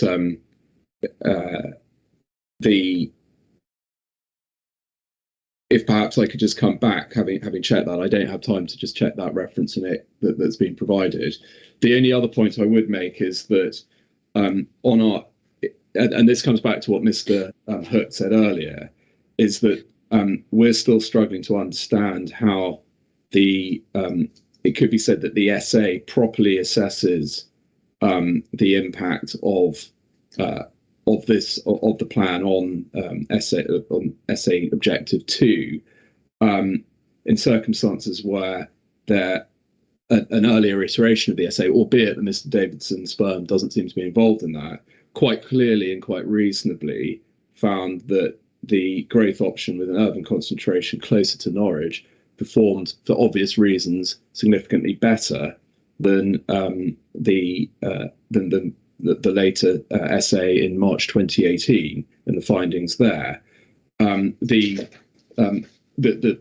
The short point is that CPRE just simply considers that the findings of the SA in terms of the differentiation between those growth options are simply not tenable, given that it stands to reason that an urban concentration close to Norwich must perform considerably better than those other options in terms of impact on climate change, not least because they're closer, draws development closer to urban locations, with all the savings in terms of climate emissions and climate change effects as a result of that. So we're still it comes back to the point that Mr. Hook made. I'd just like to re-emphasise that we think that point goes to this particular issue as well. Okay, I'll take a brief response from the partnership, then I'll go to Mr. Hunter-Jones first, and then Ms. Ogley after that. Okay, thank you. Sure, thanks, sir. There's one quick point I wanted to make. The way in which the SA is undertaken is that it engages with the precautionary principle. And when we look at the various receptors that will influence an objective, the performance score, and it really is the narrative that matters, but the performance score, which you get in the boxes such as table 4.3 on page 17, which, as Mr. Neal is saying, why isn't it performing better for the city concentration versus other options? It's because we'll have looked at a range of factors that are leading to adverse effects there. It does perform better than alternatives, putting it in the city, but there are still adverse effects on climate change of building so many houses in the city. And the SA process tries to avoid any form of greenwash, which can occur when you dare I say it, get fairly, let's call them positive planners, including plan makers as well as applicants, both sides feel that they have the answers in terms of mitigation. We're very keen not to sort of jump to those in the first instance and make every site perform well just because it can be mitigated. And that's why we have a pre-mitigation and a post-mitigation for the assessment of sites. But yes, that's I don't disagree with what's being said about climate change at the moment. I have some sympathy. It is difficult to assess, though, without a lot of empirical data. Okay. Mr. Hunter-Jones, you've been very patient. Did you want to come in? Thank you, sir. Yeah, I thought it might be helpful to come in at this stage, as client Earth, who I'm speaking on behalf of, made similar points to, I think, Mr. Boswell and to those made by CPRE. And essentially, I think the points here are related to those that were made by Mr. Neal earlier and others, but probably fair to say somewhat broader and more cross-cutting. And in the summary, Client Earth's position is that the approach to assessing impacts of policies and reasonable alternatives here is not fit for purpose, both in terms of regulations and in terms of national policy. The key point here, I think, is that obviously sustainability appraisal has to be to some extent a relative appraisal process. So the idea is to assess the relative merits of different policies and reasonable alternatives. And in doing so, clearly the extent to which those different policies and allocations maximise the plan's potential positive effects needs to be the key point that's assessed and addressed in the appraisal. And here, what we have is a much more broad and, if you like, out of context assessment often, which does not allow for a meaningful assessment of the different alternatives to policy. And I can perhaps, if it's helpful, give a quick illustrative example of that, which I think also touches on the issues that were discussed earlier around housing options. And so that's the latest December 2021 addendum to the Sustainability Appraisal document D16. And if you look at section 3.5 there, the addendum is talking about the effects of the various housing options on climate change. And as I think Mr. Hook referred to earlier, it does recognise that a lower housing option would lead to lower impacts in terms of emissions and climate change.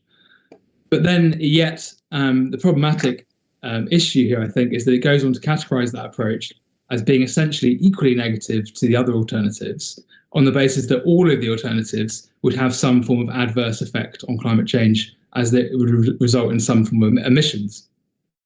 And Client Earth's position there is that that is not a meaningful approach to distinguishing between different alternatives. It muddies the waters to the extent that it cannot be a useful basis for informing policy. So I just set out their opposition briefly, if that's helpful. Okay, Mr. Warden wants to come in and ask a point. Thank you, Mr. Hatfield. Yeah, my point is really just about programme, and I'm conscious of the time, and we have the opportunity to move the HRA session because it's only the Council and Natural England who are appearing. And I just wonder, Mr. Hatfield, how long you think this session might go on for, and what participants might prefer to do. One option might be to take a lunch break now and return to this after lunch, and use that session that would have been HRA time. We can move that one, but we don't know how participants are fixed in terms of availability for early this afternoon. From my perspective, I think we will probably need the entirety of the session after lunch to conclude, but I wouldn't want to stray beyond that. Would that be of help? Are people able to make the session after lunch if they'd only budgeted for the session just before lunch? Is there anyone in the room who wouldn't be able to participate if we were to carry across? So what time do you think you would finish? Well, we'd break the day into four sections, really. So the lunchtime session would start at 2 and would finish at 3:30. And I wouldn't propose to carry the SA or SEA discussion on beyond then. But I think Mr. Warden's suggestion that we could move the HRA discussion, where there are only 2 participants and it's likely to be a much shorter session anyway, that makes sense from a programme perspective, just as long as everyone else who wishes to participate can do so, if we were to take that approach. So people could raise their hands if there's potentially an issue with that approach, please.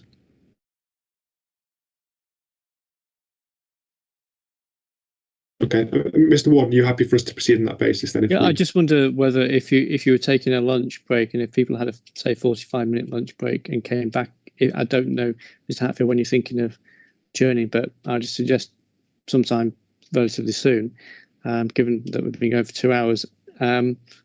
If we finished at around now or 1:30, came back at 2:15, would an hour after lunch be sufficient to around about 3:15?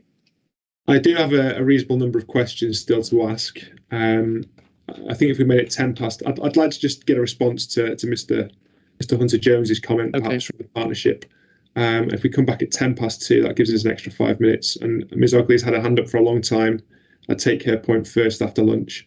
And then there's the two matters I said we'd come back to as well. Does anyone have any issues with that approach? And if they do, could they please raise their hand to voice them? Annette. Sorry to interrupt. I just wondered whether we just go for a 2 o'clock and a half-hour short lunch break. And most of us are at home or in an office. I don't know if we need to go and stand in a queue anywhere, whether 30 minutes is sufficient.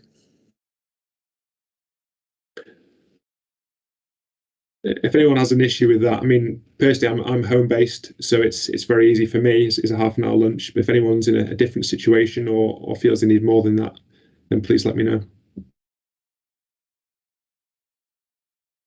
Okay, thank you. Okay, I think just to tie up then, I do apologise to Ms. Ogley, who's had her hand up for a Herculean length of time, really. But we will respond to you straight after lunch. And like I say, if I do forget to discuss those other 2 points, I've made a note, so I shouldn't, and we'll respond to those after Ms. Ogley raises her point. I do want a response, though, from the council, and perhaps Mr. Davidson, on the criticisms provided by Mr. Hunter Jones on the adequacy of the assessment of different spatial options, as I understood your point, Mr. Hunter Jones, if that's a fair summary. Just to say, it's not. Yeah, it does cover. Yeah, quite. So more broadly, policies that relate to climate change and emissions. So it might be energy efficiency, it might be also renewable energy generation. But in the context, the example I've used exactly is in the context of housing options. Okay, sure. Okay, great. No worries at all, sir. As I say, slightly baffling why Client Earth are making these comments when the essay is quite clearly explicit about adverse impacts. It says there's going to be adverse impacts on climate change. I do think they arise from all options. However, climate change clearly know what they're talking about. They're experts in this field. The spatial option scoring tables, which I've already tried to point out, they are high level, indicative, and they take worst case scenario. It is really the narrative that you must turn to if you want to see differences in assessment performance for the options. And one example I can put to you is in paragraph 4.3.5, which is on page 18. And I just wanted to double check that on line 4, it says, as such, spatial option 1 could perform best under this objective, the climate change objective, by concentrating development within and around Norwich, followed by option 7 with the highest proportion in Norwich itself. That's just an example, but it's the narrative that gets the chance to sort of tease out differences. The scoring, unfortunately, is a kind of universal approach that everyone likes, but I personally think can oversimplify things sometimes. And the narrative is really the important bit. Okay. I think this is the point to break. Thank you everyone for your perseverance and for adding an extra half hour to the session. It's much appreciated. We'll break now until 2 o'clock. I'll make it 1:28 at present. So the hearing is adjourned for now. We'll return at 2 o'clock. Thank you very much.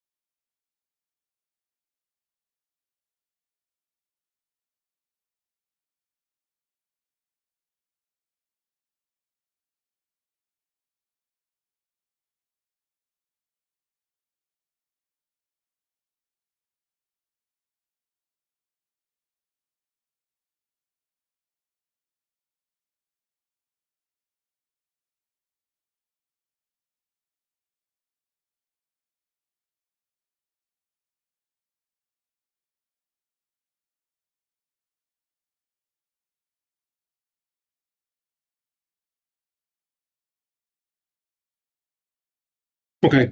Hello, everyone. It's 2 o'clock and time to resume the hearings. I hope everyone's well refreshed after lunch. Just a couple of quick points of housekeeping before we reconvene the discussion. We were waiting before the break to see if Roscoe Strategic Land were going to join the discussion. It's been confirmed to me via the programme officer that they're not here. They're not going to be able to attend. I'd asked all the questions I wanted to ask in relation to the points they'd raised in their statement, so I don't propose to revisit that now in the second part of the discussion. The second point I was going to raise is we've got the entirety of this third session of the day up until 3:30 to conclude the essay discussion, but we can't go beyond 3:30. And so in interests of timekeeping, I might cut people short or ask them to conclude what they're saying at that point so we can get a response. I'd also ask that people are concise in what they say and keep their comments to the main point they wish to make.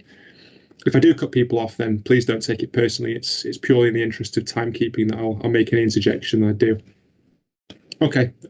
Before we broke, Ms. Ogley had a hand raised for an inordinate amount of time, so I'll allow her to make that point to kickstart the afternoon session. Thank you. Thank you, sir. Just so that I understand and haven't got the wrong end of the stick, I did understand that you'd asked all the questions that you wanted to on issue 1, so I was going to go on to the points I wanted to make about landscape impacts. Is that acceptable at this point? I was literally going to go on to that after we'd finished discussing climate change. So I wanted to address soils first, then climate change, then go on to landscape impacts. So it's going to be pretty soon in the discussion once we've concluded climate change. My point relates to landscape impacts. So if you'd rather I hold it, I'm happy with that. Let's conclude on climate change first, then we'll move on to that point. Thank you. Mr. Hunter-Jones, you had your hand raised. You spoke just before lunch. Did you wish to come in? Thank you, sir. Yeah, if it's helpful, I just wanted to come back with 2 quick points in response to Mr. Davidson's points. The first one was Mr. Davidson referred to the visual indicators used in the sustainability appraisal as being simplistic and potentially misleading, and directed the reader of the paper to look at the narrative. No, that was the most important thing. And so one question I wanted to ask was, where in the sustainability appraisal documents is that point made, that there is this distinction between the utility of the indicators and the narrative, and that essentially there is this risk of presenting a misleading picture? And the second point was on this issue of the narrative itself. And so if you look at, for example, we looked before at document D16 and section 3.5. And if you look at the concluding paragraph to that section, which is paragraph 354, and just to explain the point here, not necessarily essential for you to turn it up, but if you were to read that paragraph, I think it's clear that there is no meaningful explanation of the difference of impact from a climate change perspective of the different policies being weighed up here as reasonable alternatives. And really the concluding sentence gives the overriding impression that really all of the options are much for muchness, and that they don't overcome this issue of all options having this minor effect on climate. And so I think it's not just an issue about the indicators, although I think if that is a problem, then it should be clearly flagged. But it is also about the narrative of the report and the overall approach, which hasn't rigorously tried or meaningfully tried to say what is the most effective policy response here, and does the plan achieve it? It simply talks about the size of impact relative to indicators and receptors, but that's not helpful when you're coming to choose between different policy approaches. So those are the 2 points I wanted to make just in response to Mr. Davidson. Okay, Mr. Davidson, did you want to respond to those points? Yeah, very quickly. There is some text that explains about narrative and scoring and the limitations of scoring.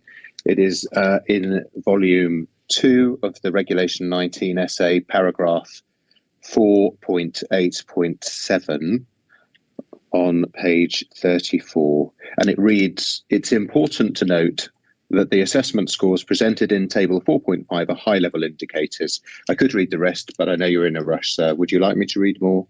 If that's the relevant section, that's fair enough for now.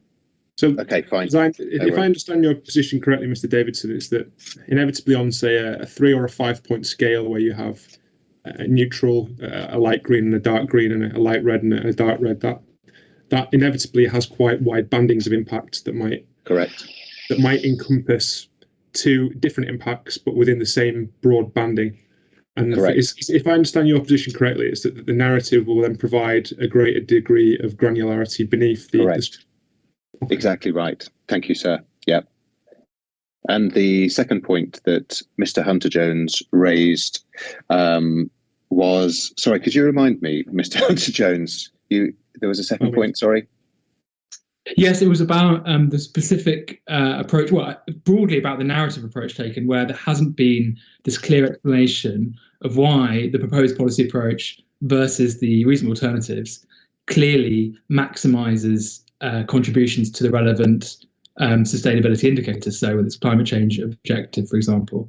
And the example I used was that paragraph 354 from the latest addendum, where it's mentioned that there may be differences between different options, but then it goes on to say, but in the end, this is all going to be subsumed within the minor adverse impact of building more homes. And so, I take the point that there may be that within the indicators there's a range. Visual indicators need to be able to communicate this difference between alternatives, first of all. But leaving that aside, in any event, the narrative needs to make this clear.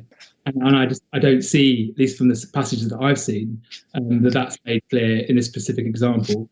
But this is an issue that runs throughout the essay approach in our. Sure, I think you meant paragraph 4.3.5, but I take your point. I hear what you're saying. It's a proportionate assessment, in my opinion, the sustainability appraisal. There are always issues of granularity and wishing to be more forensic. I take that on board, sir. I don't entirely disagree with Mr. Hunter-Jones, what he is saying, but I think the essay is fit for purpose and does what it needs to do. Thank you.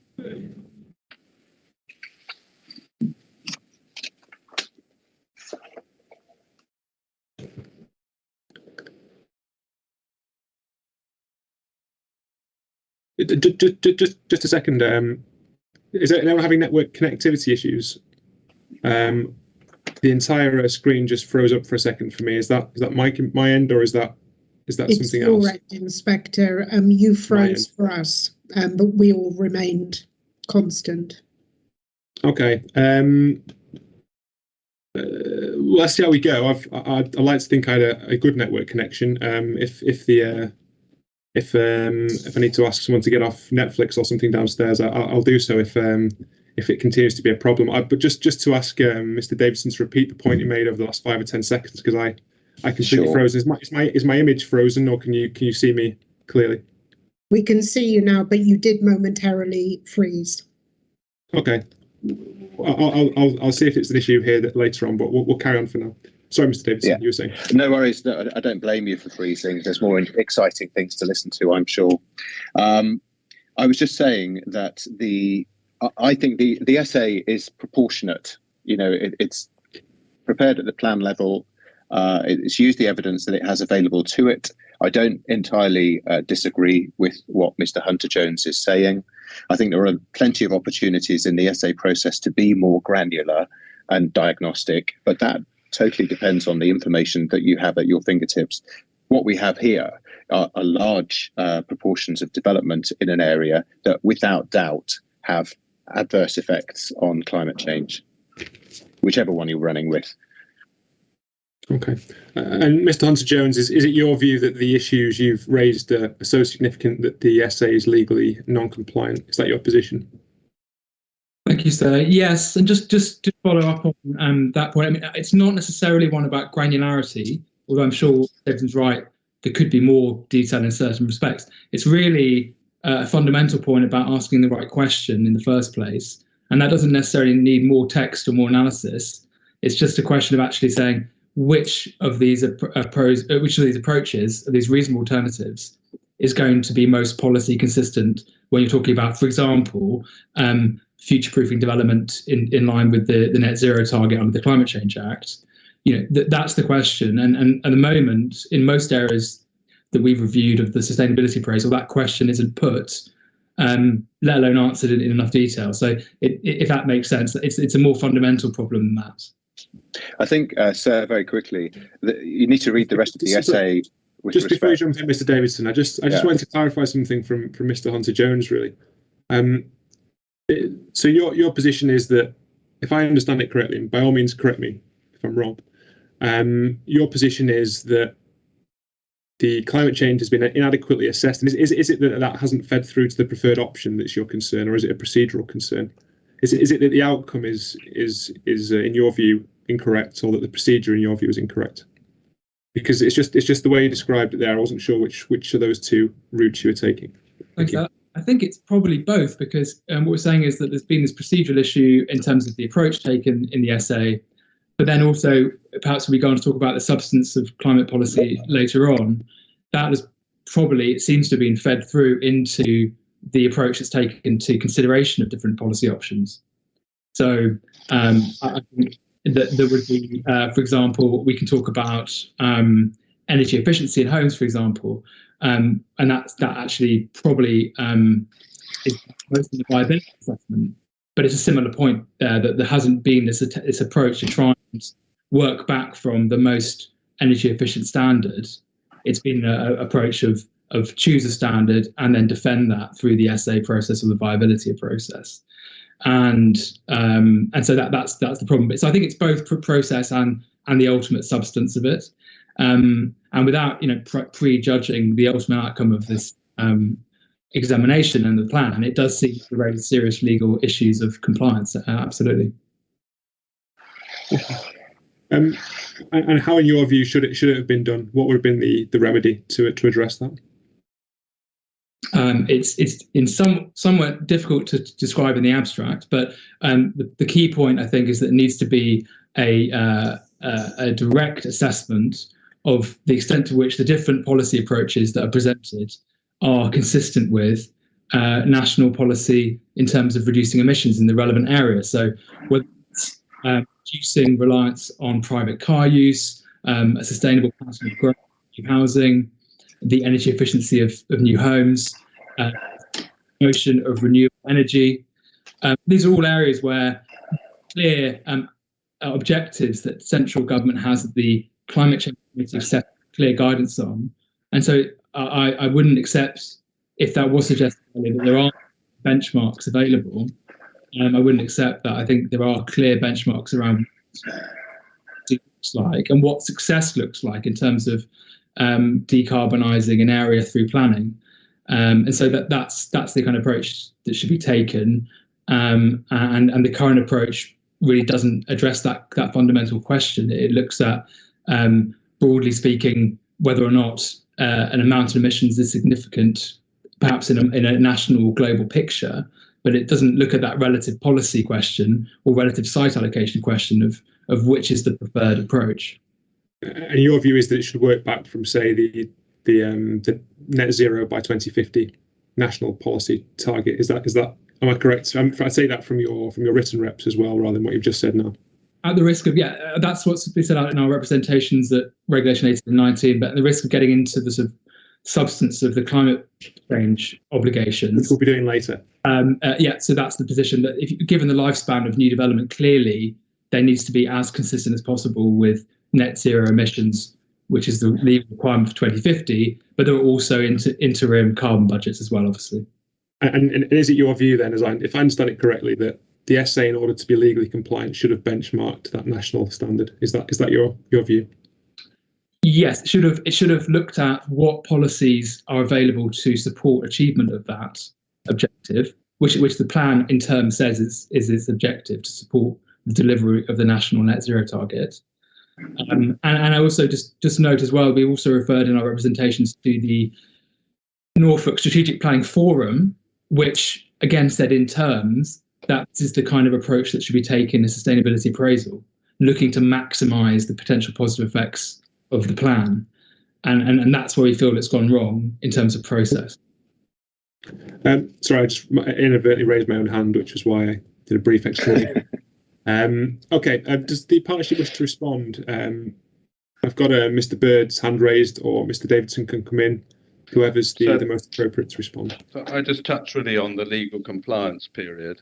There's no issue in my submission respect of legal compliance. The SA does comply. Of course, the SA objectives, which were consulted upon, appraise the plan as a whole against a range of objectives, and under climate change, let's continue to reduce carbon emissions, adapting to and mitigating against the effects of climate change, which obviously is relevant to the SEA directive and indeed the EAPP regs objective.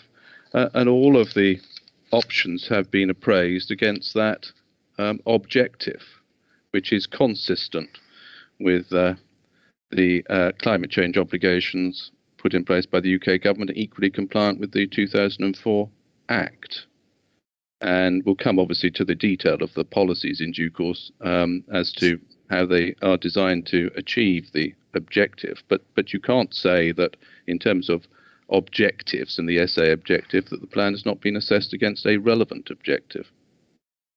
Okay, that's helpful. Thank you both for those comments. I want to move on now to landscape, because it's been put to me that the landscape impact of promoted sites has been assessed purely on the basis of officer opinion rather than with reference to any specific landscape evidence. Does the partnership want to respond to that point, please?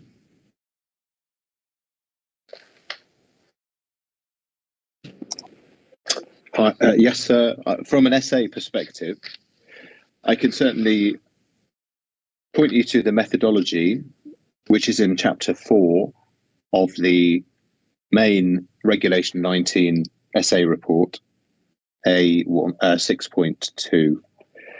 And the methodology explains those data sets that we've used when we're preparing landscape assessments. And we've used the SA framework, which has an SA objective on landscape. And the evidence that we've used chiefly is that's presented in landscape character assessments that are published at a district scale. And we also, as I said earlier, use secondary data, GIS, principally geographic information systems, because we are working at a desktop level. There's been some talk today about LVIA type assessments, landscape and visual impact assessment at the site level, all of which is very useful.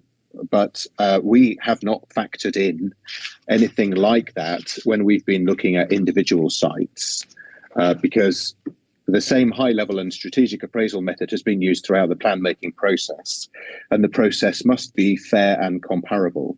So the methodology uses an SA framework that was designed via consultation with the statutory consultees, and the same receptor data sets have been used to assess each reasonable alternative.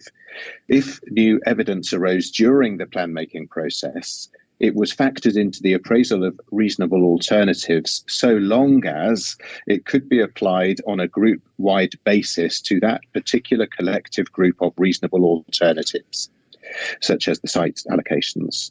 Submissions of evidence via representation on a single site could potentially bias the SA performance and depart from the objective and comparable basis on which the methodology has been designed and operated. For this reason, bespoke data at the site level, such as an LBIA, have not been factored into the SA process. Okay. Sorry, that's a long answer, but I know it relates to another question you had. It touches on something I want to get back to about a later stage, so we can hold that thought for now, about the extent to which detailed technical reports have been taken into account. I think you've answered that point, is that in order to ensure, as I understand what you've said, in order to ensure consistency, you didn't take technical reports into account in the SA process. Okay. Correct, that's correct. We'll come back to that specific point about taking technical reports into account later. Ms. Ogley, did you want to make any further comments at this stage, seeing as that was your point I've just put to the partnership? Thank you, sir. Yes, if I can respond on the landscape point. I mean, it's a sort of a variation on a theme, really. I think the other issues that have been raised on issue 1. In my submission, sir, the critical point is that in the absence of evidence It's just simply not possible to adequately assess environmental impacts and then use those assessments to determine comparative benefits of different options or sites. The Reg 19 SA Volume 2, which is document A6.2, paragraph 4.9.4, does explain that one of its limitations is an up-to-date landscape assessment that would be relevant to the plan area. Now, so in my submission, landscape impacts are specifically required to be assessed by the SEA regs, and that's set out in Schedule 2, paragraph 6, subparagraph L. That assessment has to relate to both the baseline, so current conditions, and also plan proposals, i.e. what's the future impact on landscape of whatever those decisions are in terms of what goes forward in the plan and what doesn't. Now, in my submission, so those mandatory assessments just simply can't be carried out in any meaningful way in an evidential vacuum. Now, I'm not suggesting that the partnership would have had to have gone out and carried out individual landscape assessments for 394 sites. That's not the point. But what they do need is an up-to-date evidence base that's relevant to the plan area, that looks at areas and explains which areas they say are more sensitive than others in landscape terms as a baseline, so that they can then take that into account in deciding which allocations they proceed with and which ones they do not. That is absolutely omitted from anywhere in the essay. There is nothing, there's no evidence base upon which that's based on. If landscape character assessments that have been carried out at the district level have been referred to, there's no explanation as to how that's actually been factored into the assessment process of individual sites when you're looking about how one compares against the other.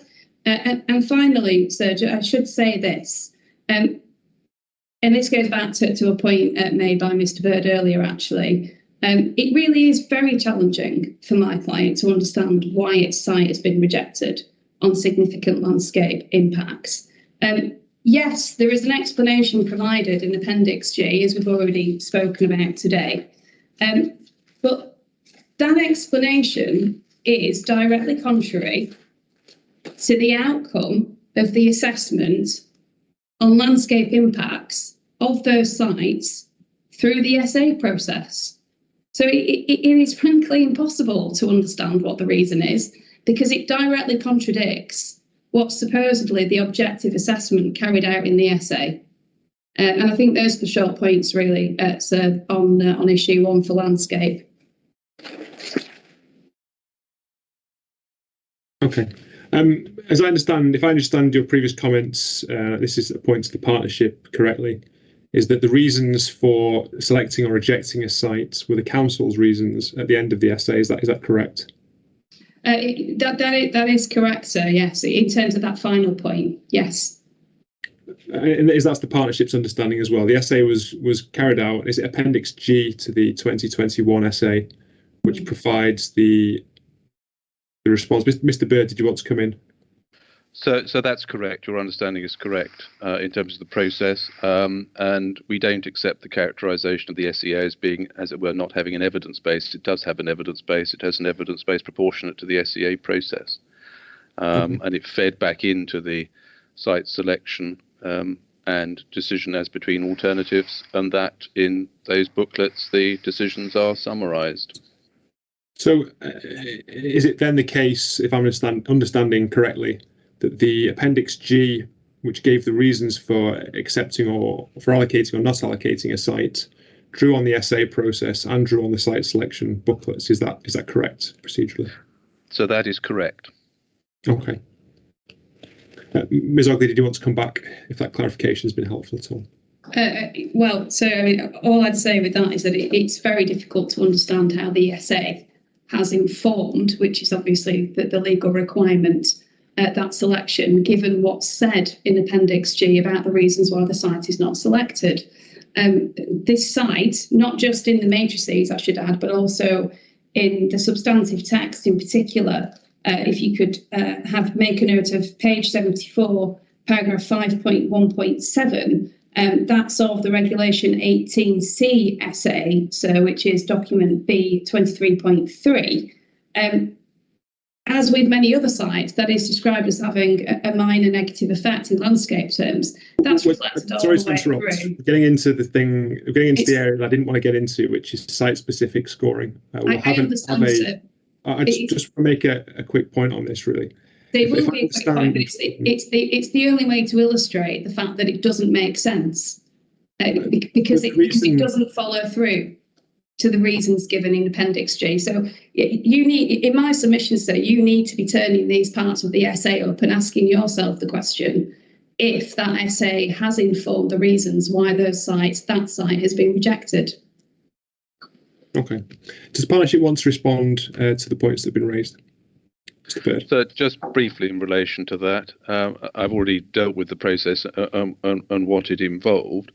And in terms of the essay process informing the site selection booklet, obviously, as you've heard, that involved, in terms of the detailed site-specific consideration through the healer and others, other input streams, which is, again, is an entirely standard approach. You have to look at all the available information, and the essay only has to record an outline of the main reason, which it does.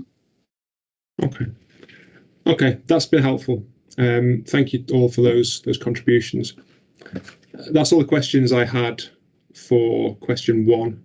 There was a point I neglected to return to when we first returned from lunch. There was something we carried over from before, I think, about following up on a point that had been raised by the CPRE.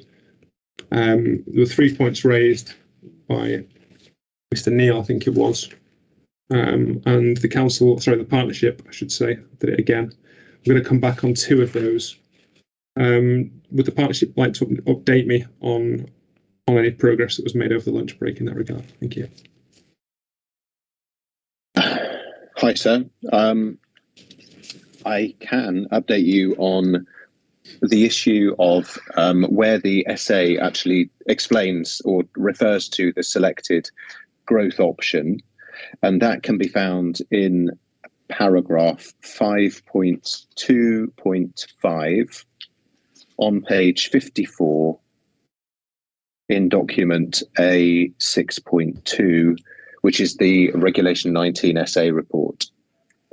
And that is the one that talks about, the selection of the growth option, why it was selected. And what about the selection of buffers? I think that was the other point that was raised.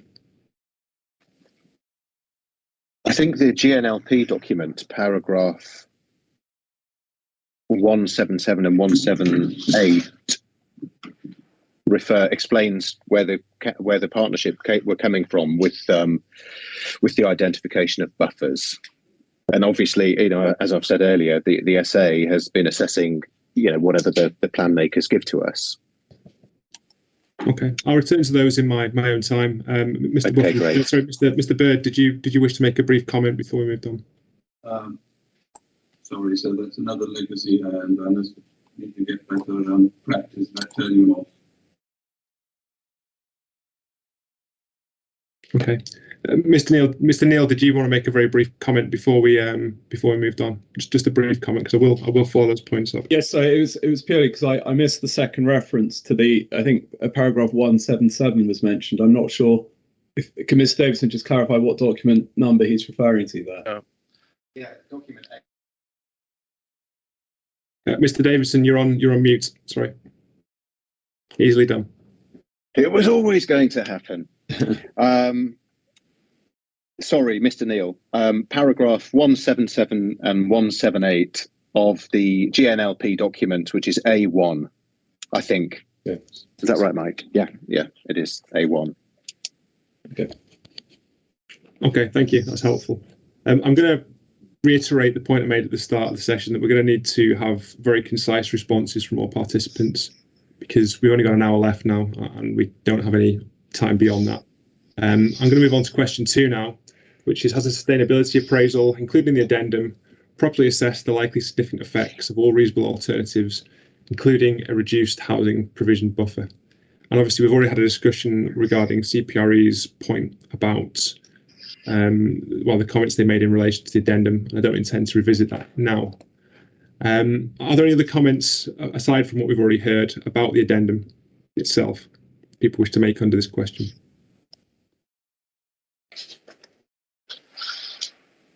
Okay. Mr. Neal, did you have another point to raise? Yes, sir. I mean, in terms, if we're on to the question of reasonable alternatives now, and specifically whether they've all been assessed. It's more at this stage just about the addendum. So the addendum that was published, yes. And obviously you've already commented on that. So just for now, if there's any further comments on that you'd like to make.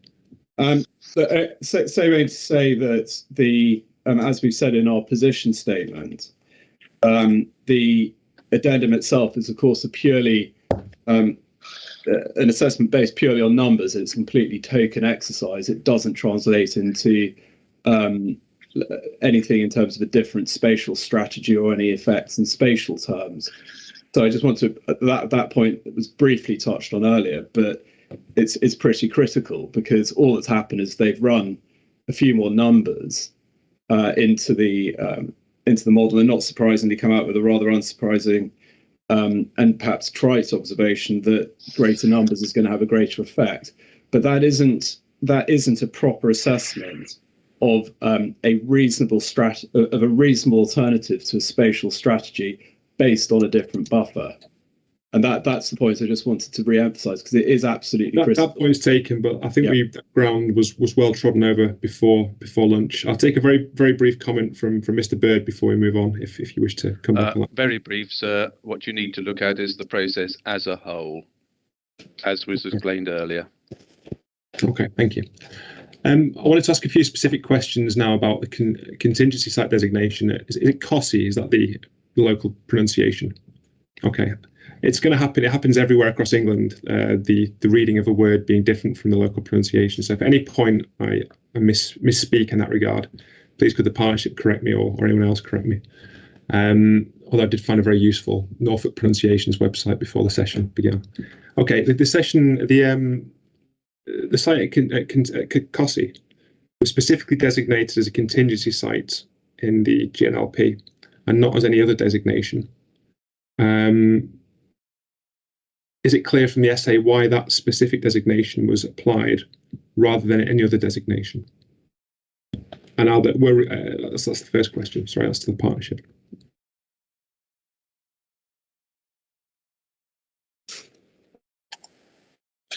I'm going to pass this to my colleagues in the plan making team, if I may.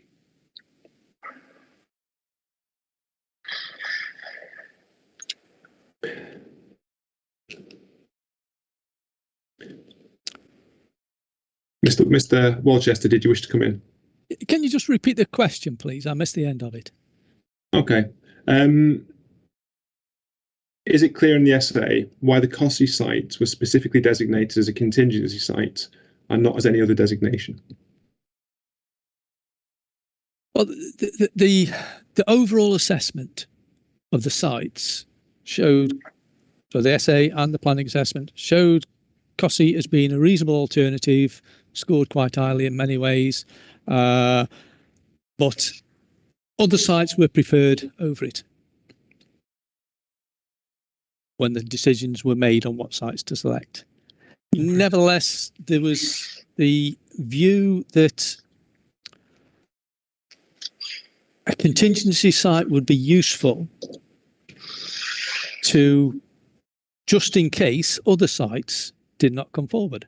And in a similar way, it relates to the buffers, to make sure that we can meet the overall needs. That's the objective, if you like, to make sure that the overall housing needs are met. So the contingency site was seen as being useful to make sure that we would do that if other sites dropped out effectively. I understand the reason for the designation, but it's more about the site, really. Is it clear from the essay why that site was designated specifically as a contingency site and not as any other designation, for example? Yeah, I couldn't answer that, I'm afraid. I think Neil is perhaps going to come in now. Mr. Davidson, did you wish to come in? Hi. Yes, the contingency site you see, from an SA point of view, we've treated it the same as any other site, or we've given the performance details in sustainability appraisal terms to the partnership and the plan makers. We haven't looked at it in any special way. Okay, so you appraised it as a site, and the decision to allocate is a separate process. Okay. Correct. One other question then, in terms of the contingency site designation, so the designation rather than the site, were any reasonable alternatives considered to the approach of allocating a single large site? Certainly the approach to sites, sir, is that we've assessed all of the sites, and as such, that's quite a big range for the authority, the partnership, to be choosing from. We didn't, if you were suggesting, is there a specific hierarchy in the hierarchy of reasonable alternatives? It's not really a question about the site as such. It's more, a housing allocation is a type of designation, if you think of it that way. Ignore which sites you choose to designate as housing allocations. Housing allocation is a type of designation. And a contingency site is a type of designation. So if the partnership reached the view that a contingency site was necessary, were reasonable alternatives for how to approach the designation of contingency sites assessed? Because obviously selecting one large contingency site is one reasonable alternative, but it's been put to me in the representations by others that equally 5 or 6 smaller sites would have been a reasonable alternative if it was considered that contingency sites were necessary. It didn't have to just be a single site, it could have been multiple sites. Sure. That's the argument that's been put to me, and have those alternative approaches to the designation been considered? No, they have not. And what has happened, sir, is that reasonable alternatives get treated in a hierarchy, and that hierarchy is sequential as well. So maybe hierarchy is the wrong word. Hierarchy is really where I'm thinking of magnitude of the reasonable alternative. But essentially, the first step is to look at housing number. The next step is to look at spatial options. And in this case, we've then gone to sites. It is possible to have another tier in between where you might look at just strategic sites or larger sites in the round as a specific part of the assessment process. But in the case of this plan, we've assessed all of the reasonable alternative sites, and any decisions on contingency allocation has been dealt with as a planning matter by the planning team. I don't think it certainly has not been looked at in the essay in terms of a particular layer strata in the site assessment hierarchy. Okay, Mr. Turney has his hand raised. Do you wish to come in, Mr. Turney? Thank you, sir. There's also, I think, beyond the point about whether the contingency strategy, that element of the policy there's been a consideration of reasonable alternatives, but also the selection of this site. And it doesn't appear as though the SA has considered this contingency against other contingency sites. So at the earlier stage in the plan process, there were other contingencies identified, particularly at Wyndham, and there's been no subsequent reconsideration of the alternative of providing a contingency elsewhere as opposed to at Cossey. And so that raises then a point of detail. I know you don't want to get into site specifics, but I just raise it because it's a broader issue about the way in which reasonable alternatives were considered. When you look at the way in which those 2 contingency possibilities were scored, you'll see if you go back to Regulation 18C SA stage, the Wyndham site is scoring better than the Cossey contingency. At Regulation 19 stage, we're not going into site-specific scoring. That'll be dealt with by the schedule the council produce. So I have to. Yeah, I think other people have had this problem as well. It's very hard to make a point completely in the abstract. I'll try to do so, but when you look at the way in which the final SA deals with at least some of the sites, there are mitigation measures which are assumed for allocated sites. In this case, the Cossey contingency site, which apply equally to unallocated sites, but which have not been taken into account. Okay. So we'll come to mitigation proposals under question 3. I was intending to do that, and we'll move on to that shortly. Okay, thank you. Okay. I mean, the question I had really, and it's, like I say, it's about the designation rather than the site, because a contingency site serves a fundamentally different purpose from a housing allocation. Just as an employment allocation serves a fundamentally different purpose from a housing allocation. It isn't there necessarily to meet the plan's needs. It's there as a backup, and so it has to serve a role as a backup, not as a site that will come forward at some point in the plan period. And it's been put to me by numerous representors that there were other options or other strategies to take in designating contingents, in addressing whether contingency sites were necessary. So it's been put by some representors, for example, that rather than having one large site, you could have 10 small sites. And as a strategy to approach the designation of contingency sites, should that have been considered in the essay?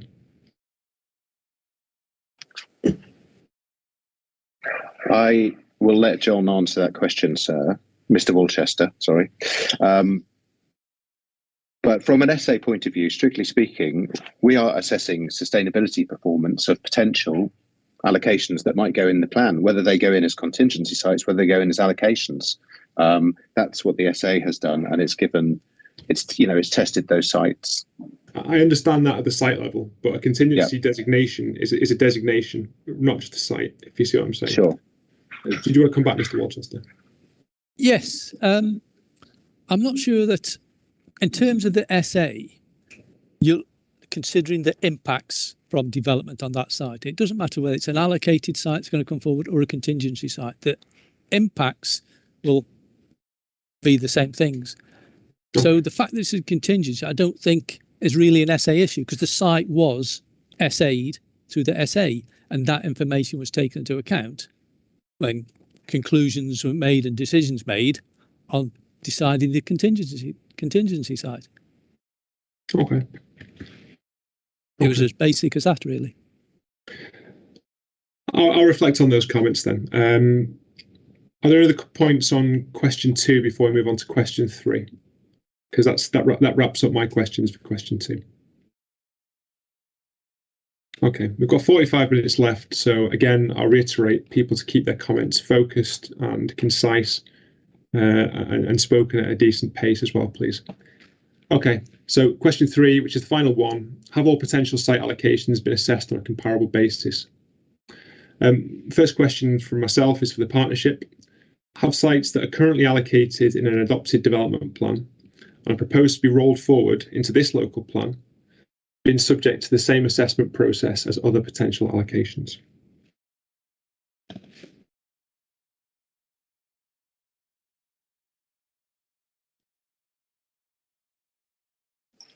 Sorry, sir.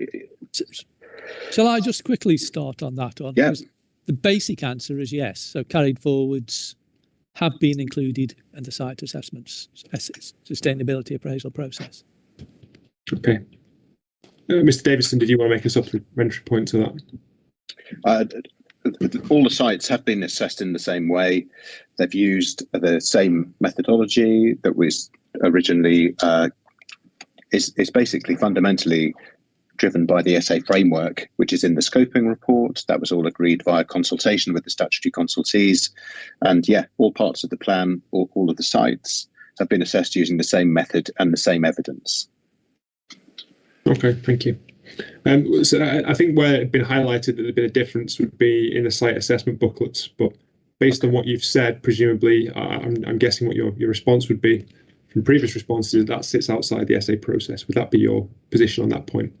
Correct. Fine. Okay, that's helpful. Okay, this is the point that's been raised by others, so thank you for your patience. A number of parties assert that evidence submitted in support of a promoted site, including technical reports, details of purported benefits, and proposed mitigation measures, were not considered in the SA assessment. Could the partnership explain the approach that it took to these submissions in the essay, please? Sure. Yeah, I did give an answer earlier, sir, which was explaining that, you know, the same high level and strategic appraisal method has been used. The process must be fair and comparable. And for that reason, if standalone or bespoke evidence came in, and there's been some substantial bits submitted occasionally, had we taken those into account, it would have biased the performance because it tends to make them perform better. So just to be consistent and objective, we've used the same data sets, and in that way, I believe we're being faithful to the legislation. Okay. Was a consistent approach taken to all sites in that regard? Yes. Yes. Okay. Mr. Turner, you have your hand raised. Do you wish to come in? Yes, sir. Well, on this point, I think the issue that I alluded to a moment ago comes in because it hasn't been treated equally. And the point is, and I don't know if it's a universal point, but I'll make the point generally, and I can give you the specific necessary.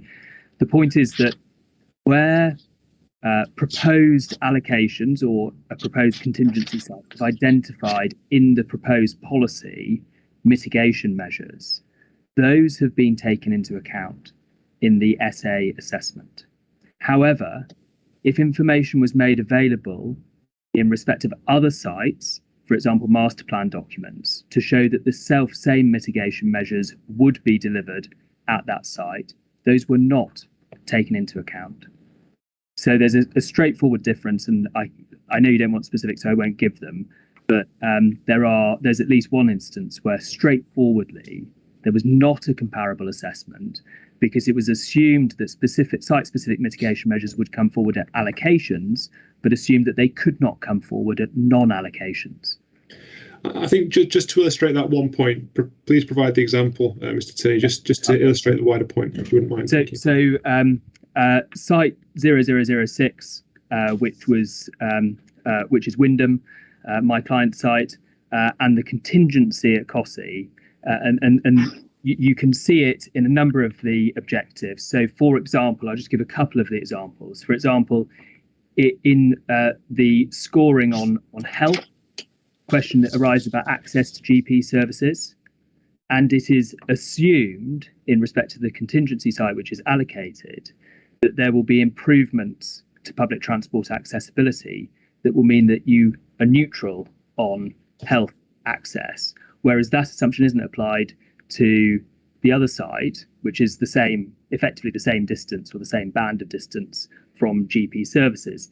In respect of education, it is assumed that the contingency allocation will deliver education on the site, but the master planned delivery of education on the site 006, that education delivery is ignored, and therefore it gets a negative scoring on education because of distance to existing education provision.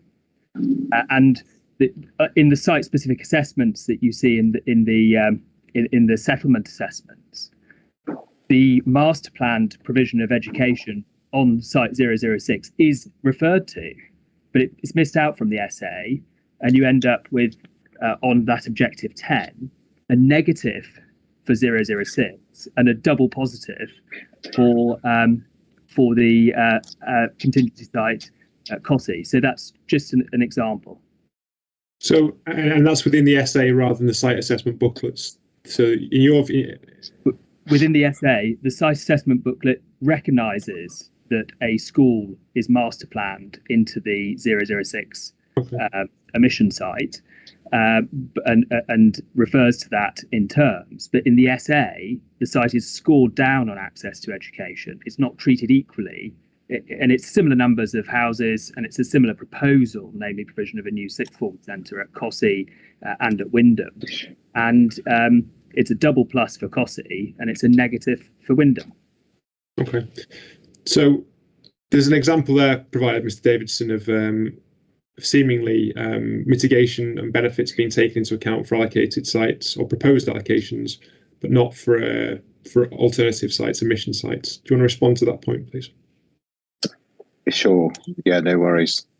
So the SA process, I'm not going into details on sites. The SA process has, first of all, presented all reasonable alternatives that were going to be considered by the plan makers in what we call pre-mitigation, which I think is Appendix D of document A.2. And then we do post-mitigation. And the reason we do that is to avoid, I talked about it earlier, this sort of greenwash that happens when people come along with master plans and say, look at my site, it's brilliant, you must adopt it. So we do pre-mitigation, which is warts and all. Post-mitigation, that's taking into the influence of the policies that are in the actual GNLP as proposed. And that includes site-specific policies? Correct. And whether is that the source of Mr. Turney's complaint, would you say, that in taking into account the site-specific policies, you're taking into account the site-specific requirements? Is that the way that outcome could have manifested itself? I think it's possible, sir, that, as I say, we have pre-mitigation and post-mitigation for all reasonable alternatives. Then the council choose those which they want to be preferred. And often, once they have a preferred option, they may, in the final version of the plan, which they're fully entitled to, provide more detail for those, having identified that they wanted to run with them. And the specific point, sorry to stop you there. The specific point is, if the pre-mitigation is warts and all, I understand that. And the post-mitigation is taking account of the policies of the plan. Yeah. Does that include the site-specific policies, which are in the second part of the plan, which obviously have a series of site-specific requirements for each site? Is that where the concern arises? The SA process will take account of anything that is in the plan, including the detail for those sites in terms of overall performance for a site at that point in time. And that's the explanation for the difference between in the example that's been highlighted. I should think so. I haven't got that example in front of me, but I'd be very happy to, prepare a written response to that, where I've had a chance to look at it in detail and discuss it with the team who did the assessment, to be clear. But that's my understanding. Okay, Mr. Turney, did you want to respond on what's been said? So the problem is, in many cases, aside from the fact that all this information was definitely before the partnership, because it was in the documents where they were dealing with the individual sites, so they knew what particular site. It also, some of the measures are entirely generic. So just to take one more example, on the same sites, the Cossey contingency site is scored neutral for water. It was pre-mitigation a negative because it's a source protection zone. And the measure that was relied on is a provision in the policy saying that the development should include pollution control techniques to ensure that development does not lead to pollution of the water environment. That takes you from negative for water to neutral for water. And if you take the site at Wymondham, it's still negative because it's not assumed that pollution control techniques will be used. And this doesn't take any point of genius to say, well, the same policies that require you to control pollution at a site will apply to a site in Wymondham as they'll apply to a site in Cossey. Okay. I mean, I think that second point will be swept up in the schedule I'm going to ask the partnership to produce outside of the hearing sessions. I'm going to take some other comments from around the room now. Mr. Asota Day, you've had your hand raised for some time. Do you wish to come in? Yes. Yeah. Just following on to previous comment, really. It's we'd just like to highlight some inconsistencies when the sites have not been compared on a comparable basis. And it's part of the essay as well, where the post-mitigation assessment has been adjusted, and it seems like preferred sites have had more allowances for mitigation than other schemes which weren't actually previously preferred sites. And that's also reflected in the Heller scoring assessment, where, not talking about site specifics, that sites that have actually scored higher in terms of the ambers and greens and everything have actually been rejected in favour of sites which are scoring lower, but they've been allowed a greater degree of mitigation and weights, which is actually kind of transferred through the consultation process. And we feel this has just not been picked up, and it's just been allowed to run through the whole process. And as such, we would consider the site assessment is unsound. basically, and the site allocations, hence in Hingham particularly, where we're dealing with, are not based on a sound sustainability appraisal. Okay, thank you for that comment. Ms. Oakley, you're next. Do you wish to come in? Thank you. So yeah, just a very short point, really. The point that has already been alluded to by Mr. Turney, that really does apply across the board. It applies to the landscape issue as well. So if you look at the pre-mitigation, the post-mitigation outcomes in the different sites between the ones that have been chosen as reasonable alternatives and the ones that have been rejected, those are the underlying reasons as to why. So firstly, as Mr. Turney says, it's assumed that mitigation in site-specific allocation policies can be taken into account, but there's been no comparable treatment of any evidence put forward for the other alternative sites, and for those to be taken into account. And secondly, is the generic point. So where some policies can apply generically across the board to be a benefit pretty much of all the sites, and actually that's quite true on landscape, and is specifically referenced in the essay, then effectively the reasonable alternatives that have been chosen as preferred allocations get the benefit of that, whereas the ones that have been rejected don't. And there isn't any reason that I can see anywhere to explain why that's the case. And it's pretty much a blanket approach across all sites, as far as I can ascertain. Thank you, sir. Thank you. Ms. Adcock, you had your hand raised until a short moment ago. Did you wish to make a point? Yes, I did. I did take my hand down because I thought others had covered it, but I just will be very, very brief. It goes to the point as well that the rolled forward sites have had the same process. So those roll forward sites in the essay, their policy has been taken into account, whereas the competing sites and the reasonable alternatives have not. And it does go to that point that the SA has treated the sites differently and applied, once they've applied their policy for their policy allocation, that's the bit where the SA falls down, in my opinion. Okay. Question for the partnership, really. I mean, you've heard the comments around the room about the. Oh, sorry, then Mr. Davids. Mr. Davids, it's you with your hand raised. I thought it was another hand that was popping up. The questions that have been raised by several participants is that the Act of taking into account the site-specific policies has unfairly has allowed the allocated sites to benefit from the allocation policies in a way that other sites haven't. And presumably, had those sites been chosen for allocation, they also would have benefited from a site-specific policy. So does that introduce a degree of inconsistency into the process? No. You summarised it very well there, sir. As I say, the reasonable alternatives exercise, if we can think of it here, has got a lot of reasonable alternatives that have pre-mitigation and post-mitigation assessment, which uses the policies. That goes to iteration, it goes to the partnership. The partnership then choose which of those are their shortlisted sites that they want to put into their plan. As far as I'm aware, they're entitled to add more detail at that stage of the plan making, knowing that they're going.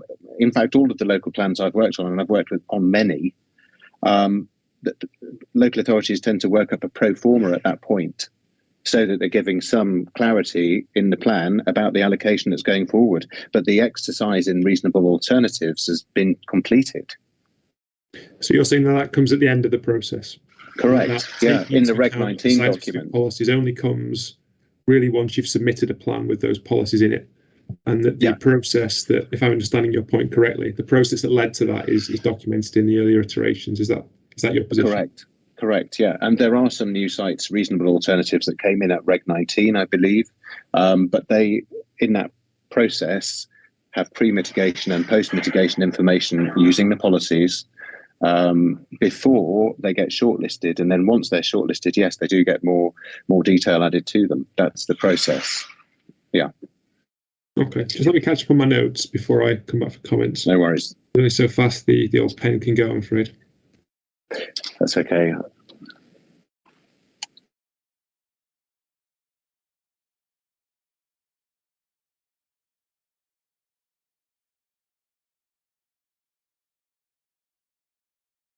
Okay.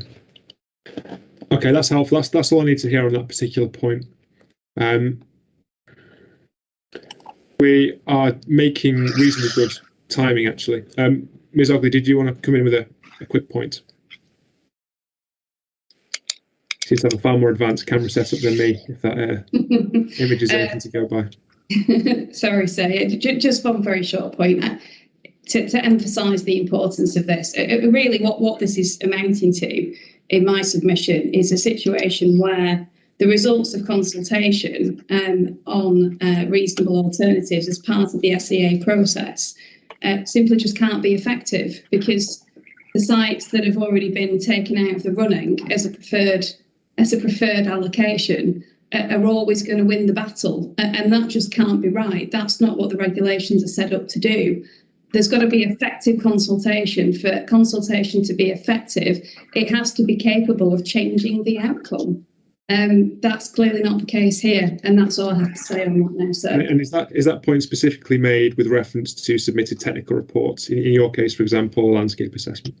It is indeed, sir. Yes, I mean there's a variety of technical reports that were submitted in support of my client's site that go beyond landscape onto issues like restrictions that may or may not be imposed on the airport. Those were submitted in direct response to the site assessment booklets, indicating that the site would be rejected on those grounds, to provide evidence to demonstrate that actually that just wasn't the case. So yes, it goes to landscape, but it also goes to all of the other factors that have been used to discount that particular site. And there's nowhere I can find where the partnership has explained its position and said, well, okay, we've looked at that. Actually, we think we were wrong about that, and we've reconsidered, and we've had another think about it, and this is where we've got to. That's an integral part of the SEA process, and it's just simply not happened. Okay. Hingham Town Council has a hand raised there. Do you wish to come in? Yeah, I do. Just bear with.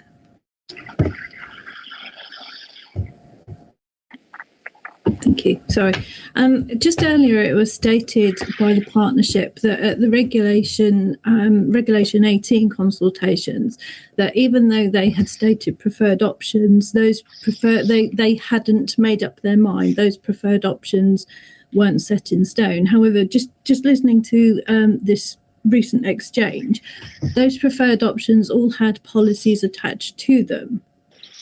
So I don't see how they can say that they hadn't made up their mind on a preferred option when they'd already gone to the extent of writing a policy for it. Whereas I can't comment on reasonable alternatives, because in the particular bit that I looked at, obviously we weren't given any reasonable alternatives. However, if reasonable alternatives in that Reg C consultation didn't have policies attached to them as well as a comparable, then things haven't been consulted on a comparable basis, and it would appear that the preferred options were indeed mind made up. Okay, thank you for those comments.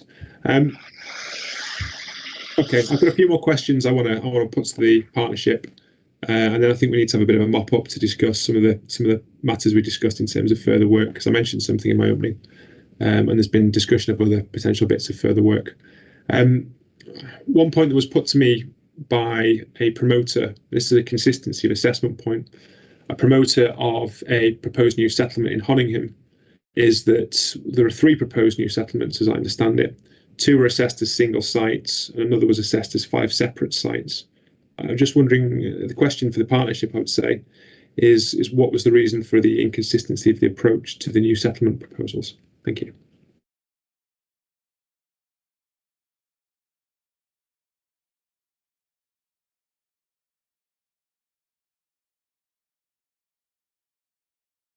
Mr. Worcester. Yes, my understanding would be there would have been 2 different proposals that were put to us. So if one settlement proposal was you can do it as one large site or subdivide it, we would assess both those options as reasonable alternatives. If the other village settlement proposals did not do that, then we would just consider what they put forward. We didn't go through an exercise of dividing all the settlements into smaller bits unless they were proposed to us. Well, the complaint that came through, the objection, I should say, that came through from Halsbury Homes related to that concern. So you have the two proposed settlements to the south and to the southeast of Wymondham, which are dealt with as a single site area, and then you have the northernmost proposal, which is immediately to the west of the settlement of Easton, subdivided into 5 separate parcels. And so the promoters of that proposal have objected to the subdivision and consider that it should have been dealt with as a single proposal, as the other 2 new settlement proposals were dealt with.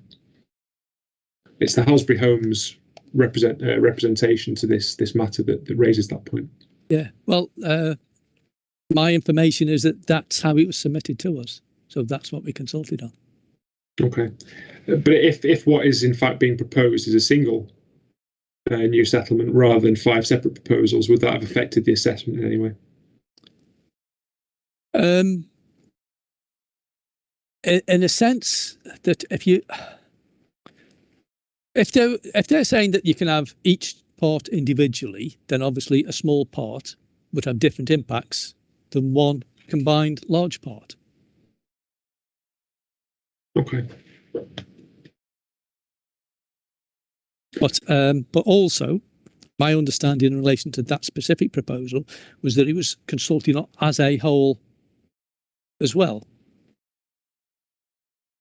But it consulted on maybe, but in terms of how it was dealt with, unconsidered, yes. So in your view, it was considered as a whole. 2 separate approaches were considered. I mean, it's something that can be checked outside this hearing. Yes, so I believe, yes. Okay.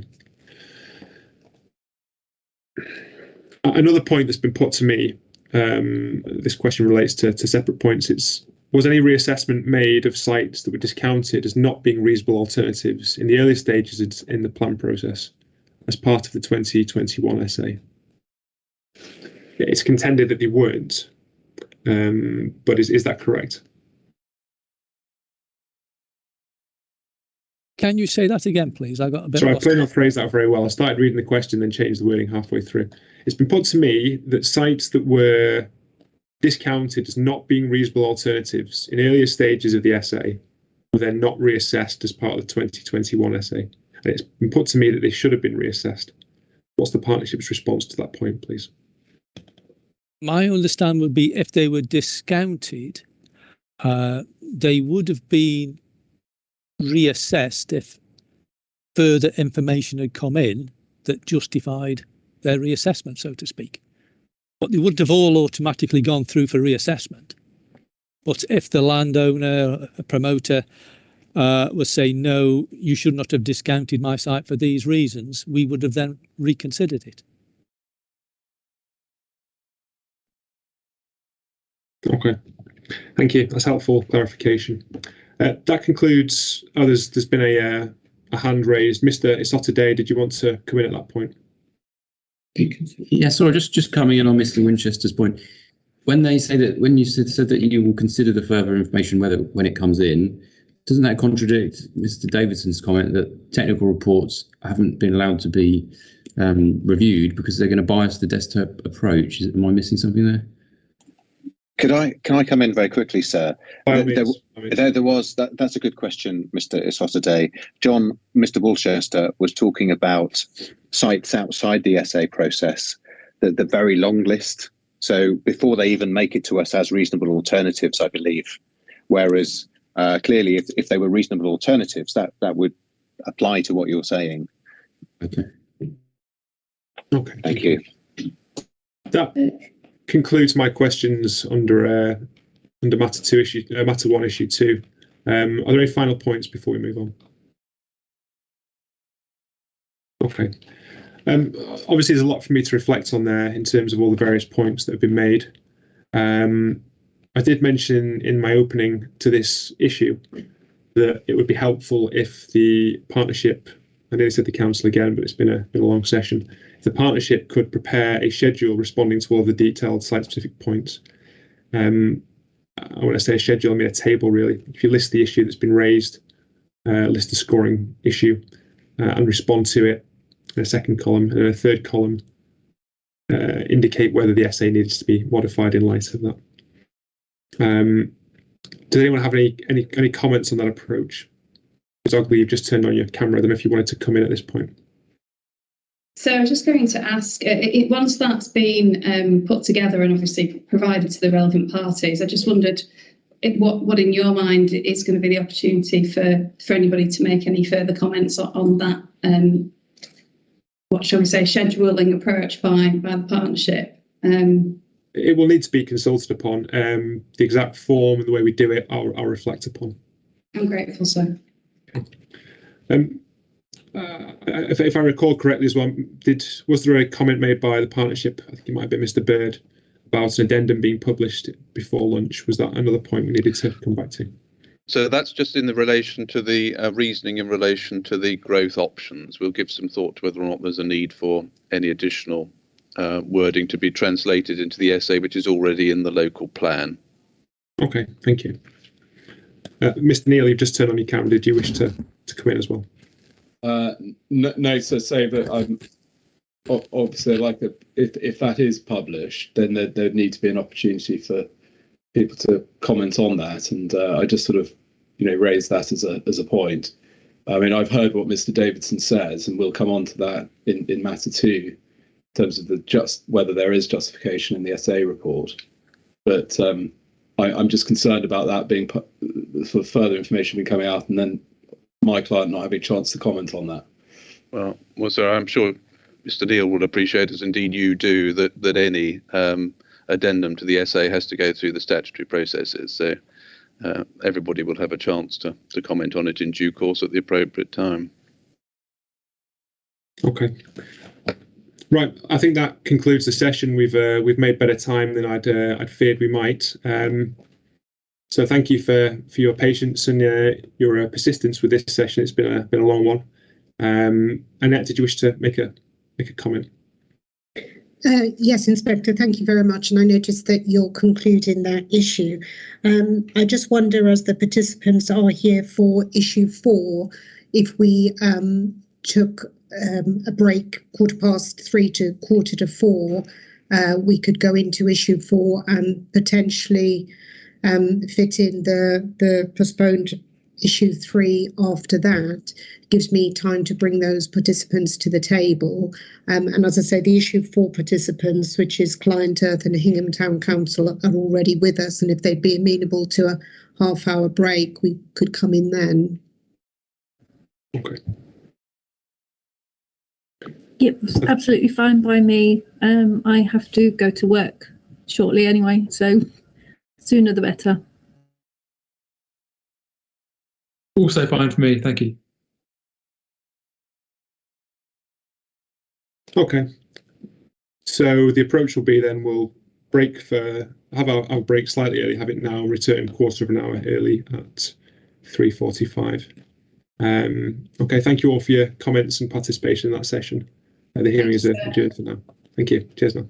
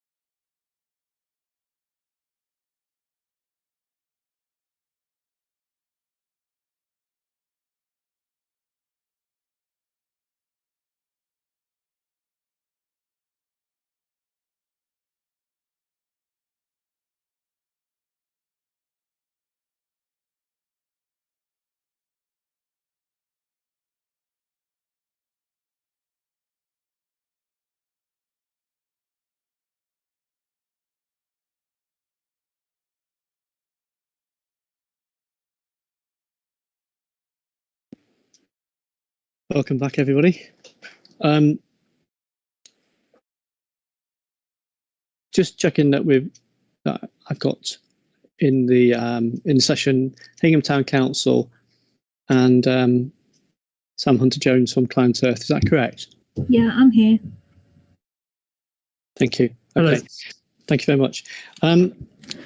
Right, we move on to issue 4, and there are 3 components to this that relate to the questions that we asked. One was about local development scheme, one was about statements of community involvement, and a third was about climate change. So we're dealing with the legal requirements in terms of the plan's compliance. So and other procedural requirements. So first of all, in terms of the local development scheme, the partnership has confirmed that in its statement that the plan accords with the local development scheme, with the local development schemes of the councils. The partnership's hearing statement refers to South Norfolk local development scheme being updated on the 22nd of February this year. And can you please explain what change that is, why it's necessary, and how it relates to this plan?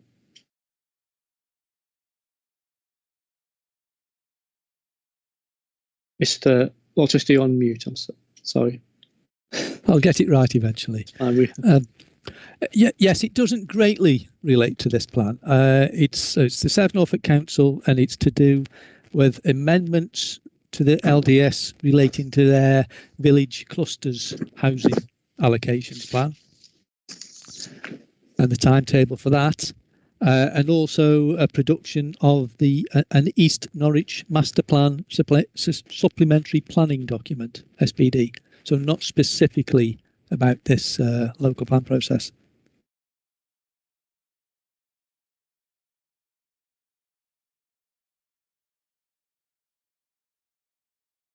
And is that East Norwich Master Plan SPD within the LDS of Norwich City Council? Pass on that one. I'm not sure, to be honest. I imagine it is. I imagine it's a joint one, because most of the sites in Norwich, and there's a bit of it that overlaps into South Norfolk. But yeah, I'm told, yes, that's correct. So in terms of then the local development schemes, is there anything that the partnership wish to add or confirm to anything that's here in statements about compliance with those schemes? No, we've followed the LDSs. They've been updated at appropriate stages as necessary. Thank you. And do any other participants have any comments they wish to make on the local development schemes? Okay, thank you. Question 2 relates to the statements of community involvement and the consultation requirements set out within them. Can the partnership just very briefly introduce that and just explain very briefly how they've met consultation requirements as set out in the respective statements of community involvement? Yes, so in our view, the JNLP complies with the Greater Norwich Authority's statements of community involvement. Their documents A18.1, A18.2, A19, A20.1 and A20.2, including any temporary updates that have been made in response to COVID-19 guidance, for example. Consultations that we've held have been undertaken in accordance with these, and that process is set out in the Greater Norwich Authority's Statement of Consultation, which is A8, and that process meets the requirements of the regulations. Also, so A8, the Statement of Consultation, sets out the various consultation stages that we have undertaken, explaining the process that we followed. And in respect of the COVID situation, then in some ways the timings of the consultation carried out was just before the COVID pandemic. In terms of in that sense, it's not been affected by any COVID restrictions. Is that correct? It is certainly the main early stages of the plan, all the community engagement, consultation events, all that sort of thing had taken place. The COVID effect really hit, I think, at Reg 19 stage, when documents are put on deposit, as we used to call it. It still is, but at the council offices, so people could come and see them. So there were restrictions on people coming into the council offices, for example. So they weren't directly available at the council offices. That sort of thing was allowed basically by the COVID-19 guidance. Thank you. Do any participants wish to comment on the adherence to the council's statements of community involvement? Hingham Town Council, Mrs. Doe. Yeah, sorry, I didn't actually get my hand up earlier in the previous question either, but it's fine. Sorry, about the development management policies. Obviously, we've made our representation, and obviously I don't want to be too site specific because you've asked us not to be, but we do think that the policies attached to sites are not consistent with the South Norfolk Council development management policies. In fact, they completely contradict them. But obviously all of that is detailed in our representation, which you've had, so I'm not going to go into great detail on that, but I would ask you to please take great note in that, that the very thing that defines the town is the very thing that they're wanting to obliterate, shall we say. But with regard to the community involvement, I mean, we picked up on several things. The statement of community involvement does define the district councillor's role in representing the community.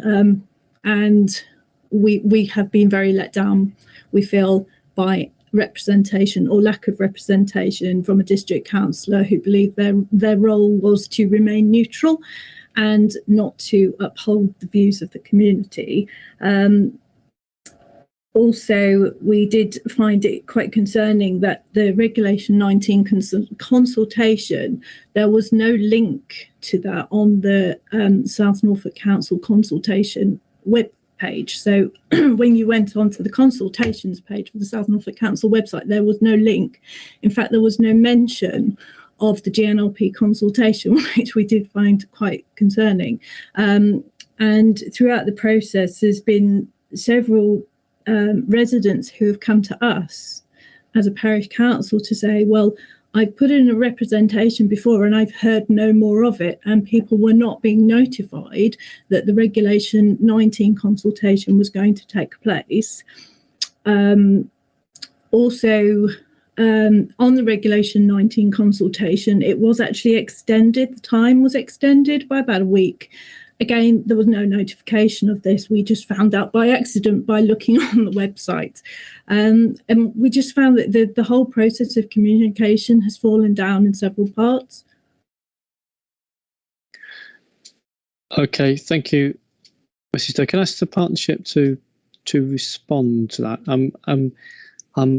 Just Mrs. Doe, just in terms of the first point, the local development scheme is like a timetable for the preparation of various local plan documents. So my question on that is about whether the preparation of a plan adheres to the timetable within the respective local councils, local development schemes.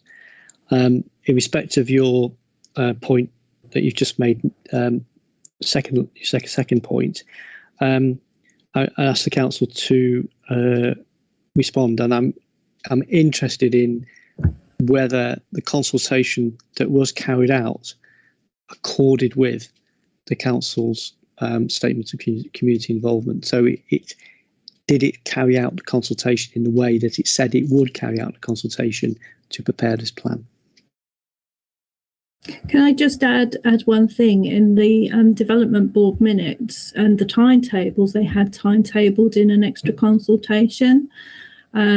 which was actually Regulation 18D, which was in their initial timetable, and then that never took place. At another board meeting, they decided that that wasn't required and they didn't use it. But again, there was no notification of that. Thank you. Mr. Walchester.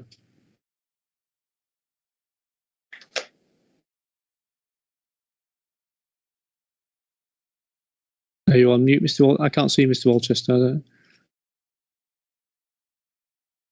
Right. Am I with you now? You are. Thank you. I'll get it right eventually. Yeah, in terms of the district councillor's role, I can't greatly comment on that. And district councillors do have to maintain neutrality, if you like, that they can represent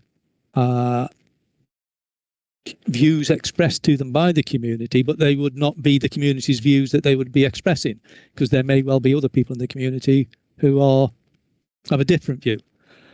So they can certainly pass views on if they see that as their role. But at the end of the day, the consultation is with the public, and we don't want the views, second Chinese whispers type views coming through a district councillor. We want people to respond directly. And certainly at the later stages, they have to, at the Reg 19 stage. Consultation links on the website. Again, I haven't heard of any issues with that at the early stages. It may be that there weren't links set up, but the main consultation webpage has been the GNLP webpage. Everything's been focused on the GNLP, and that's what the information going out would have been referring to. If you want to see documents, if you want to make comments, etc., you come through the GNLP webpage. So in that sense, we've been separate, if you like, from the district councils, the 3 district councils. Even in terms of location, the team has spent most of its time based at County Hall, away from the 3 districts. People not being notified at Reg 19, as far as we're aware, because we have heard this response to this view and checked, as far as we're aware, everybody who we had on our database from Reg 18 stage got notified of the Reg 19 stage. It may be, for example, that somebody's email address had been typed in wrong or something like that, I don't know, or we were given the wrong email address, or the email address had changed, that sort of thing. But as I say, we should have written to everybody who was on our web database about the Reg 19 stage. The consultation being extended, it was extended for a week, and we did send emails out about that and information on the website.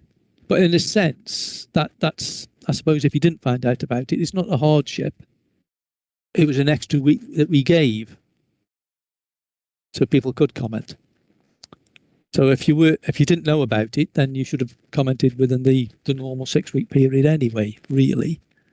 But as I say, we did extend it for a week to, I can't remember what the actual issue was, but it got a further week to allow people to respond. Was there another point as well at, or was that everything?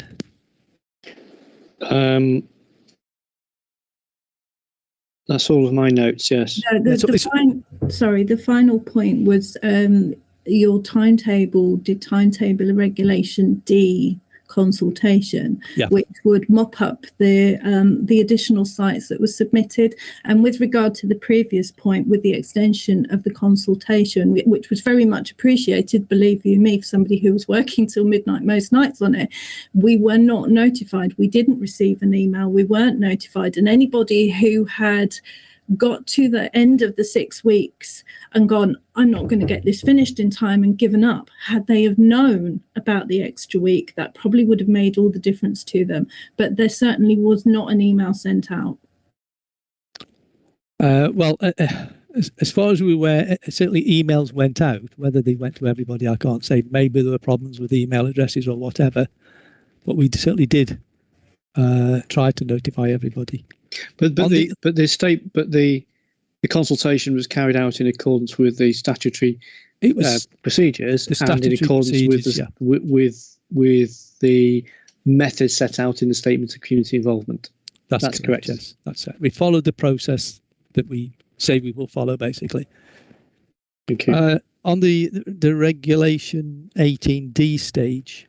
So if you remember, there was an 18C, which was a draft document, so to speak, an initial rough draft document, and it had been thought that we might do a revised version of that before we got to the Reg 19 stage. As it turned out, we decided that stage wasn't necessary. It was just taking up more time. So we progressed more rapidly to get to the Reg 19 stage, basically, which itself was then made available. So there was all the initial consultations on the issues and growth options. Then there was a consultation on a draft, and then to the Reg 19 stage, which is normally the normal procedure, to be honest. It'd be unusual to have 2 draft stages and producing a plan. Strictly, you don't have to even do a draft, but still. Thank you. Mr. Walchester, you said that the approach was to use the website because it was a partnership. So you use the website as a means of communication. And is that set out within the statement of community involvement, and that would be a vehicle for communication? Yes, it was one of the main ways of providing information. People can see all the documents, all the evidence base, and make responses back. So responses could be made back online, but we also said you can do it by email or by letter. Okay. For those who did not want to do it online, basically. Thank you. Mrs. Doe, you've got your hand up still, sir. Yeah, just about the regulation D bit, sorry. There were sites that were put forward that were intended in the timetable to then be consulted on that regulation D. Now those sites were not then consulted on. They were just discounted without going to consultation, which is a minor point probably. And with regards to the consultation on the website, the statement of community involvement is a South Norfolk Council. It is a district council document. Therefore, any resident who is looking for consultations to do with that district would naturally probably look on the district council website. And there was no direct link from that consultation page to the GNLP consultation page.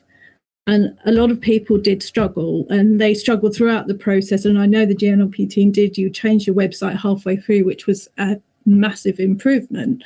But I do think that more should have been done to include more people. Well, say on the South Norfolk issue, as far as we were aware, there was information on the South Norfolk website on their local plans page.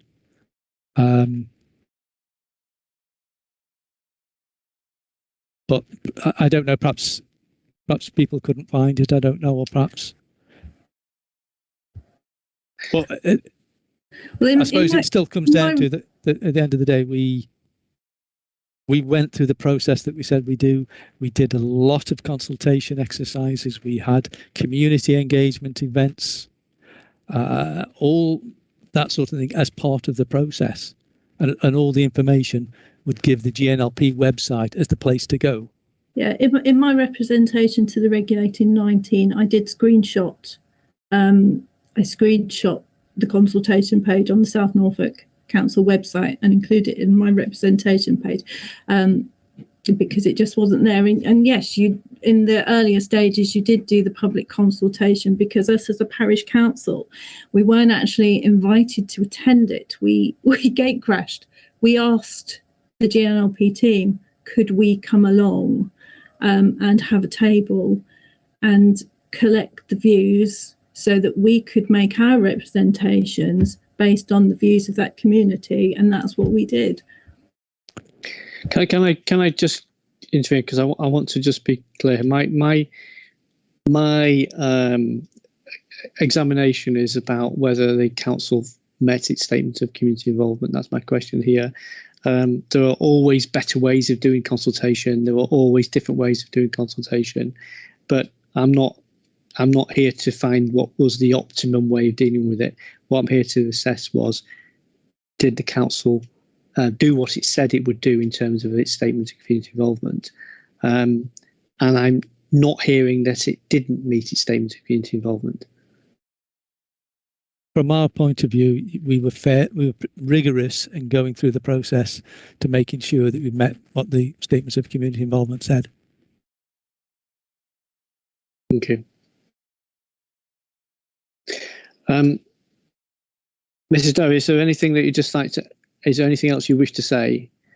And then I'd like to move on to matter 3, issue 3.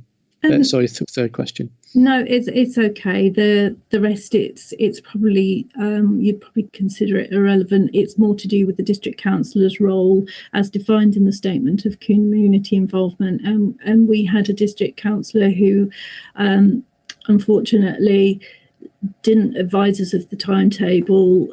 Kept advising us that it wasn't known how long the process was going to take when the timetable was very clearly published with dates assigned to it. So, but you know, that was one individual in a whole grand scheme of things. So it's probably not relevant as far as what you're looking for.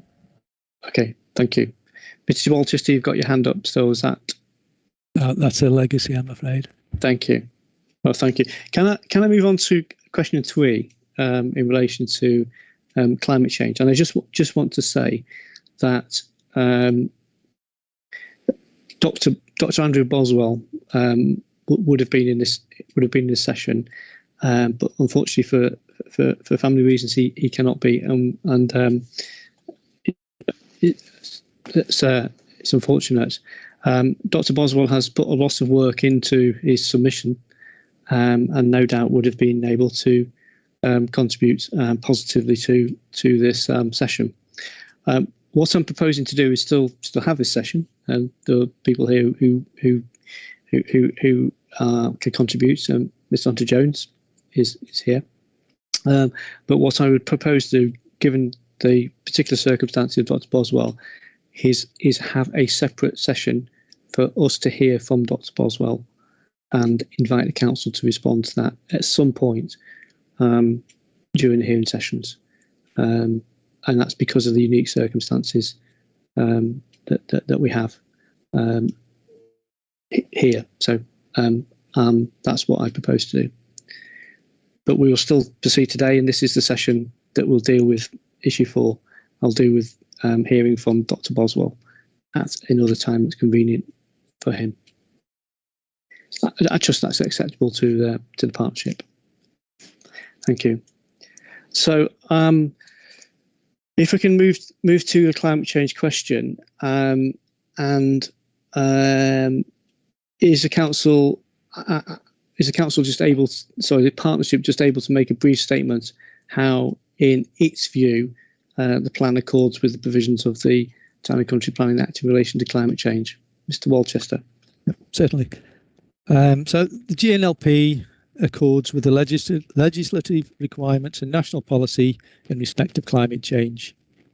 The requirement for local plans in section 19(1)(a) of the Planning and Compulsory Purchase Act 2004 is that development plan documents must, taken as a whole, include policies designed to secure that the development and use of land in the local planning authority's area contribute to the mitigation of and adaptation to climate change.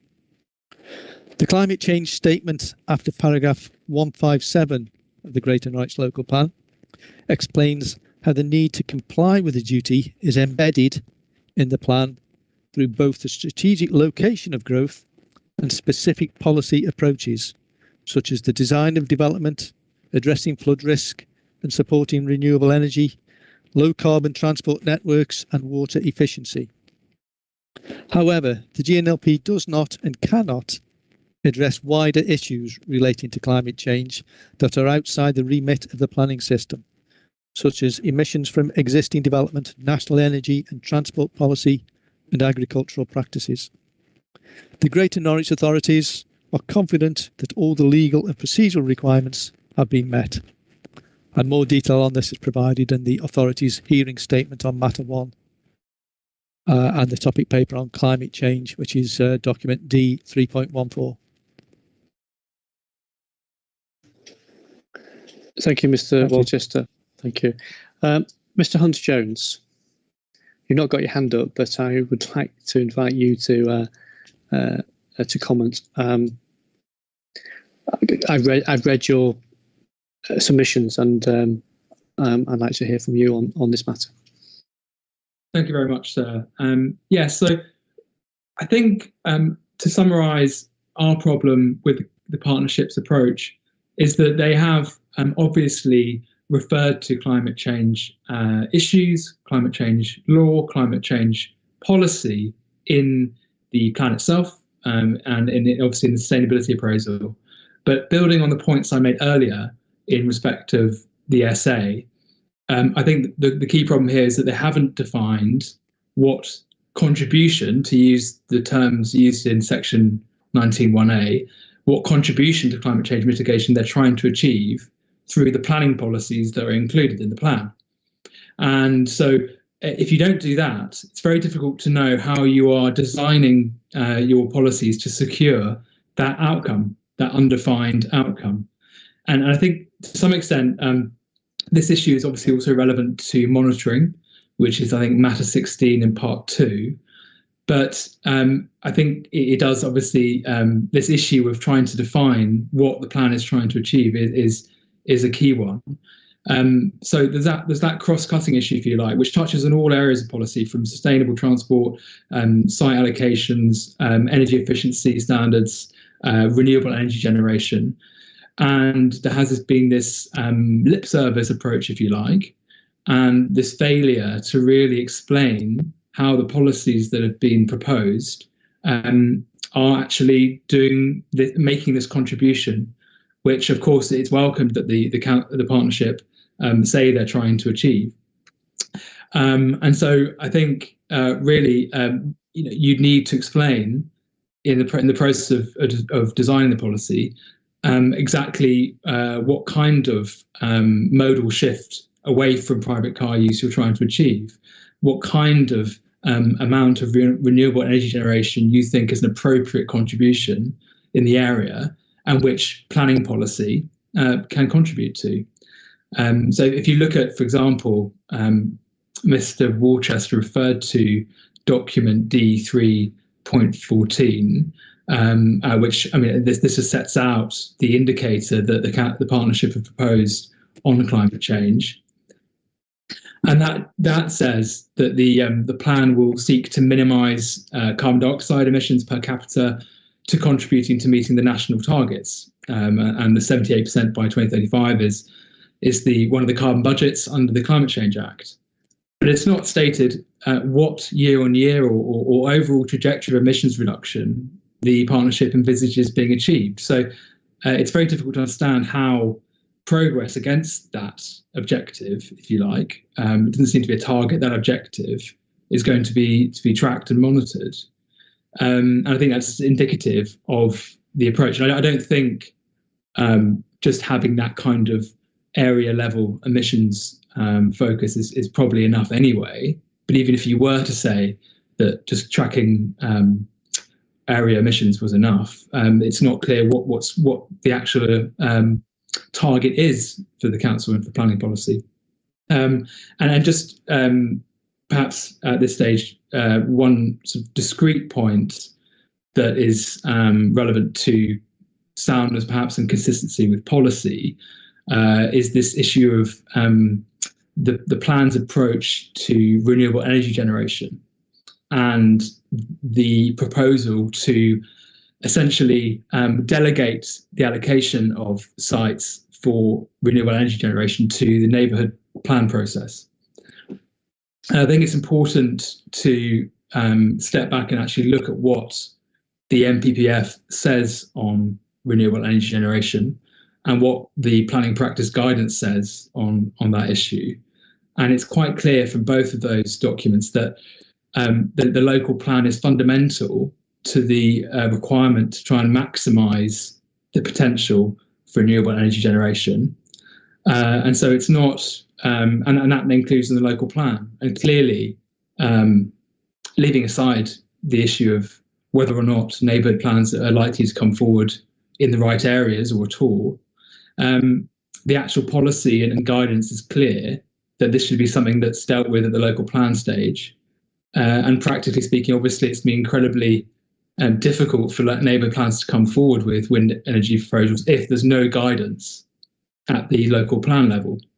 So I think if that's helpful at this stage, I'd make that sort of overarching point about the approach that's been taken to climate change in the plan, and then just raise that specific point on the approach to assessing the potential for renewable energy generation and designating sites.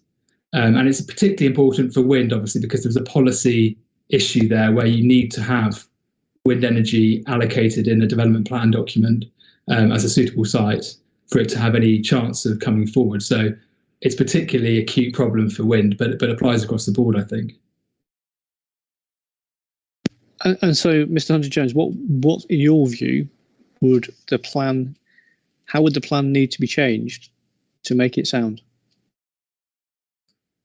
Yes, and I think it's a point I touched on earlier in terms of it's difficult to say conclusively in the abstract or to predict the outcome of a proper approach to designing the policy on an updated evidence base. So, for example, if it's hard to say exactly which sites for renewable energy generation would be designated were that the potential for that to be assessed. But and we've also referred to the approach to viability assessment in the context of energy efficiency, and clearly there seems to be clear scope for going further in terms of requiring higher standards there. But it's difficult to say exactly what that standard should be until the actual assessment has been done. I hope that's helpful. Thank you, Mr. Walchester. Are you able to respond to those points, please?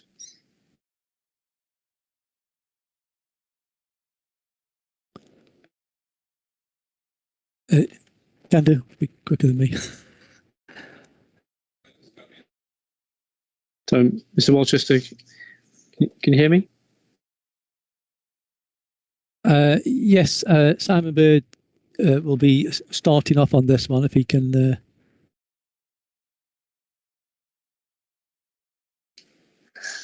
Okay, he's just struggling to get in at the moment. So is there someone else going to join you?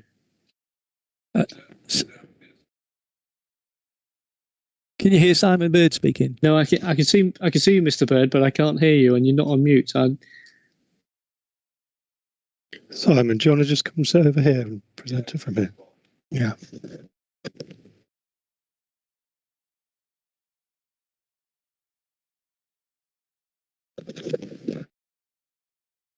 Can you hear me now, sir? Can hear you, yes. Thank you. Sorry about that. Yes, on the visitor access to the Wi-Fi, I'm afraid it's slightly intermittent. So I was just going to start with general context, if I may, because obviously the question relates to Section 19(1)(a) of the 2004 Act and compliance with that. The Act isn't prescriptive as to what the plan must contain in order to comply with the duty, but the key point is the policies must be taken as a whole, and they must be designed to secure that development and use of the land in the local planning authorities area contribute to the mitigation of and adaptation to climate change. So they have to be designed policies to secure the contribution to mitigation and adaptation to climate change. There's no requirement for the plan to, as it were, set specific reduction targets for the plan itself, given, of course, that reduction targets will depend on a variety of actions taken across not just this authority but other authorities' strategies, including, for example, the local transportation plan. And what is being suggested, I think, to you is that there should be a measurable target included in this plan, and without that there's not compliance with Section 19(1)(a). But I mean, that's not a requirement of Section 19(1)(a). It's not a requirement set out in the MPPF, and it's not a requirement set out in the PPG either. So it's not a requirement. I think it's also said, although I haven't actually seen evidence from Mr. Hunter-Jones, that effectively there should have been some form of alternative modelling undertaken of the plan in order to demonstrate compliance with the statutory duty. and we obviously touched on the essay earlier, and we'll touch on Mr. Boswell's work, no doubt, when he is able to attend the examination. But you will have noted from Mr. Boswell's hearing statement, and particularly the appendix to that, that effectively the modelling that and the modelling guidance he relies upon is BIS modelling guidance, and identifies effectively a margin of discrepancy of plus or minus 50%. But of course, the modelling of a local plan would be an even more complex modelling exercise than that, with far greater margins of discrepancy, given all of the assumptions which would have to be inputted into it. So we don't see that there's merit in the approach, and the issue that you need to consider is whether or not effectively the plan embeds the carbon change policies in its approach, and the extent to which those policies, looked at as a whole and also looked at in the context of broader initiatives and strategies of others, will deliver the significant reduction on emissions which will be required in order to achieve sixth carbon budget, but also obviously the 2050 requirement in due course. And we say, when you look at that and you look at the climate change statement, it explains very clearly how climate change is embedded in the plan. And it goes as far as the evidence base can take it. Thank you, Mr. Bird. Mr. Hunter-Jones. Thank you. So just to come back on those 2 points that Mr. Bird made, it's not the first point about a local, what I understood to be the need for a local emissions target, I think was what was referred to. And that's not Client Earth's position. What I was talking about earlier in terms of the proposed monitoring indicator was that the reference to a local area emissions, the local area emissions as monitored by central government, is only going to be helpful if you have some sort of indication of what you're trying to achieve year on year. Minimising them by reference to something seems to me, at least, unless I'm missing something, entirely meaningless, because you're just it's not clear whether it's consistent with that overall picture or not. And as I alluded to in my earlier points, I think that kind of macro level, area level emissions maybe is one of the lesser helpful points to measure. What's probably more helpful to measure is whether or not the individual policies and the policies under each area are maximising the potential for emissions reductions, and how you go about tracking that and making sure that they secure those outcomes. So, I mean, just purely by way of illustration, you might say that the government is seeking to achieve a certain modal shift in transport away from private car use to public transport and walking and cycling. You might say that's what we're seeking to achieve here, and we've designed a policy around that. Or you might say we're looking to achieve a certain proportion of new builds having a certain level of energy efficiency, for example. So that's the point there. It's not that there needs to be some sort of local emissions target, partly because it obviously is difficult to say that planning policy, to what extent it's contributing to that for the reasons that Mr. Bird said. And I'm not sure where that's come from, that suggestion that that's our argument. On the second point around modelling, it's also not the case, by extension from the previous point, that we are arguing for a particular modelling approach. It would be obviously fine for the partnership to undertake modelling of the impacts of what their proposed policies are doing. The key point, as I've made earlier in the context of sustainability appraisal and earlier in the context of Section 19(1)A duty, is to set out what you're trying to achieve and to explain how your policies do that, and obviously by reference to reasonable alternatives as well.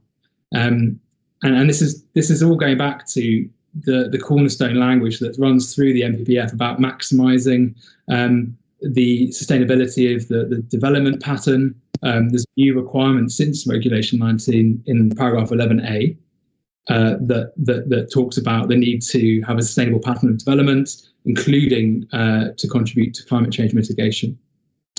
And so, if anything, the need to, again, paragraph 152 talks about the need to contribute to radical emissions reductions and it clarifies that's in line with the objectives of the Climate Change Act. And if anything, the direction of travel with policy is to become more, to put more emphasis on future-proofing development in this way. So that's just to clarify on those 2 points that Mr. Bird raised about around our case on this issue.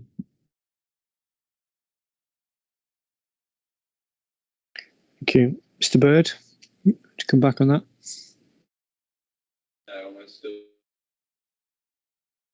No, we're struggling, Mr. Bird. Do you want to come back, Simon?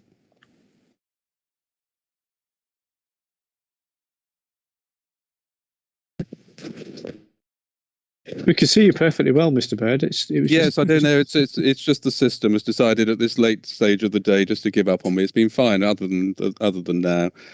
Yes, no. Just coming back to those points ultimately. As far as the plan is concerned, as I say, it embeds in the policies, and it's all set out in the climate change statement how it is the policy framework will contribute to the significant reduction in carbon emissions. And as I say, you've got to look at the policies as a whole. And other than this, as it were, requirement, some sense that we should be referring to some broader targets, but whether they be national targets or local targets, there doesn't seem to be any particular issue raised with the policies themselves. And what they are proposing in terms of delivering climate change, other than, as I understood it, the wind energy policy. And there, of course, the difficulty which Mr. Hunter-Jones faces is the footnote in the MPPF, which identifies that wind energy, onshore wind energy, has to have the support of local communities. And it talks about development plans, not local plans. And so one option, indeed the sensible option to address wind energy, is to rely on neighbourhood plans, because ultimately, unless wind energy onshore has the support of a local community, it does not comply with national policy. But the local plan does promote renewable energy at a strategic level. And what was the option to include policies that would relate to wind energy in this plan considered? So I'll have to ask Mr. Burrell in relation to options for wind energy in this plan and whether they were considered.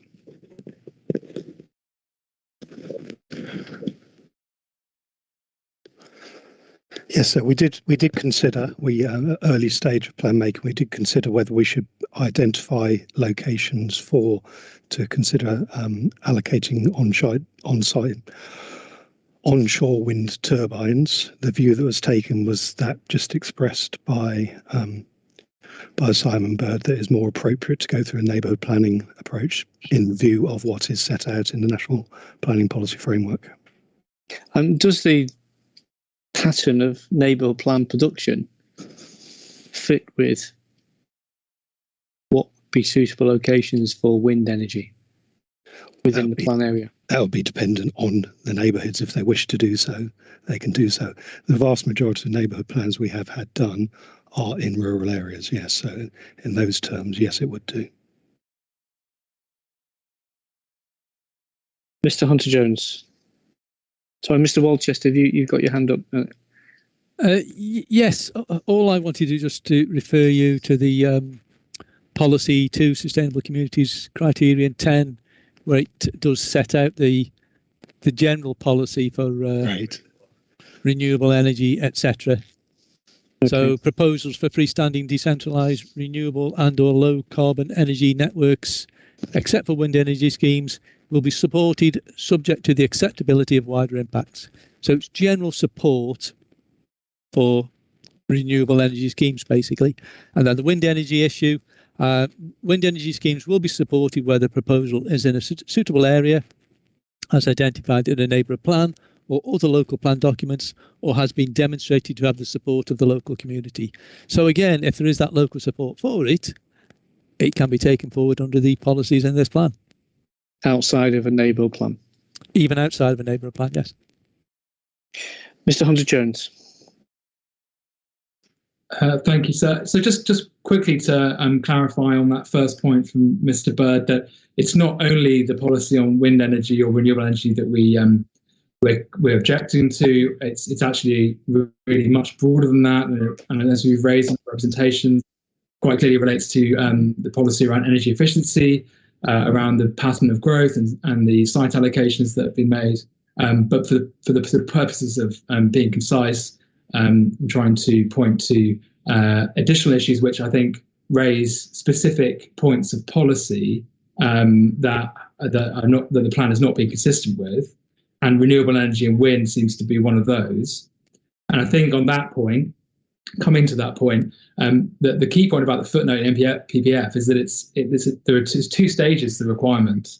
The plan or development plan documents need to designate suitable sites, and then at the development management stage, for permission to be granted, the decision maker needs to have taken the view, as a matter of planning judgment, that the proposal has the backing of the community. And obviously, so they're two very different things, and trying to merge them into one has perhaps led to this confusion where you're only able to allocate wind energy in neighbourhood plans, and that's clearly not the case. And I mean, across the country, local authorities are designating wind areas in local plans, and it's quite clear, it's in terms stated in the planning practice guidance that local plans must identify the potential for renewable energy potential, and there's no carve out for wind in that guidance, and it follows from the NPPF that you need to maximise the potential for renewable energy generation again, without any carve out for wind. So I don't think there's any way that I can see that you could say that the plan is policy. It's consistent with policy and sound by taking this approach, and leaving aside all the practical difficulties that you've just referred to around the likelihood or otherwise of neighbourhood plans coming forward in the right areas and at the right rate to deliver sufficient renewable energy generation. It just leaving that to one side, that just doesn't conform with policy. Thank you. I'm going to conclude on this now, but I'm just going to invite anybody else who wishes to make any further point, including Mr. Hunter-Jones, if you wish to make any final points, Mr. Hunter-Jones, and then I'll ask the partnership to make a final point if they so wish. If there's no one else, Mr. Hunter-Jones, is there anything you wish to add? Not from my side, unless there's anything I can clarify for you, sir. That's fine. I don't know who's going to come back from the partnership. Mr. Ball has got his hand up. He's got a working microphone. Yes, mine seems to be okay. Thank you. Yeah, just wanted to point to the fact that it's, as Simon Bird's pointed out earlier, it's about the distribution of our growth, and it's about the design of the growth proposed allowed for through our policies. So the distribution of growth will lead to greater density of development in and around our urban areas, some growth in villages, but overall it's leading to a densification of growth. And then secondly, in terms of the design, policy 2, and to a certain extent policy 3, but certainly policy 2, is all about designing for sustainable communities, and climate change is absolutely intrinsic to that. So we're requiring a sustainability statement from developers where they'll have to set out how they will be addressing the many different issues associated with climate change through their development. And policy 2 is designed to cover those issues ranging from promoting active travel through to flood risk. Thank you very much, Mr. Ball. And I just return to what I said at the start, that we will hear from Dr. Andrew Boswell at another point. So some of these matters will no doubt be the subject of discussion again with Dr. Boswell. But I'd like to thank Mr. Hunter-Jones for his contribution, and Mrs. Doe as well for contribution earlier on consultation. So thank you very much. That concludes issue 4. We're going to return to issue 3, and does the partnership want a quick break? Just a 5-minute break, if that's a 5-minute break. Okay. Yeah. So it's 16:35. So if we resume at 16:40, and then we'll move on to HRA. Thank you. Thank you.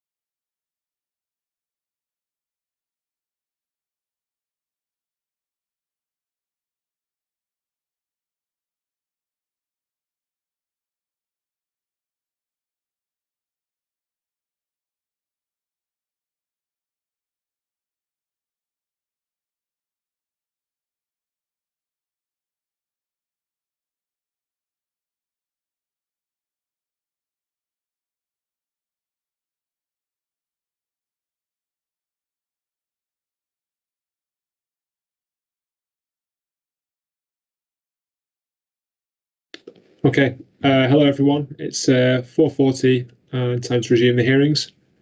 We're on now to issue 3, which has the habitat regulations assessment been undertaken in accordance with the regulations, and is it robust? It's just 3 questions to go through here. It's likely to be a shorter session probably than some of the ones we've already been through. Start with question 1. I note that the partnerships provided an update in their hearing statement about progress with adoptions of the GIRAMS strategy, which is helpful. Could I first ask whether there's been any further progress to report since the statements were produced? Because the statement seemed to imply that approval on the draft statement from Natural England was imminent, or that comments were awaited. Is there any updates to report in that regard? Mr. Worcester. Oh, Mr. Worcester, you're on mute, sorry. Sorry about that. Yes, a bit of an update. The draft statement we had on the Statement of Common Ground with Natural England.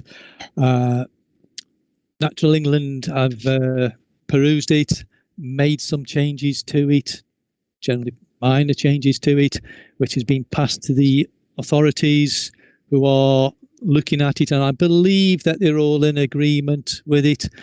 There might be a little bit more tinkering, so it's going around the circuit again, but it is nearly there basically, and we are still on track for approval of the GIRAMS by the authorities by the end of March. They're going to committees, councils, etc., of those that need to take them to them. Okay, is that Natural England's position as well? These are minor tweaks and nothing that goes to the heart of the matter. Is that a fair summary? Yes, I'd concur that it is just sort of finessing a few bits or making it a bit clearer. But it's a case of it's got to go internally to our lawyers, and then when it goes back to the local authorities as well. But I think we are probably about 99% there, I would say. Okay, thank you. I mean, the date that was given in the hearing statement, I think, was the 31st of March for approval by the various authorities. Obviously, that's not a million miles away from where we are now. It's just to ask the question really, that when that approval goes through, could the partnership notify us, please, just to update us on that point? Thank you. Certainly. Okay, and just one final question with regards to question 1. Is there any prospect of further revisions to the GIRAMS strategy at this stage, or is it more or less finalised? The GIRAMS strategy is finalised. It is proposed, and it's mentioned in the statement, that there will be a fairly quick review, but the strategy itself is finalised. That document is finished. It's just the approval of it and the implementation of the addressing the work that's necessary to take everything forward. Okay. So the governance process and procedures for debating that process is the next stage. With regards to question 2, is the GIRAMS strategy robust and is it likely to be effective? I only had one question on this point, and it's for Natural England, and it's simply this. Are Natural England satisfied that the GIRAMS strategy is robust and that it would result in no adverse effect on the integrity of any European site? Yes, we are. As once it's implemented as intended across Norfolk, experience of similar schemes, although not identical, in places like the Solent, for instance, and the Thames Basin heaths, addressing recreational impacts on these designated sites have shown, it's an effective approach of addressing an issue that lies, that needs these strategic solutions that lies beyond the boundaries of any one local authority. So yes, we're satisfied that it's the best way forward for these sites in Norfolk. Thank you. Okay, thank you. That's the only question I had under question 2, unless there's anything else people want to add. No. Okay. The third question was the interim statement of common ground between the Greater Norwich authorities and Natural England on the GIRAMs states that I'm getting a message here saying I've got bad network quality. Are people able to see me and hear me loud and clear? Yes. Okay, I'll continue for now then. So the statement says that the partners and other LPAs are mindful of the governance success factors for the scheme and other process points, including apportionment, joint decision making and prioritisation still needs to be finalised. When is it anticipated that these arrangements will be finalised, please? Oh, so that's the end of the question, isn't it? My first question is, it's been a long day. How important is the agreement of governance measures, success factors and other process points to the implementation of the GIRAMs strategy? This is something that is specifically addressed in the HRS. I wonder if this is a point to bring in Nick Sibbett, who is the consultant from the Landscape Partnership who produced the HRA for us. Yeah, good afternoon, sir, and thank you for inviting me to join the meeting.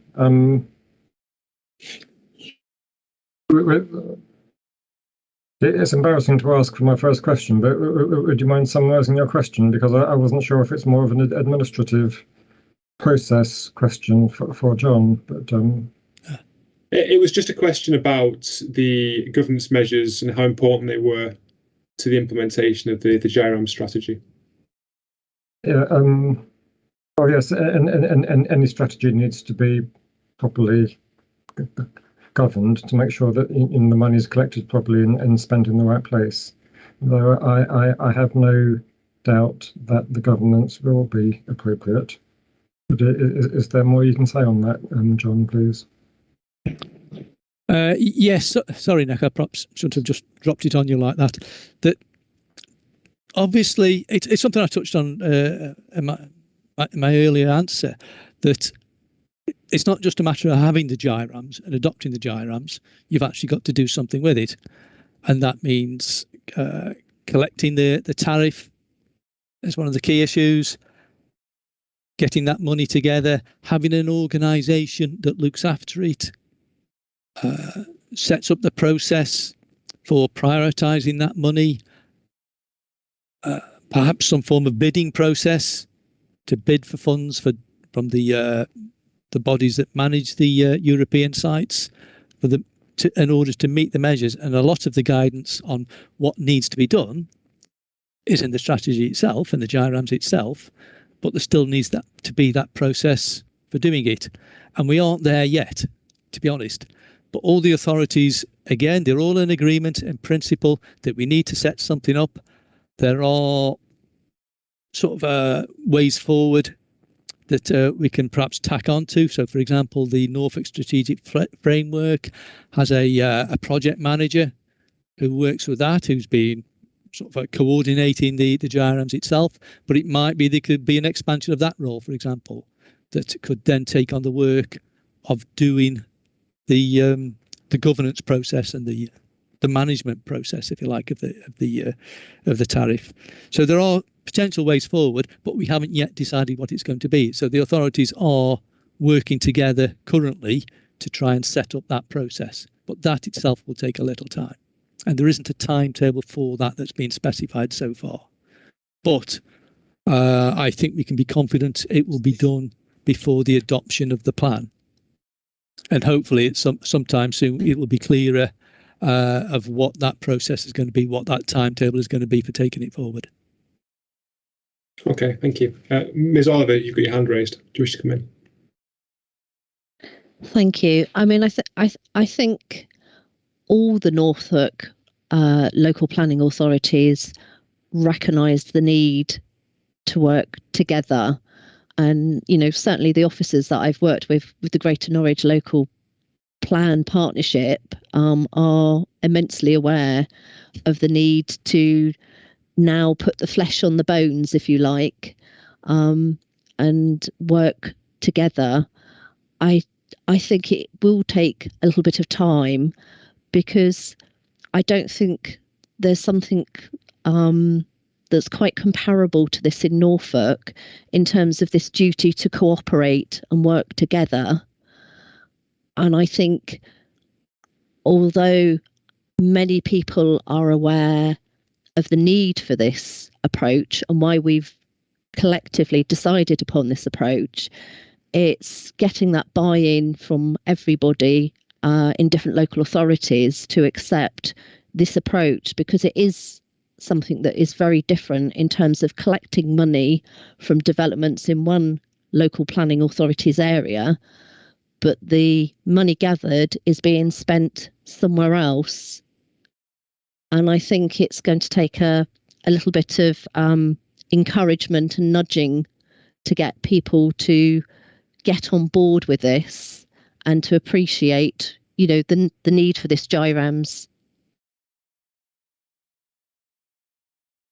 Okay, thank you. Could the partnership just summarise to me what progress has been made with those governance measures and what still needs to be agreed? Well, the progress that's been made, again, it's been done through the Norfolk Strategic Planning Forum, and there's been officer level meetings to discuss the governance arrangements and how they might be taken forward. And that is about where it's at the moment. But the process will be, yes, to set up a process, discuss it with members through the forum initially, and then the district councils separately to agree that process being put in place. So timetable wise, you're talking of perhaps 6 months for it to go through its process. And it is an important issue, and it, in a sense, it's why I brought Nick Sibbett into the conversation in terms of the HRA, because under the HRA, it's important. It's not just that you have the GIRAMS, but you've got to actually achieve the GIRAMS. And you can't achieve the GIRAMS without the governance process and setting something up. So strictly, it's part of the GIRAMS, if you like. So although members will be approving the GIRAMS, they've got to then progress on to the next bit. And that is the next stumbling block, if you like, but we should be getting there.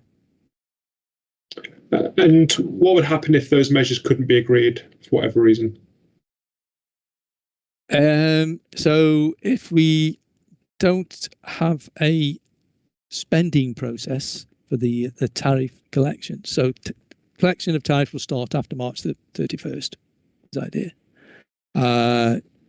It takes a while for some money to be built up, any useful money. So you've got time for that to take place, but you can't have it so there's too long a delay, because if you do, there will be the impacts on the wildlife sites, the European sites, while you're just collecting money and you're still causing harm. It's not just a matter of collecting the money. So you've got to have it in place within a reasonable timescale. And I believe some authorities where they've got a similar scheme have stumbled at that stage. But that's important as well, that we don't want a local plan that's delivering lots of growth and then you haven't got the mitigation in place. Or a means of achieving the mitigation in place, more correctly. That timetable of 6 months, I admit, understand it's a ballpark figure rather than a precise figure. That's helpful, really. If you could, the partnership could keep us updated with further progress in that regard throughout the examination process, that'd be much appreciated. Yep, certainly. That concludes my questions under the third issue. Are there any final comments anyone wants to make before we close for today? Nothing from me. Okay. Well, thank you all for your participation and also for your forbearance and stamina in some cases. It's been a long day, I imagine, for some people. And I appreciate some people have appeared in nearly every session, so that's appreciated, and thank you very much. Yeah, so thank you very much. We've dealt with day one, so thank you for your, as Mr. Hatfield says, thank you for your forbearance, staying with it. It's nearly, we hope we won't be going on as late as this for most days, but it's good to get day one done. So thanks very much, and thank you very much. We'll see you all tomorrow. Thank you. Thank you. Bye-bye. Bye. Bye-bye.